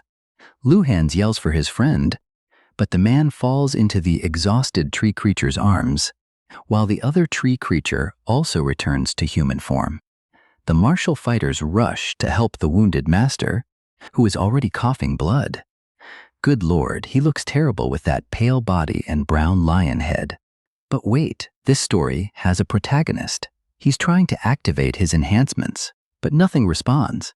Then Zizi contacts him through the headset, saying the traps are ready and ordering him to lure the bird there. The dragon begins fleeing and dodging attacks. Seeing that, the phoenix looks surprised. The tree creature gets pierced directly through its body. Meanwhile, the women gather around the magic formation, creating a light that suddenly surrounds the bird. A storm rises, and the poor creature freezes completely, becoming a giant popsicle. Zhang Ping immediately starts running and says the prison won't last long, so everyone needs to leave. Changshan returns from tree form, completely exhausted. Then Zhang Ping appears and says everyone should rest for now.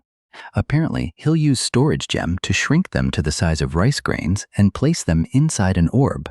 Nice. Now the creatures can rest and recover safely. The three troublemakers say they have no escape route because the base was destroyed. The entire forest is burning too, so how are they supposed to leave? Shibai mentions the bracelet and suggests heading toward the testing grounds. There is a support base there. The group begins running like a Pokemon squad. Naturally, the phoenix is already breaking free from the ice. Someone panics after seeing it and says they won't reach the destination in time. She searches the area for cover while the protagonist activates the nether lantern. It completely hides their presence, and soon they reach a cave. Everyone celebrates escaping the bird, but once again, the protagonist is completely exhausted. Luhan's worries they might lure the phoenix toward the testing grounds. The protagonist explains that the ruins are part of humanity's history and cannot be allowed to disappear. Man, let the bird destroy whatever it wants. Keeping everyone alive matters more. Shibai appears and tells them to relax because the phoenix won't detect them there. They should worry more about an investigation squad ambush or an ancient creature living in those mountains.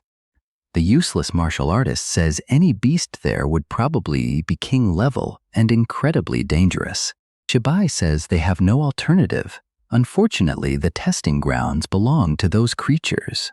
Their best defense is carrying a purple flower called Morning Glory, which supposedly repels the beasts. The protagonist finds that strange and wonders why monsters hate the flower, but whatever. He says he'll search for some flowers and tells the young martial artist to inspect the perimeter. The two instructors tell Zhang Ping to rest and offer to find the flowers. But man, those useless people can't be trusted with anything, especially when the ice waifu volunteers to go with him. The protagonist agrees, tells the chubby man to provide bear traps and other tools, then drains some of his energy. Now we're in the forest watching creatures drink water. Suddenly, one gets caught in a trap, and another nether creature appears. Apparently, it's the protagonist in disguise. He's gone wild and farmed another 50. Yep, that's definitely Zhang Ping. He already hunted enough meat for the day and throws it over his shoulder. At that moment, Sizzy spots the Morning Glory flower they need, and the protagonist picks it up, still wondering why beasts avoid it. Then the plant blows something directly into his face. Now it makes sense. The flower smells horrible. The protagonist reeks, but is still enjoying the moment beside the waifu, who fixes her hair and says the flowers are beautiful. Girl, please, that thing smells terrible. You carry it. Oh my God, you want me to carry that disgusting flower? Are you serious? He somehow makes it sound romantic. The protagonist stands there confused while the phoenix flies over the forest. Come on, Phoenix, seriously? Are you really burning down the entire forest and killing every animal?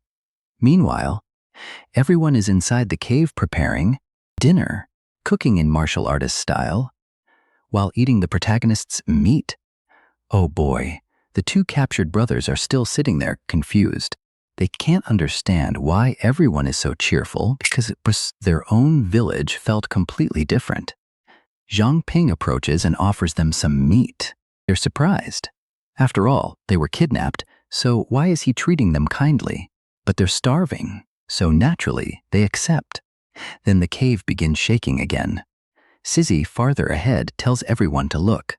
The entire forest is burning. Elephants, snakes, lizards, and everything else are fleeing, while the phoenix burns the land.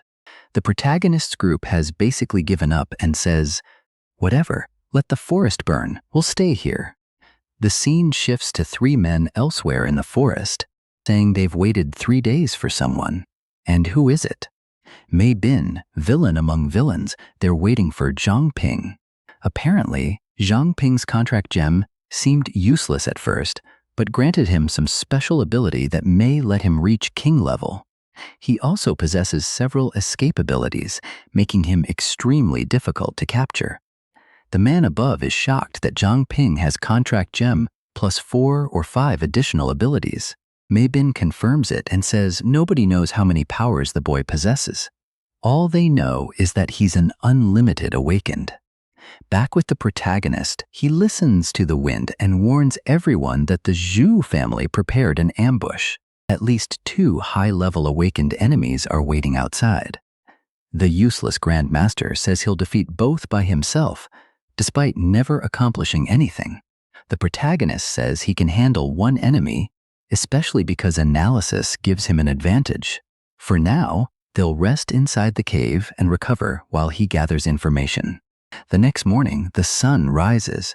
Everyone probably smells terrible because nobody bathed. Then Zhang Chaozong enters the cave and says there's a problem. Everyone goes outside, only to find the entire forest burned away. What did they expect? The phoenix burned it. That's how fire works.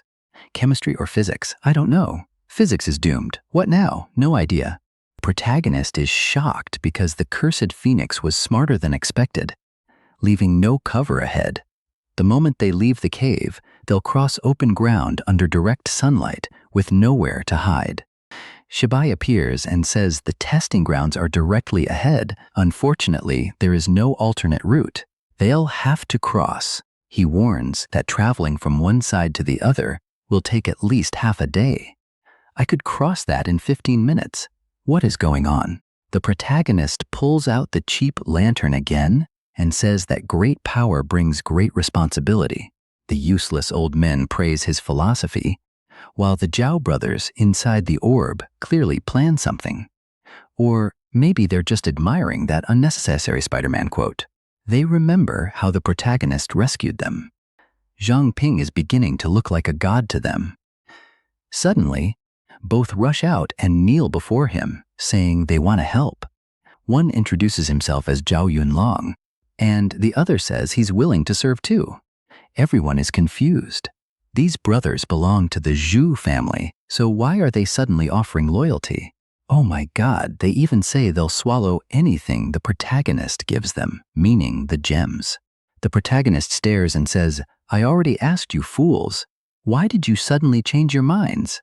Explain. They say it's because he risked his life to save them and proved incredible.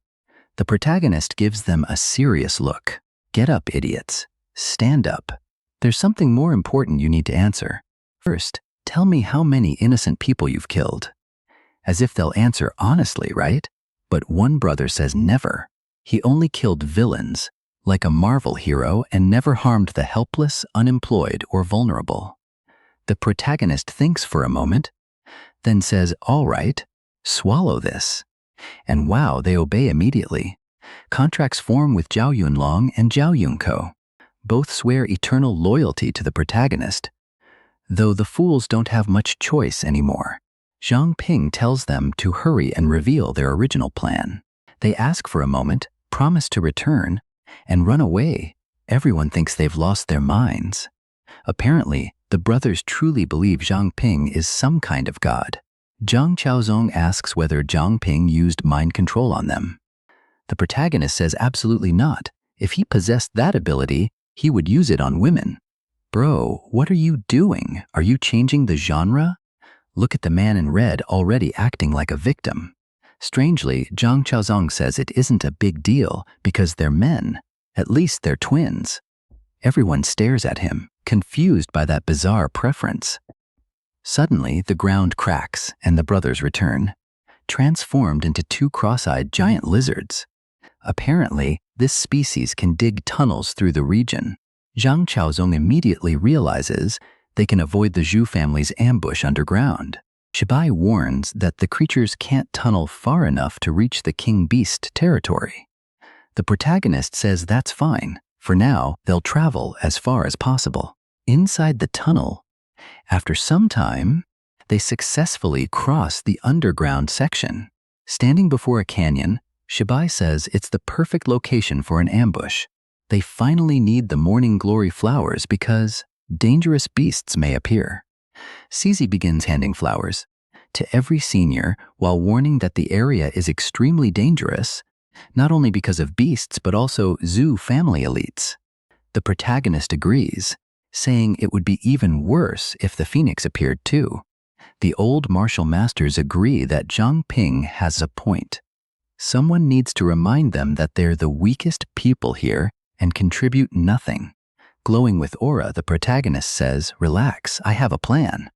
First, every injured or unfit member will move to the nearest refuge while the others continue forward. He's laying out the entire operation. Meanwhile, a strange crow watches them and transmits information to a purple-haired woman. Now the cursed Mei Bin knows everything. He says he's surprised those idiots survived the divine sunbird, but their luck ends here. The next group about to get destroyed by the protagonist is already approaching. I may have jinxed him. Now they're probably doomed. The group walks through the forest when suddenly, two strange vampire-like bears appear and bats fall from the trees. The Grandmaster stares them down, dodges, and delivers such a powerful punch that the creature shrinks and scurries away. Apparently, it was a mutant bear hamster. It looked huge but was actually tiny. He tells everyone to look. The mountain's ancestral beast is called Redhead. It partially merged with the mountain, making it difficult to tell whether it was even there. Apparently, it's half invisible. At the same time, Zhang Ping detects a nearby spy. He warns the Grandmaster, who immediately strikes and knocks the hidden man off balance. The protagonist jumps in with a scythe attack and cuts the spy in half. Damn, protagonist, what was that? I expected you to interrogate him, but you killed him instantly. The system announces that he accumulated 10,000 nether points and advanced nether body to intermediate rank. According to him, this grants a 10,000% power increase. The woman beside Mei Bin says they're in trouble because their scout died. Mei Bin says the enemy found them and is trying to provoke a response. He orders Sandy to attack them with that special technique. Oh boy, this man has completely lost his mind. Sandy launches a Zeus-level lightning bolt at the entire group. The protagonist simply turns around and asks whether more cannon fodder arrived. He summons a nether barrier, blocks the attack effortlessly, and makes it disappear. Sandy lands before them, but all his confidence vanishes. He's completely stunned. How could this child block his strongest attack with one hand? An unlimited awakened like Zhang Ping really is a natural abomination that must be destroyed. Mei Bin tells everyone this is exactly why they can't allow him to grow stronger. Even the elders are shocked. They recognize Mei Bin and know he possesses the Black Blade. The protagonist tells his group that he'll handle one enemy, the useless martial masters can fight another, and everyone else can manage the direct battle. The group activates their powers. All right, time to fight. Mei Bin says it's unfortunate that an unlimited awakened appeared and turned out to be this stupid. He orders the woman to summon the divine sunbird immediately, then charges while screaming that Zhang Ping must die today. And now the real squad versus squad battle begins. Face to face, the protagonist blocks the opening attack while Mei Bin sends out a slash, and the woman behind them starts summoning the phoenix. She chants about destroying the heavens and burning everything with flame, performs dramatic acrobatics, and summons the divine sunbird. Mei Bin laughs at the protagonist, who suddenly extends his weapon and pushes everyone backward. Cizi asks why the cursed bird has appeared again, and right on cue it charges a giant fireball like a spirit bomb. The protagonist warns everyone, but it's already too late. A rain of fire falls across the battlefield. He stretches his body, looks around, and wonders why the other enemies aren't participating. Then he drags the entire enemy squad into the fight by rushing through them and forcing everyone into the chaos. Mei Bin thinks he's unbelievably bold and recklessly stupid. But when Mei Bin attacks, the protagonist activates Pure Water Body and disappears. The strike meant for Zhang Ping hits Mei Bin's own ally. Meanwhile, the protagonist escapes like a drop of liquid. Mei Bin shouts that the child should surrender. The sacred beast belongs to the Zhao family, and today Zhang Ping will die. The protagonist dodges again and says it's time for Plan B. He pulls out the king gem and strengthens both tree creatures. The contracted beasts immediately transform. Both charge directly at the phoenix, while Mei Bin wonders what they think they're doing. Yangbo attacks from behind and grabs the phoenix, while the summoner warns that Zhang Ping's group disappeared. Poor Chang Shan gets burned directly in the face, while Mei Bin orders everyone to resume hunting Zhang Ping. The protagonist vanished because he activated the Nether Lantern and escaped with his entire group. CZ asks how they plan to defeat the phoenix when none of their attacks damaged it. The protagonist tells her to relax because the strategy is already prepared. He discovered that the mountain's ancestral beast is extremely territorial and had the seniors carry morning glory flowers, meaning the phoenix may become trapped by the scent and attacked by the mountain creature. Now they only need to lure the phoenix into the correct area. Mei Bin's group reports that Zhang Ping's squad disappeared. Mei Bin knows only a Nether Lantern could hide a team that powerful, but he isn't worried because he knows how to counter it. He holds a box while his allies warn him not to use it because his body might explode.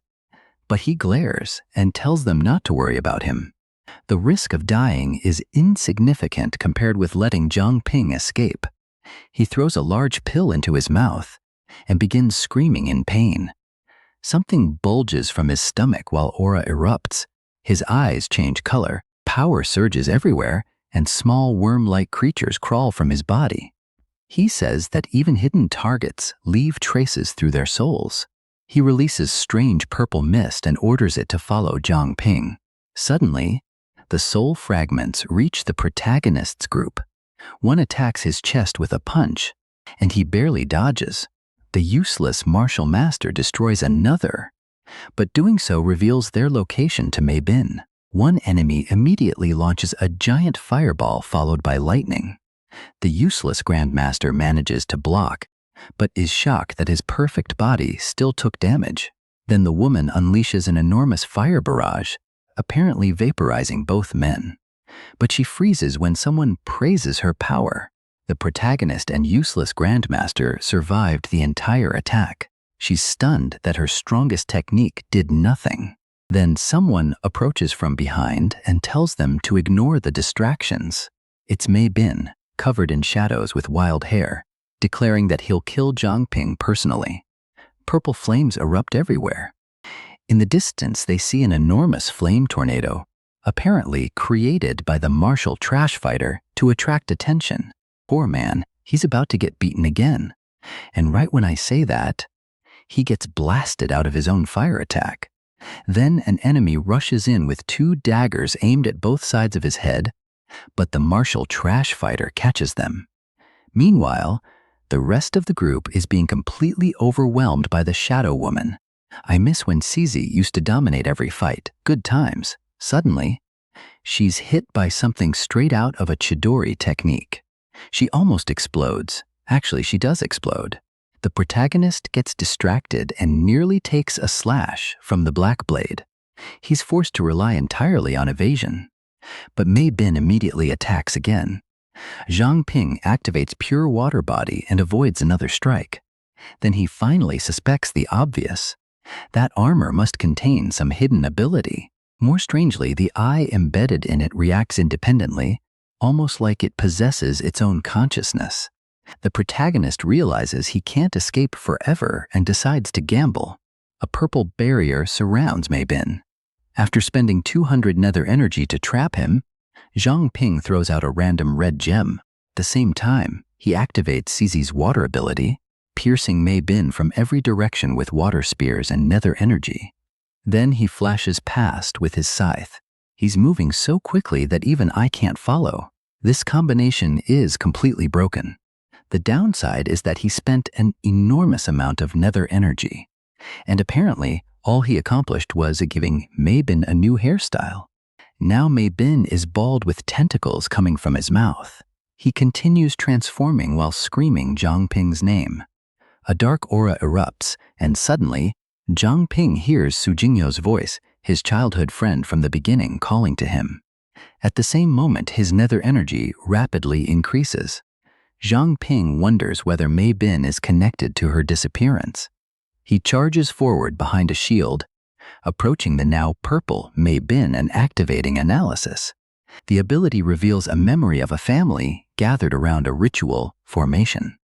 A child cries in her mother's arms, while a man screams that the Azure family's trash won't escape punishment. But the man is stabbed instantly and thrown into a cauldron. Several people tell Mei Bin that everyone is in position, and he orders the ritual to begin. Below, 4 victims recognize him as an investigation squad captain and ask what he's doing there, but it's already too late. Edward Elric activate the transmutation circle. Hands rise from the ground, seize the victims, and drag them downward. Their bodies are absorbed. Purple smoke fills the chamber as everyone is consumed, while a sinister eye and pentagram appear, allowing Mei Bin to absorb the energy. It is the malevolent eye. Sealed with countless evil spirits, it absorbs hatred and negative energy, while the trapped innocent souls become consumed by vengeance. Back in the battle, Mei Bin is fully transformed, with twisted hands growing from his back. The protagonist apologizes to the captain and says he must abandon the original plan. He activates the King Gem and throws it into his mouth. The gem strengthens his contract, allowing him to apply Beast King power to himself. He charges with the scythe toward Mei Bin's head, but Mei Bin swats him away like a baseball. While airborne, Zhang Ping nearly gets hit by a laser, and before he lands, Mei Bin appears behind him with another strike. The attack seems certain to land, but Pure Water Body saves him again. That ability is completely broken. Every time he makes a mistake, he activates Water Body and escapes. Then he adds another enhancement to the Nether Scythe, spending 500 Nether energy and multiplying its power by 50. A rotating spiral of energy appears behind Mei Bin and slices through part of him, whatever that was. Now it makes sense. With the King Gem active, Zhang Ping can use 2 abilities at once. The problem is that Mei Bin's aura keeps expanding as though he's still evolving. Or maybe not, because now he's on his knees and losing control. The protagonist burns even more nether energy and activates Flame Devourer. He summons Mist Flame toward Mei Bin and tears the eye from his chest. Defeating the malevolent eye grants so much experience that Zhang Ping jumps directly to level 20, officially becoming a high-level awakened. The King Gem now permanently lets him use 2 abilities simultaneously, but the drawback is that he can no longer absorb new abilities. The protagonist is delighted and says he definitely made the correct choice. Meanwhile, Mei Bin lies inside a crater with a hole in his chest. All that planning and effort only to get destroyed and did. Or maybe not. He stands again and says he's impressed by how powerful the brat has become. But it doesn't matter because nobody will leave this place alive. He plans to release the malevolent eye completely. The protagonist, however, remains focused on finding Su Jingyo's soul. Purple mist gathers in the sky, and more energy enters the eye as it begins repairing itself. Mei Bin warns that Zhang Ping will suffer the consequences, and at that moment, Su Jingyo's soul appears before him. Everyone quickly realizes something is wrong. The energy has changed. Purple mist pierces Zhang Ping's chest, but nothing seems to happen. From his perspective, nothing changed, but 1 second later, he finds himself inside a void and wonders where he is. Then he hears someone crying for help. A man on the ground being attacked by spiritual wolves that run straight past Zhang Ping. The creatures continue forward. The protagonist realizes they are souls. But then, violent pain erupts inside his heart. The man collapses, and Zhang Ping realizes that whenever the trapped soul suffers, he feels the same pain. Meanwhile, the eye floats above countless corrupted souls, their bodies broken apart as they call Zhang Ping's name, while his physical body lies bleeding on the ground. Another soul passes in front of him, and he realizes it's a fox. The creature approaches none other than Su Jingyo. He orders the fox to stop, but it's too late. The creature has already bitten through her neck. The protagonist can't react. He screams and crawls toward her, but when he grabs the fox's leg, his hand passes straight through. Suddenly, he sees Su Jingyo standing before him. Now he's certain Yangbo was right. She used her power to separate her soul from her body. He steps closer and says witnessing her own body being devoured must have been unbearably cruel. He regrets being unable to save her. He finally found her soul, but can do nothing. Then he notices something. When he touches her, his hand makes physical contact. Her soul is different. It never disappeared. Instead, it became a fallen soul, likely because of her ability and the enormous power required to remain there. The eye appears again, and Zhangping realizes the trapped souls are truly connected to Mei Bin. Nobody imprisoned there can escape. But this time, he possesses the King Gem.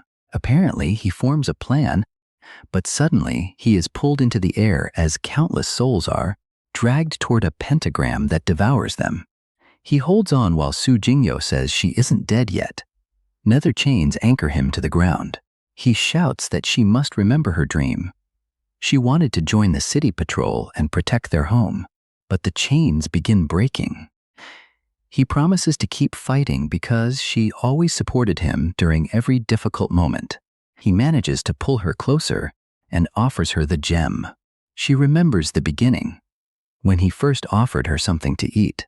If she had consumed it back in Chapter 1, during the very first scene, none of this would have happened.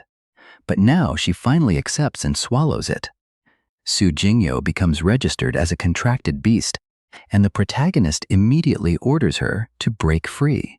Easy enough, she escapes. Except now Zhangping is the one being dragged away. Good Lord, here comes the drama. Everyone's getting pulled toward the formation. He says that at least he can finally say goodbye without regret. Su Jingyo holds his face and tells the idiot not to give up. He laughs and says there's nothing he can do, but she simply grabs him and pulls him free, throwing him onto the ground.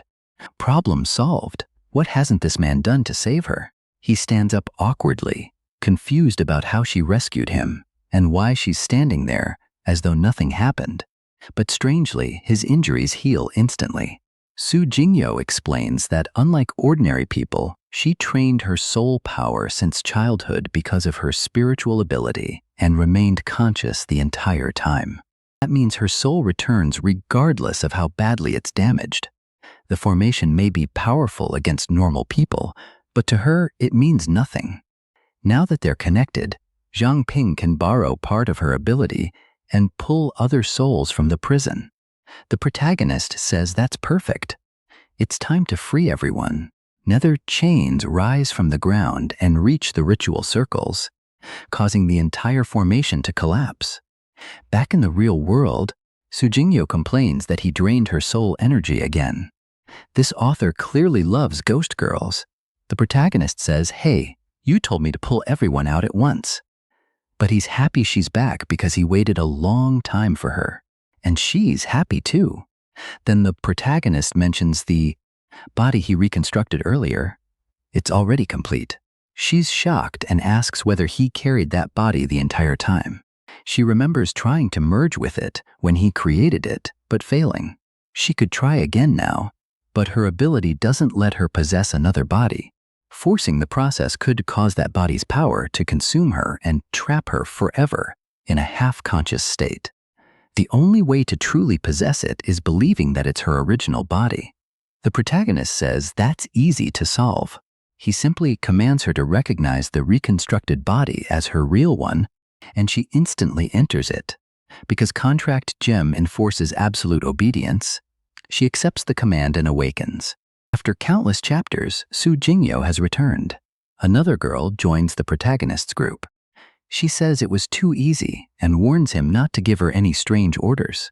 "Girl, he resurrected you, rebuilt your body, and fought half a city. You can't do one favor?" While they're having this awkward romantic moment, the martial trash group is still fighting. Actually, no. Everyone was trapped inside the illusion. And now that Zhangping freed the souls, they finally return. What he wants to know is where Mei Bin and the others went. Su Jingyo tells him not to worry. because Mei Bin is nearly dead on the ground. Creating the formation consumed every bit of power he had, including the malevolent eye. The protagonist says Mei Bin murdered her family, so he should die by Su Jingyo's hand. The martial trash fighter kicks away the last enemies and says they're finished, while Sizzy immediately becomes jealous. Who is this girl? Didn't you just wake up? Why did you come out with her, my dear Zhang Ping? Her jealousy becomes so intense that she runs toward him demanding answers. Meanwhile, the martial trash fighter senses something unusual. The protagonist looks to the side, and the cursed divine sunbird is still standing, but the mountain beast nearly bites off its head. This has become a full Naruto giant beast battle. The enormous toad-like creature attacks while the phoenix rains fire. Then the mountain beast spits everything away, and the tree creature that was swallowed suddenly reappears. The phoenix flies overhead and launches even more blasts. Below, the tree beasts realize they accomplish nothing and decide to run. They flee immediately, at least while the two monsters are distracted. The group finally reaches the entrance to the testing grounds. An illusion hides the gate, and only Zhang Ping can open it, but they still need time to prepare. The protagonist says they'll rest because they need Changshan and Yangbo, the two powerful tree elders. Hearing Yangbo's name catches Su Jingyo's attention because he's her grandfather. The protagonist confirms that he found him and says Yangbo came to talk and help them. Meanwhile, more enemies are preparing. They already fought the Zhu family, but still face the Fox clan and the Sacred Village. The group stops in the forest, gathers meat, cooks it, and eats while the martial trash fighter trains, preparing to get beaten again. Another man trains by grabbing his friend's backside, while the chubby one begs Zhang Ping to return his energy because he's exhausted and nearly dying. The protagonist tells him to eat some meat. Oh boy. Meanwhile, the other man is still grabbing someone's backside. My God. All this nonsense is happening with the men while the women sit alone inside the cabin. Manny asks Sizzy whether she knows Jingyo. Jingyo says she has heard a lot about the famous Sizzy. Sizzy blushes while Manny teases Jingyo to provoke some jealousy. But Jingyo remains sweet and says they'll fight together now, so there's no reason to argue. They're practically sisters. Manny is surprised by the response and hugs her, saying she's adorable and officially part of the purging squad. At that moment, Jingyo hears her grandfather's voice. The tree elders arrive after their long journey. Yangbo reports that the ancestral beast is busy fighting the phoenix and won't trouble them for a while. Then Jingyo suddenly runs toward him. Her grandfather freezes in shock as she hugs him, unable to process what is happening. He keeps asking whether it's really her. The protagonist explains everything that happened with Mei Bin, the body he created for her, and how he restored her soul. Naturally, the old man becomes emotional and thanks him while Jingyo complains that she thought he had died long ago. He apologizes for failing to protect her and demands to know where that bastard Mei Bin is because he wants to kill him himself. But Jingyo tells him to calm down because they already avenged her. It's a good thing Mei Bin is dead. If that wretch somehow returned after they left his body behind, the rage would be unbelievable. But apparently the old man was so overwhelmed with emotion that the moment he saw her, he collapsed to the ground. The protagonist examines him with blood-covered hands and notices some internal injuries, but nothing too serious. He says he'll inspect him with his abilities, but both grandfather and granddaughter should rest inside the contract gem. In fact, everyone will spend the entire night recovering because the test begins soon, and since the protagonist is currently in the best condition, he'll stand guard. Meanwhile, several bandits hide behind a tree and whisper, "You know they're asleep, right? If we attack now, we can eliminate all of them." The other says that Kid is powerful, and not even an apex-level creature managed to defeat him. Suddenly, someone arrives and tells them to shut up because they'll handle it. It's the men with markings on their foreheads. But another person says the group is currently too powerful. The smartest move is to let the trials exhaust them, then attack. The next morning, Shibai explains the trials: the serpent trial, forest trial, poisonous swamp, and scorpion desert. Basically several dungeons, each harder than the last. The protagonist says as he's ready, lets his blood drip onto the stone, and suddenly a portal appears. Cici says she's seen the famous rainforest before, basically the Amazon. Meanwhile, Zhang Chaozong is shocked that the protagonist is holding Cici's hand, though not that he's also holding the old man's hand on the right. Lu Han's tells him to hurry because anyone left behind won't be able to participate. Zhang Chaozong runs over, shouting, "Hey, give me your hand too, buddy." Everyone passes through the portal and enters the trial. It's a tropical rainforest, and the protagonist feels as though they were transported to another part of the world. His mission appears. They must hunt a regional boss called the Lamenting Strig. The protagonist has no idea what kind of beast it is. The name sounds rare, almost like a celestial creature.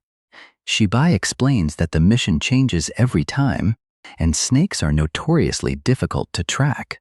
Naturally, locating the boss is difficult when its minions already surround the entire group. Everyone is shocked, but the brothers tell them to relax because they're the reason the snakes gathered. They have a powerful affinity with this type of beast. One pets a snake and asks where the lamenting serpent, the regional boss, is. He notices the little snake isn't responding, so they won't learn anything from her. But after he pats her head, she suddenly grows enormous and everyone panics. Even the girls become dizzy. Su Jingyo is especially affected. Surrounded by snakes, the protagonist realizes the dizziness comes from a strange toxin spreading through the air. Zhang Chaozong reaches into his stomach pouch, pulls out several masks, and tosses them to everyone, telling them to stay calm. The protagonist explains that his ability doesn't naturally neutralize poison, so they'll need to rely on the masks. Then the man behind him offers some golden blood to detoxify the area. The two brothers immediately sit atop the giant snake's head, surveying the region like absolute madmen. Bai notices the mist ahead finally beginning to clear. They move forward and discover a strange pink feather. The protagonist finds it unusual when he examines it. The nearby tree is enormous but hollow and split open. Cici is certain insects carved it out. The protagonist calls to the brothers, "Hey, snake riders, tell me what this feather is." They explain that it belongs to a bird called a koi. Cici asks whether he senses anything unusual from it, but he says it's too early to tell and stores it inside his ring. What they do notice is an eye of Sauron watching them from inside the trunk. A short while later, the protagonist leaps into the air and catches a bird in mid-flight. Cici spots several birds near a lake and freezes the entire area just to catch them. Why are they wiping out the entire bird population? I thought this was part of some strategy, but no, they're literally hunting dinner. Later that night, they light a campfire. Zhang Chaozong says killing birds is cruel while stuffing himself with chicken. The group talks nonsense while someone watches from behind the trees. Zhang Ping already noticed the presence and tells the person to come out. Manny approaches awkwardly and asks what she's doing there. A complete stranger walks over and Manny acts friendly. "Girl, she could pull out a spear and kill you instantly." Apparently, the stranger was hungry and followed the smell of their cooking. She introduces herself as Zuju. She comes from Zhuyan village and suddenly begins crying, saying everyone there must have been killed. The protagonist tells her to calm down. They're there to solve the problem, so she should explain what happened. She says she had never encountered a creature like it before. Two naive brothers from the village went hunting and returned with a young woman, and that's when disaster began. They said she would show them a wonderful place every morning, but when everyone stopped to rest, Juju was knocked unconscious by some fruit, and everyone else collapsed too. When she woke up, she saw the woman's true appearance. Good Lord, the creature was hideous. Apparently, she could control people's minds. Yet the brothers were still saying, "Wow, she's beautiful, beautiful, She looked like a grown man wearing a disguise. Juju resisted the ability, escaped the village, and eventually found the group. Su Jingyo says she can probably see through the creature's disguise. The real problem is the sound-based trance ability. The protagonist tells Zuzu to lead them there the next morning. So the following day, they arrive at Juyan village. Juju runs ahead shouting, "Mom, I brought the warriors." Sizzy finds it strange that no one is around. Juju immediately wonders whether the ugly creature ate everyone. Suddenly, she runs off, saying she needs to find her family while everyone tells her to slow down. She opens a door and jumps backward in shock. Countless wailing strigs, or whatever those creatures are, have nested throughout the village. The one that appears to be the boss uses some kind of strengthening technique, and the group prepares for battle. Manny realizes they walked straight into a trap, while a deafening sound echoes from inside the houses. Villagers are being carried away over the creature's shoulders, but the martial trash fighter and the protagonist refuse to let them escape. Zhang Ping jumps in and impales everything with black spears, then creates an energy cushion to protect his allies, while the martial trash fighter actually does something useful for once. Nope, the moment I praise him, he gets blasted in the face and collapses like an idiot. Sometimes I think I should stop calling him martial trash because it's cruel. But he really is martial trash. What can I do? CZ tells the protagonist to stay where he is. If they chase recklessly, the creatures will lure them directly into their nest. They're ambush predators. But one brother, sitting on the giant snake's head, says not to worry. These are the birds the snakes warned them about. They're koi birds. The protagonist decides to analyze one. Mutated beast, wailing strig, potential 2, level 29. Wow, ridiculously weak. The problem is their mental powers, which are difficult for ordinary people to resist. Fortunately, Contract Gem makes Zhang Ping immune to mental attacks. The creatures also capture people alive, meaning there are probably newborns or smaller beasts they need to eliminate. Shibai reveals that everyone here is part of the trial. That's why he advises waiting for the villagers to recover before moving together. But the emotionally unstable protagonist says these people are real to him. No, Shibai just explained they're part of the trial. Yet Zhang Ping stands there with that dramatic expression, saying they're real to him and he'll never forgive the Strigs. The girls shout, "Zhang Ping, we're coming with you. We're your idiots." Since I mocked the brothers, the protagonist decides to prove himself and climbs onto the giant snake. Su Jingyo says leaving the others behind is risky. What if the creatures attack the remaining group? The protagonist tells her to relax. He severed countless wings and they won't grow back quickly. But Shibai warns them to remain alert because this region looks exactly as it did 100 years ago. They're advancing far too easily through such a dangerous place and can't lower their guard for even a second. The snake suddenly raises its head beneath the protagonist and begins rattling. He notices it pointing toward a strange blood-red tree. 2 strigs are perched high on a branch. Zhang Ping immediately activates the nether lantern. He identifies 2 mutated 3-star female strigs at level 33, strangely well endowed for no clear reason.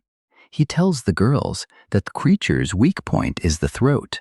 The strigs look down because the giant snake is drawing their attention. The moment they're distracted, Zhang Ping and CZ emerge from the nether lantern and eliminate both instantly. He wraps chains around their necks and slams them to the ground. Su Jingyo confirms with her ability that no other creatures are nearby. The protagonist tells the giant snake it's too large to enter the tunnel and must wait outside. See? Being huge isn't always useful. The group enters the dungeon, while the giant snake remains behind. One moment, Zhang Ping tells the girls to stay close and avoid wandering. The next, he walks ahead alone. Incredible. He conjures a fire spell to illuminate the path. Then he hears a strange whisper carried through the wind. He spots a passage, performs a COD-style slide, slips inside, and suddenly finds himself inside a chamber filled with hideous monster babies.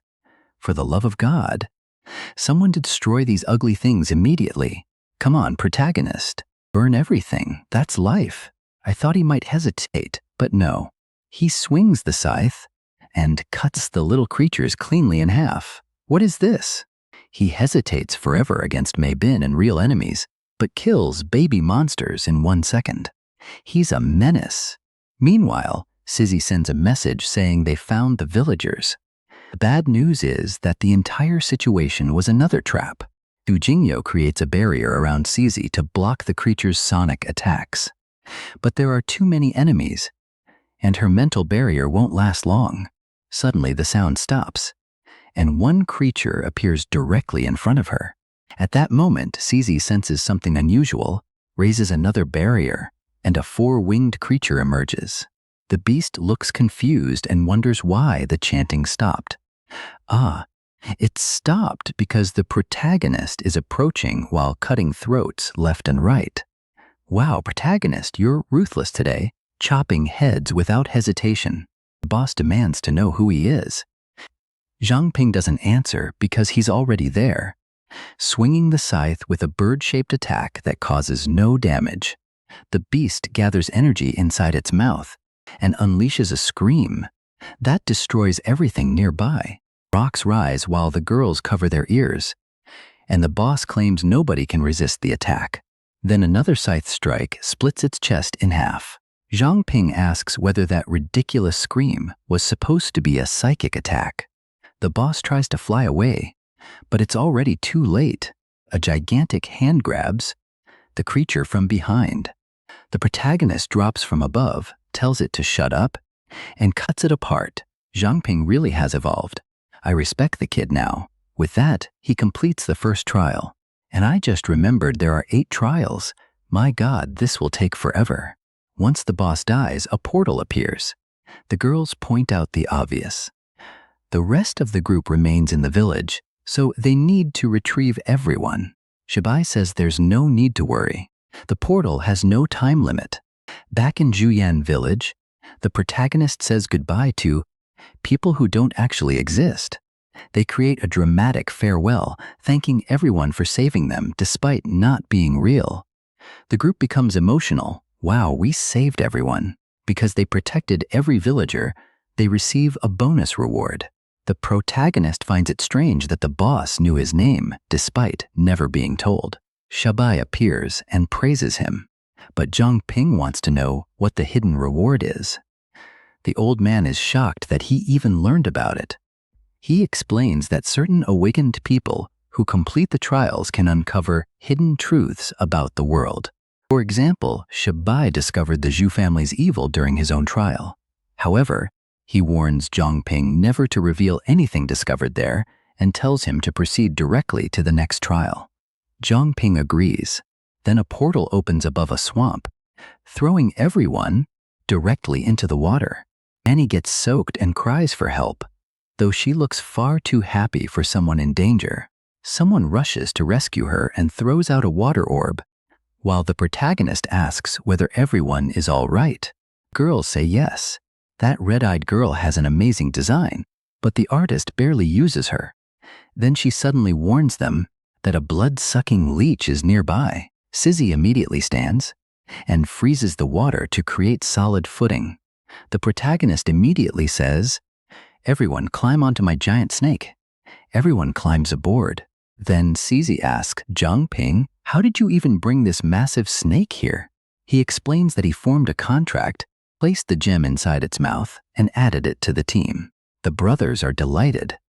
One hugs the snake's enormous head and says he couldn't live without his big snake. The entire group rides forward while Shibai asks whether anyone actually received the mission objective yet. The girls admit they have no idea. Suddenly, Su Jingyo senses something approaching. A small boat drifts toward them, greeting the brave warriors. Zhang Chaozong jumps like an idiot, while the protagonist warns everyone that it could be a trap. The chubby man boards the boat while everyone else remains on the giant snake and enters the poisonous swamp. They pass through a town where every resident appears to be watching them. They enter a building where an elder welcomes the brave warriors, saying Ridge Village has finally received a ray of hope. He introduces himself as Wei Zongbo, a village elder, welcomes them humbly, and offers whatever hospitality they can provide. Shibai asks from the ring how he's related to Wei Shang. The elder says Wei Shang was his great-great-grandfather, which makes sense because Shibai took the trial long ago. The old man explains the village legend. Whenever hardship came, heroes appeared and restored hope. South of the village lived the black moon-chasing turtle, which had always been gentle and friendly, but recently became aggressive. Villagers were attacked and could no longer cross the water. The group must discover why the turtle changed. The protagonist promises to do his best, and the elder thanks him before offering food. Look at what we prepared. Heated sewage, delicious. Everyone, eat and enjoy yourselves. The protagonist analyzes the meal and confirms it looks highly questionable. Luhans offers Zhang Chaozong a double serving, but he immediately refuses. Analysis confirms the food is extremely suspicious but technically safe. I wouldn't eat that swamp sludge even if someone paid me. Shibai explains that his old mission involved finding a black turtle egg, probably from this same creature. Su Jingyo finds it interesting that the villagers influence each trial instead of everything being predetermined. The protagonist wonders whether the villagers might be eternally looping zombies, but then questions how the turtle could grow. Why does the current elder appear to be the descendant of the elder from Shibai's trial? Maybe these people are actually real. They decide to rest and discuss the mystery tomorrow. Outside, the elders exchange glances and mutter that they hope the sacrifices are fresh enough. From what I can see, the only ones completely exposed atop the snake are those brothers. Look at the one in front. Seriously, that kid has no protection. Zhang Chaozong says this swamp feels exactly like every other place they visit. But Cizi says this place is different because the water feels far deeper than anywhere else. She also senses something moving beneath them. And suddenly, something races past and throws everyone off the snake. The protagonist activates his wings while Luhans rides his sword like a cultivator. Everyone else lands on an enormous block of ice that Cizi creates, and she says she'll make more platforms to keep them out of the water. Meanwhile, something begins wrapping around the giant snake. It looks like that rock Pokemon. Zhang Ping activates analysis, but the creature suddenly disappears. Even so, he senses something enormous nearby and can still issue commands. He calls for his big brother and orders the snake back into the contract gem. So he calls the snake big brother. This guy really doesn't help himself. Normally, contracted beasts turn into a beam of light when returning to the gem. But something feels wrong. Finally, the light returns toward the gem, just as an enormous geyser erupts from the water. Luan says, "Damn, that's the beast's true form." The moon chaser appears, an enormous turtle with a giant snake as its tail. The martial deadweight rushes in to prove how useless they are. He lands a full punch on the snake's head, while the protagonist restrains the turtle with chains. The artist went overboard. How many stars does it have? Let me count. 13 tiny stars. It's attacking from the right. The protagonist is shocked that the creature has king-level spatial abilities. He tells leader Jinbo to leave because he's useless. Jinbo turns around like, "What do you mean?" 1 second later, all three are trapped and in danger, forcing Zhang Ping to rescue them. At the same time, electricity explodes through the water, a cyclone appears, and the chains begin loosening. What is even happening? Changshan, "I think that's the tree elder," says he'll handle it. The protagonist says he'll leave everything to him. You could help too, protagonist. Don't dump everything on one person. As I said, the martial deadweight is being dragged beneath the water, completely useless. Then someone suddenly activates Reverse River, pushing the giant turtle back to the surface. Su Yangbo, the half-stone, half-tree elder, used that technique. Everyone coughs because they couldn't breathe, while the moon chaser accuses them of tormenting the village, stealing everything, and now trying to take her life. Confused, the protagonist asks what she means and whether other intruders came before them. He tries explaining that they don't want to be enemies, but naturally, the turtle doesn't believe him. Then one of the twins asks everyone to wait. The brother seated on the snake swears on his own life. The turtle becomes silent and watches him, and suddenly an enormous shadow passes overhead. The moon chaser tells the fool to protect his life because the true danger is in the sky. She dives underwater, saying they can talk after the group defeats that creature. The protagonist analyzes it and says this must be a joke. Something is wrong with the beasts in this trial, and now they face a bird with a sphere beneath its neck. It's only level 39 with 1-star potential. The protagonist is shocked because, despite being level 39, potential doesn't seem important here. The sphere-necked bird gathers energy inside its mouth and fires an ice laser. Everyone raises barriers and charges. I've noticed Luhan's rarely gets hit but also rarely hits anyone. Still, he always defends himself stylishly. He's an aura farmer. Poor Yangbo gets frozen solid. Cizi, supposedly the powerful and unstoppable Ice Queen, struggles just to create a barrier. She's shocked that the strange bird froze the entire area with one attack. The marshal Deadweight gathers aura and shouts that he'll reveal the power of the sun. Immortal body of crimson flame. He charges. He even lands a full strike directly on the sphere. The bird gets knocked backward. Maybe he isn't completely useless. At the same time, Changshan extends his branches, wraps them around the bird's neck, and slams it into the ground. With the water frozen, they can finally fight properly. Then a light attack shoots directly toward the sphere. I didn't understand at first. It was actually our dear Yangbo delivering a rapid series of punches. But the sphere-necked bird rises, thrashes violently, and breaks free. The marshal Deadweight stares at it, when one of the fighters steps forward and says, "The feast is ready." He even suggests betting on who can tear off the bird's neck first, and I think he'll get beaten again. Bai activates Beast King Fist, releasing a cloud of smoke, while the other two appear behind the creature and strike its head, knocking it to the ground. Jinbo prepares another explosion. He fires something resembling a tiny Kamehameha. Su Jingyo asks whether they always scream that loudly and behave so dramatically during battle. The protagonist says they lose so often that they're excited to finally hit something. The trio says they didn't even warm up and need to fight more. If only they knew how much I've mocked this trio. Suddenly, the moon chaser appears and asks whether that's the strange scent she detected. Cizi looks surprised and rushes forward with her sword, cutting open the sphere on the bird's neck and causing several small orbs to fall out.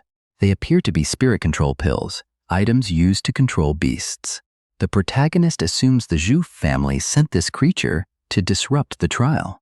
The turtle says she doesn't even know what the Zhu family is. She explains that moon turtles once ate these birds while growing. Doing so helped them adapt to cold lunar energy. For future generations, villagers occasionally collected some eggs. But several days ago, strangers arrived, used strange pills to control the bird, and stole every egg.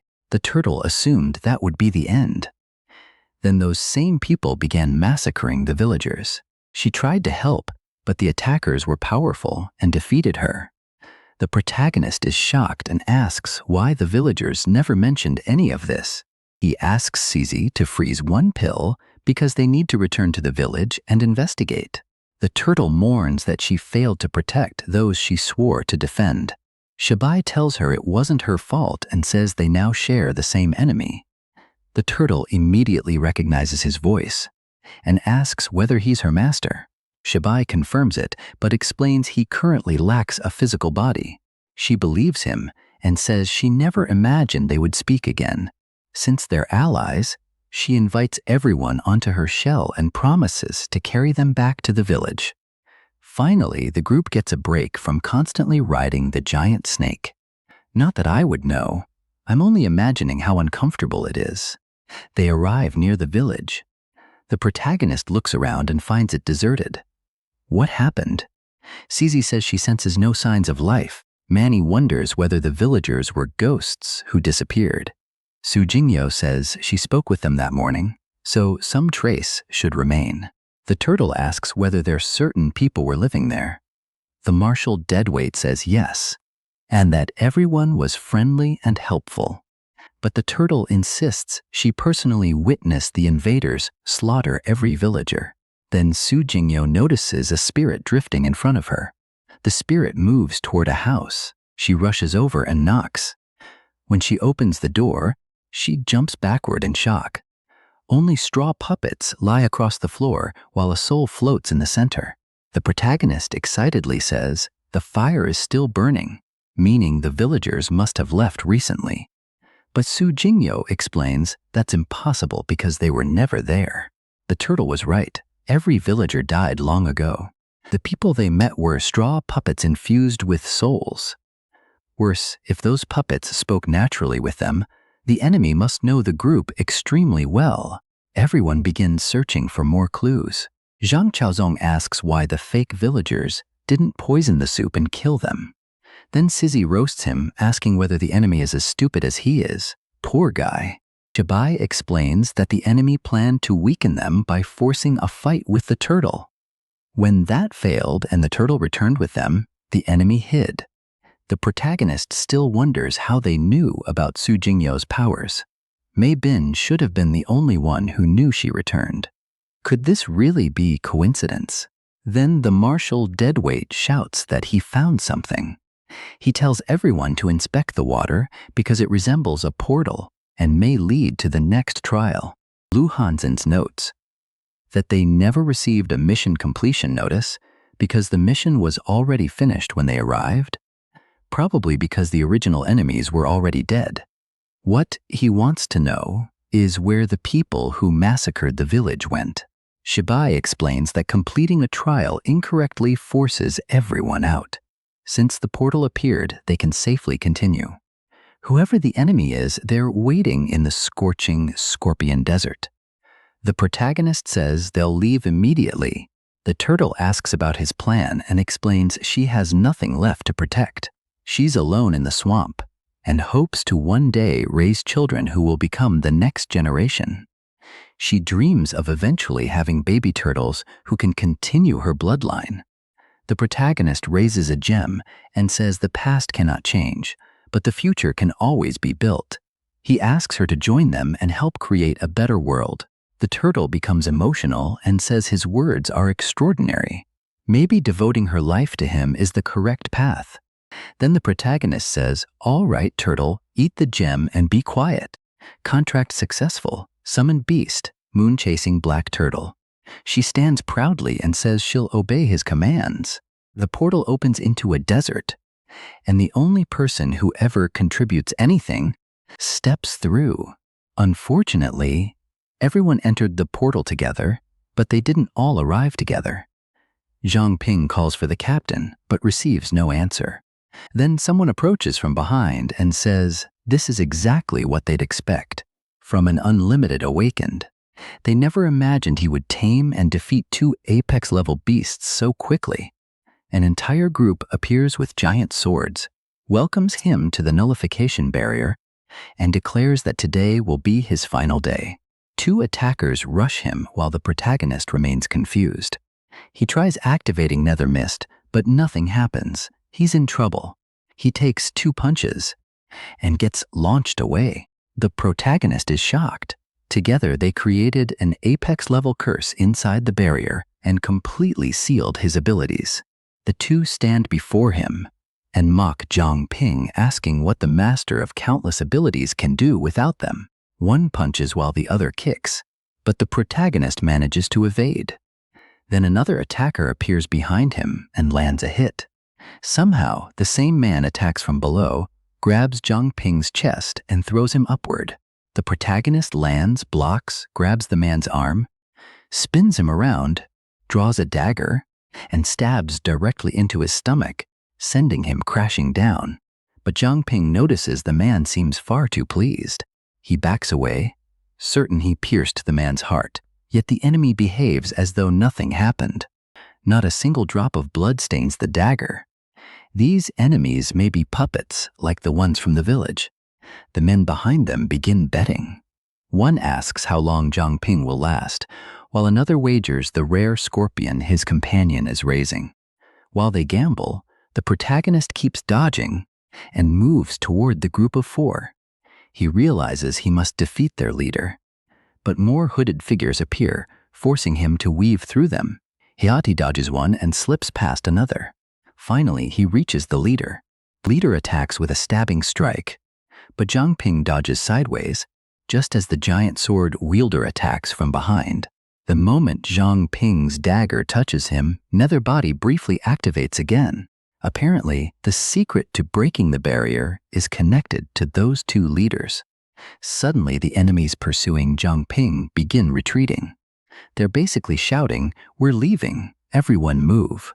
One man throws a full Spartan-style spear directly at Zhang Ping. The weapon flies toward him, but he jumps over it. Then the spear from the thumbnail somehow curves through the air and pierces his stomach, sending him to the ground, completely immobilized. Then the man walks over just to insult him. "Hey, idiot, you're nothing but dirt beneath my shoe." The protagonist demands to know how they isolated him inside this space. But the man with long bangs says it doesn't matter, because Zhang Ping is about to die and can take those questions to hell. Zhang Ping laughs and asks whether he wants him to prepare the road to hell first. The enemy asks if he really thinks he'll survive, and the sand suddenly shifts. A strange tremor spreads beneath them. The protagonist activates storage gem and releases the spirit control pills. A tornado forms around the group and everyone becomes confused.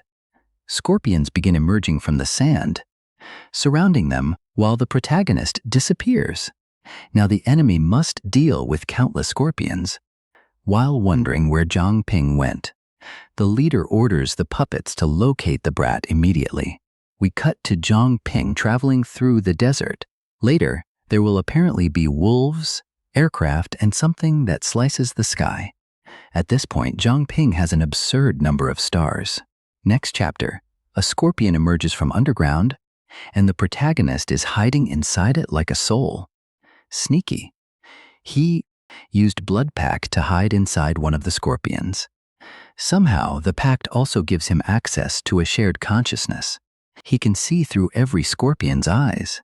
Perfect, because this is the ideal way to locate his entire team. 30 minutes later, he's running. It looks like he found them, but things aren't that simple. Shibai asks how the cheating protagonist used that ability and why they disappeared for 40 minutes. Zhang Ping explains that he was trapped, fighting for 30 minutes with every ability sealed and no access to his powers.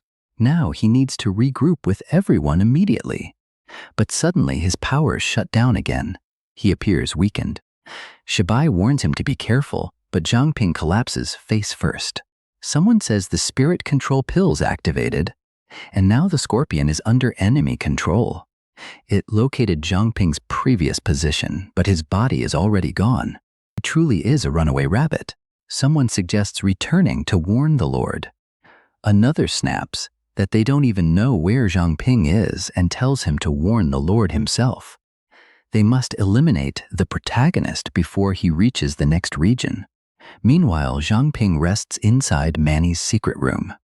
Everyone gathers around him while Czi asks what ability could completely suppress his powers. Shibai says they should wait until Zhang Ping wakes and let him explain. But Manny senses something strange approaching from outside the shelter. The Marshal Deadweight says they'll face any enemies directly. At least, Marshal Deadweights are useful when everyone's abilities are sealed. Hopefully.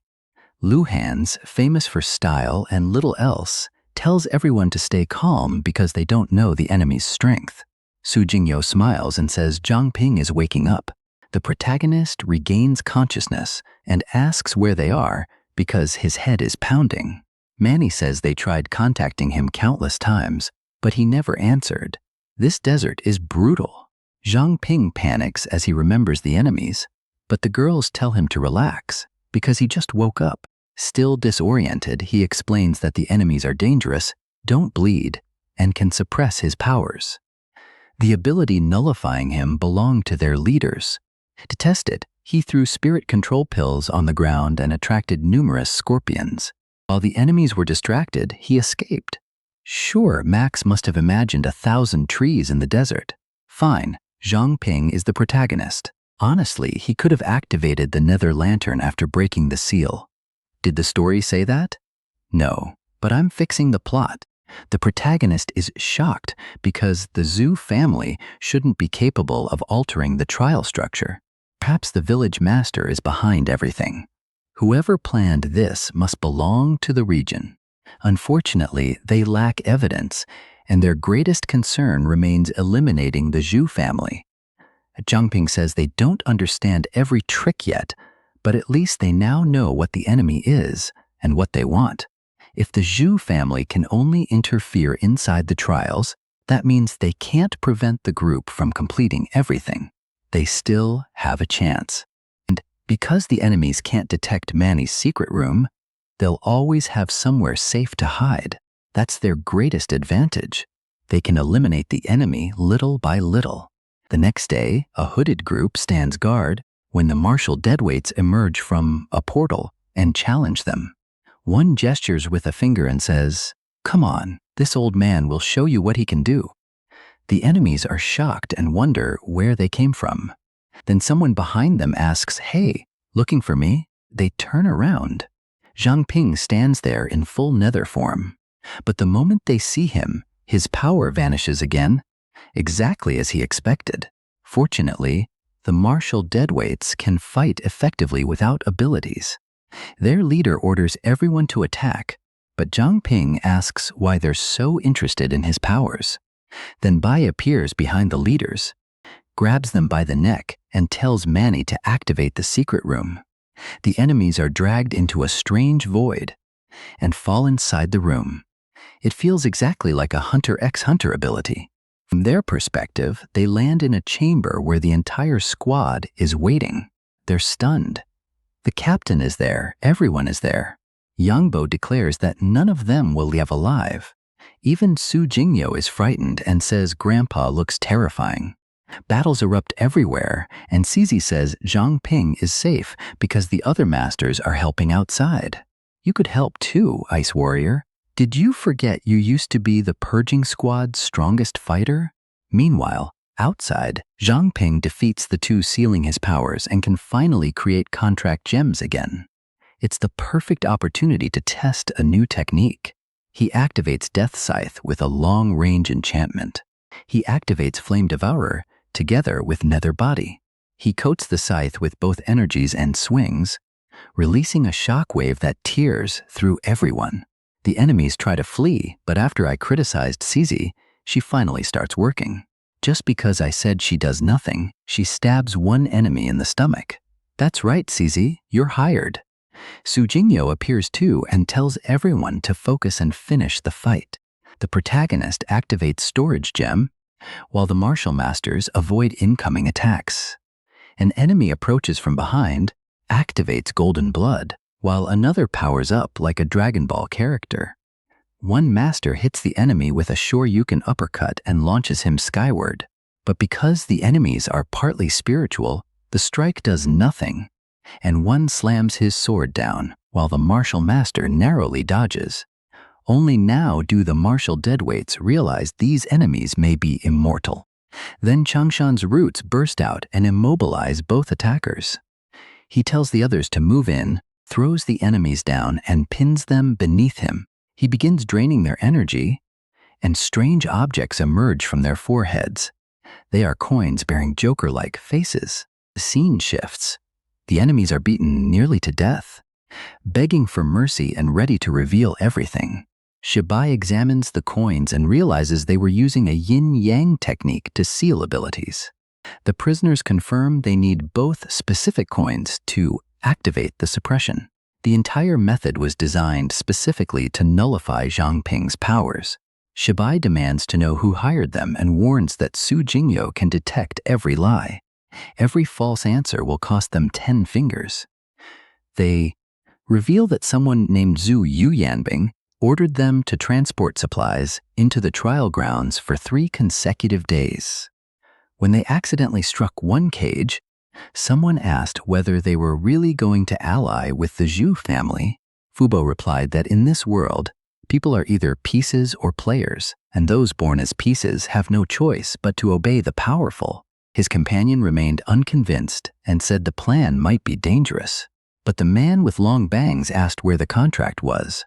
The masked man remained silent, so he demanded an answer. The masked man simply told them to leave the supplies and disappeared. Furious, one refused to accept that. They risked their entire team retrieving the supplies and weren't delivery workers he could ignore. When he grabbed the masked man's shoulder, dark energy blasted him. Backward, the masked man turned and said they had one final chance. They needed to disappear. Back inside Manny's secret room, Shibai asks whether Sang Ping defeated everyone outside. Zhang Ping says yes and asks whether they learned anything useful. For example, why does the Zhu family want the ghost foxes? And what's really happening? The 2 prisoners say they don't know. They were merely following orders inside the trial. Shibai says these useless men possess no meaningful information, though their heart-devouring ability resembles the celestial fox transformation. He asks where the masked person who collected the captive foxes went. Everyone says they don't know. The masked man ordered them there, warned that anyone following him would die, then vanished. It's strange that anyone can move so freely through the trial grounds. He may be another unlimited awakened. The prisoners say they've revealed everything and can be killed because they have nothing left to offer. But the gray-haired man values his life more and repeatedly bows, begging Bai to spare him. His companion asks whether Fubo truly intends to humiliate himself. Fubo says yes because he refuses to die for nothing. Both begin crying, and the protagonist feels sympathy. If this were the ruthless Zhang Ping from 10 episodes ago, he would already have swung the scythe and killed them. Instead, he summons a gem and says they'll obey his commands and swallow everything. Anyone who wants to survive must prove their value. The men look at one another. This seems worse than Zhu family punishment. One asks whether swallowing everything means he'll be forgiven. If that's the condition, he immediately swallows the gem. The scene shifts to the 4th trial, the snow forest. Poor Zhang Chaozong suffers with his beard frozen solid, while the man who swallowed the gem remains stored inside contract gem. The system announces that a massive horde will attack and they must survive. But immediately, Zhang Ping notices a strange castle ahead. It's White Seal City, and one resident comes out to welcome them. While walking through the city, Su Jingyo says it's been a long time since she saw architecture this impressive. A knight escorts them to lodging and says one night costs 10,000 with heating charged separately. The chubby man asks why prices are worse than in a major city. They're heroes coming to save everyone, so shouldn't they receive a discount? But the knight walks away and sarcastically says, "Sure, great saviors. Stay or leave, it doesn't matter." Clearly, someone arrived before them and caused trouble. With no alternatives, the group accepts. They sit down for a warm dinner. Everyone eats while Zhang Chaozong gains even more weight. Shibai explains that when he completed this trial, the enormous city was only a tiny village. He never expected such growth. The protagonist says, the mission notification warned that a beast attack will occur tomorrow. Someone nearby asks whether he means the apocalypse wolves. The man puts an arm around Zhang Ping and says everyone already knows about them. Surely they noticed the massive ballista platforms. He explains that each can fire 5 giant bolts at once, so no number of wolves can break through. But the protagonist finds this suspicious. If victory were so easy, there wouldn't be a mission. He glances at Su Jingyo, unable to leave the pretty girl alone, and starts talking. "So, sweetheart, sitting alone? What are you thinking about?" She says it's been a long time since she saw Pearl City. She wonders how everyone there is doing. Without the protagonist around, things are probably going wonderfully, right?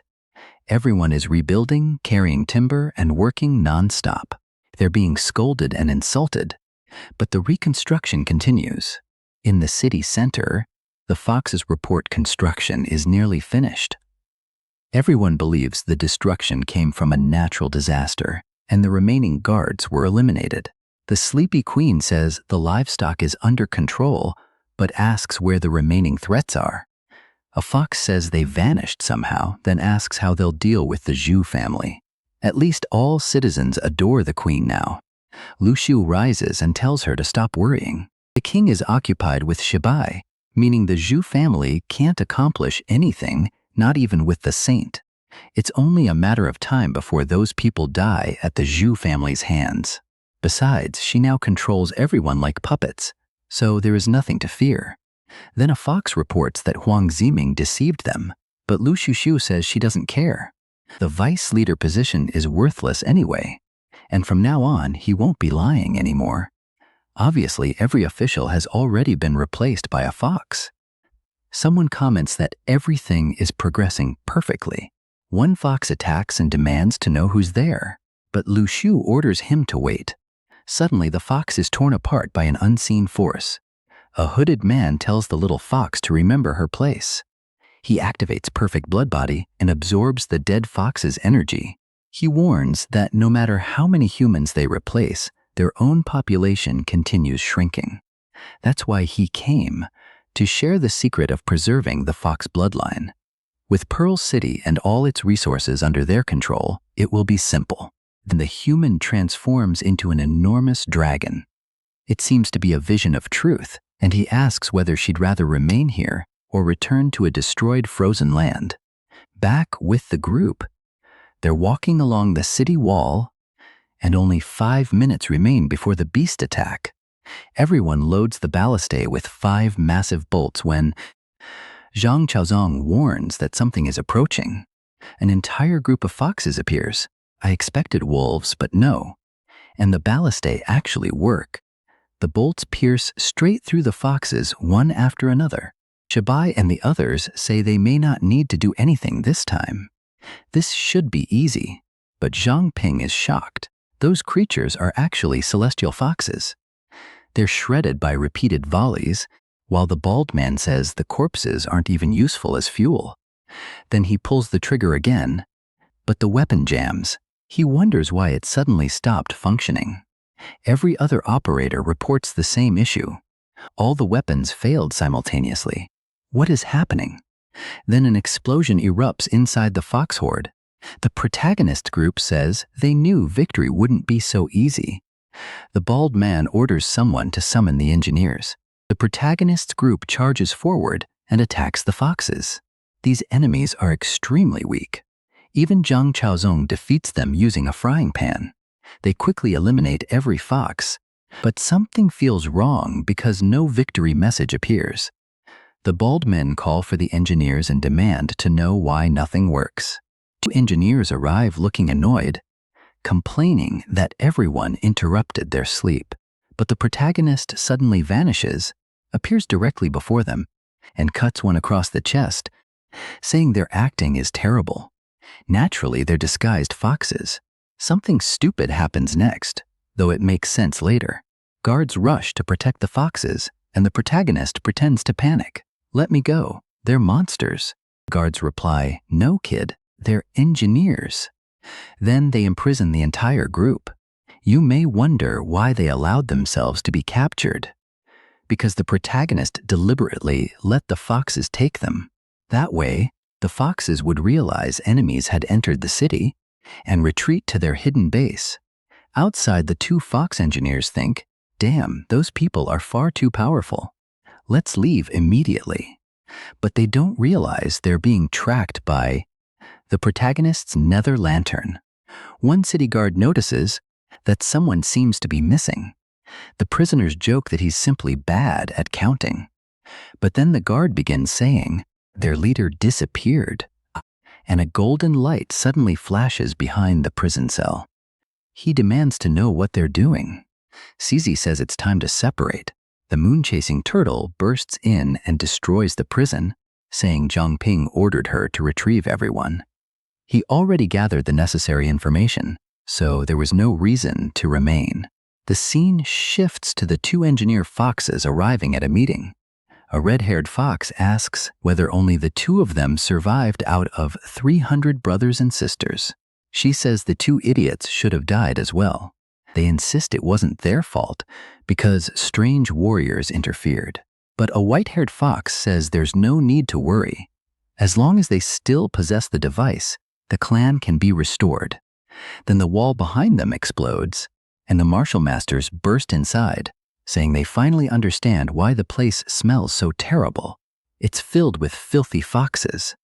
The foxes panic and accuse the engineers of leading the enemy directly to their base. The protagonist appears like death itself, wearing a mask and holding his scythe, declaring that by his ancestors' will, he came to cleanse the trash. One fox asks who he is, but before she finishes, purple energy erupts everywhere, and several foxes are already dying. At the same time, the martial master declares that nobody will escape and punches one fox so hard that she explodes against the floor. The red-haired woman begins, kicking every enemy nearby, while Luhan sends his flying sword across the room. Everyone celebrates.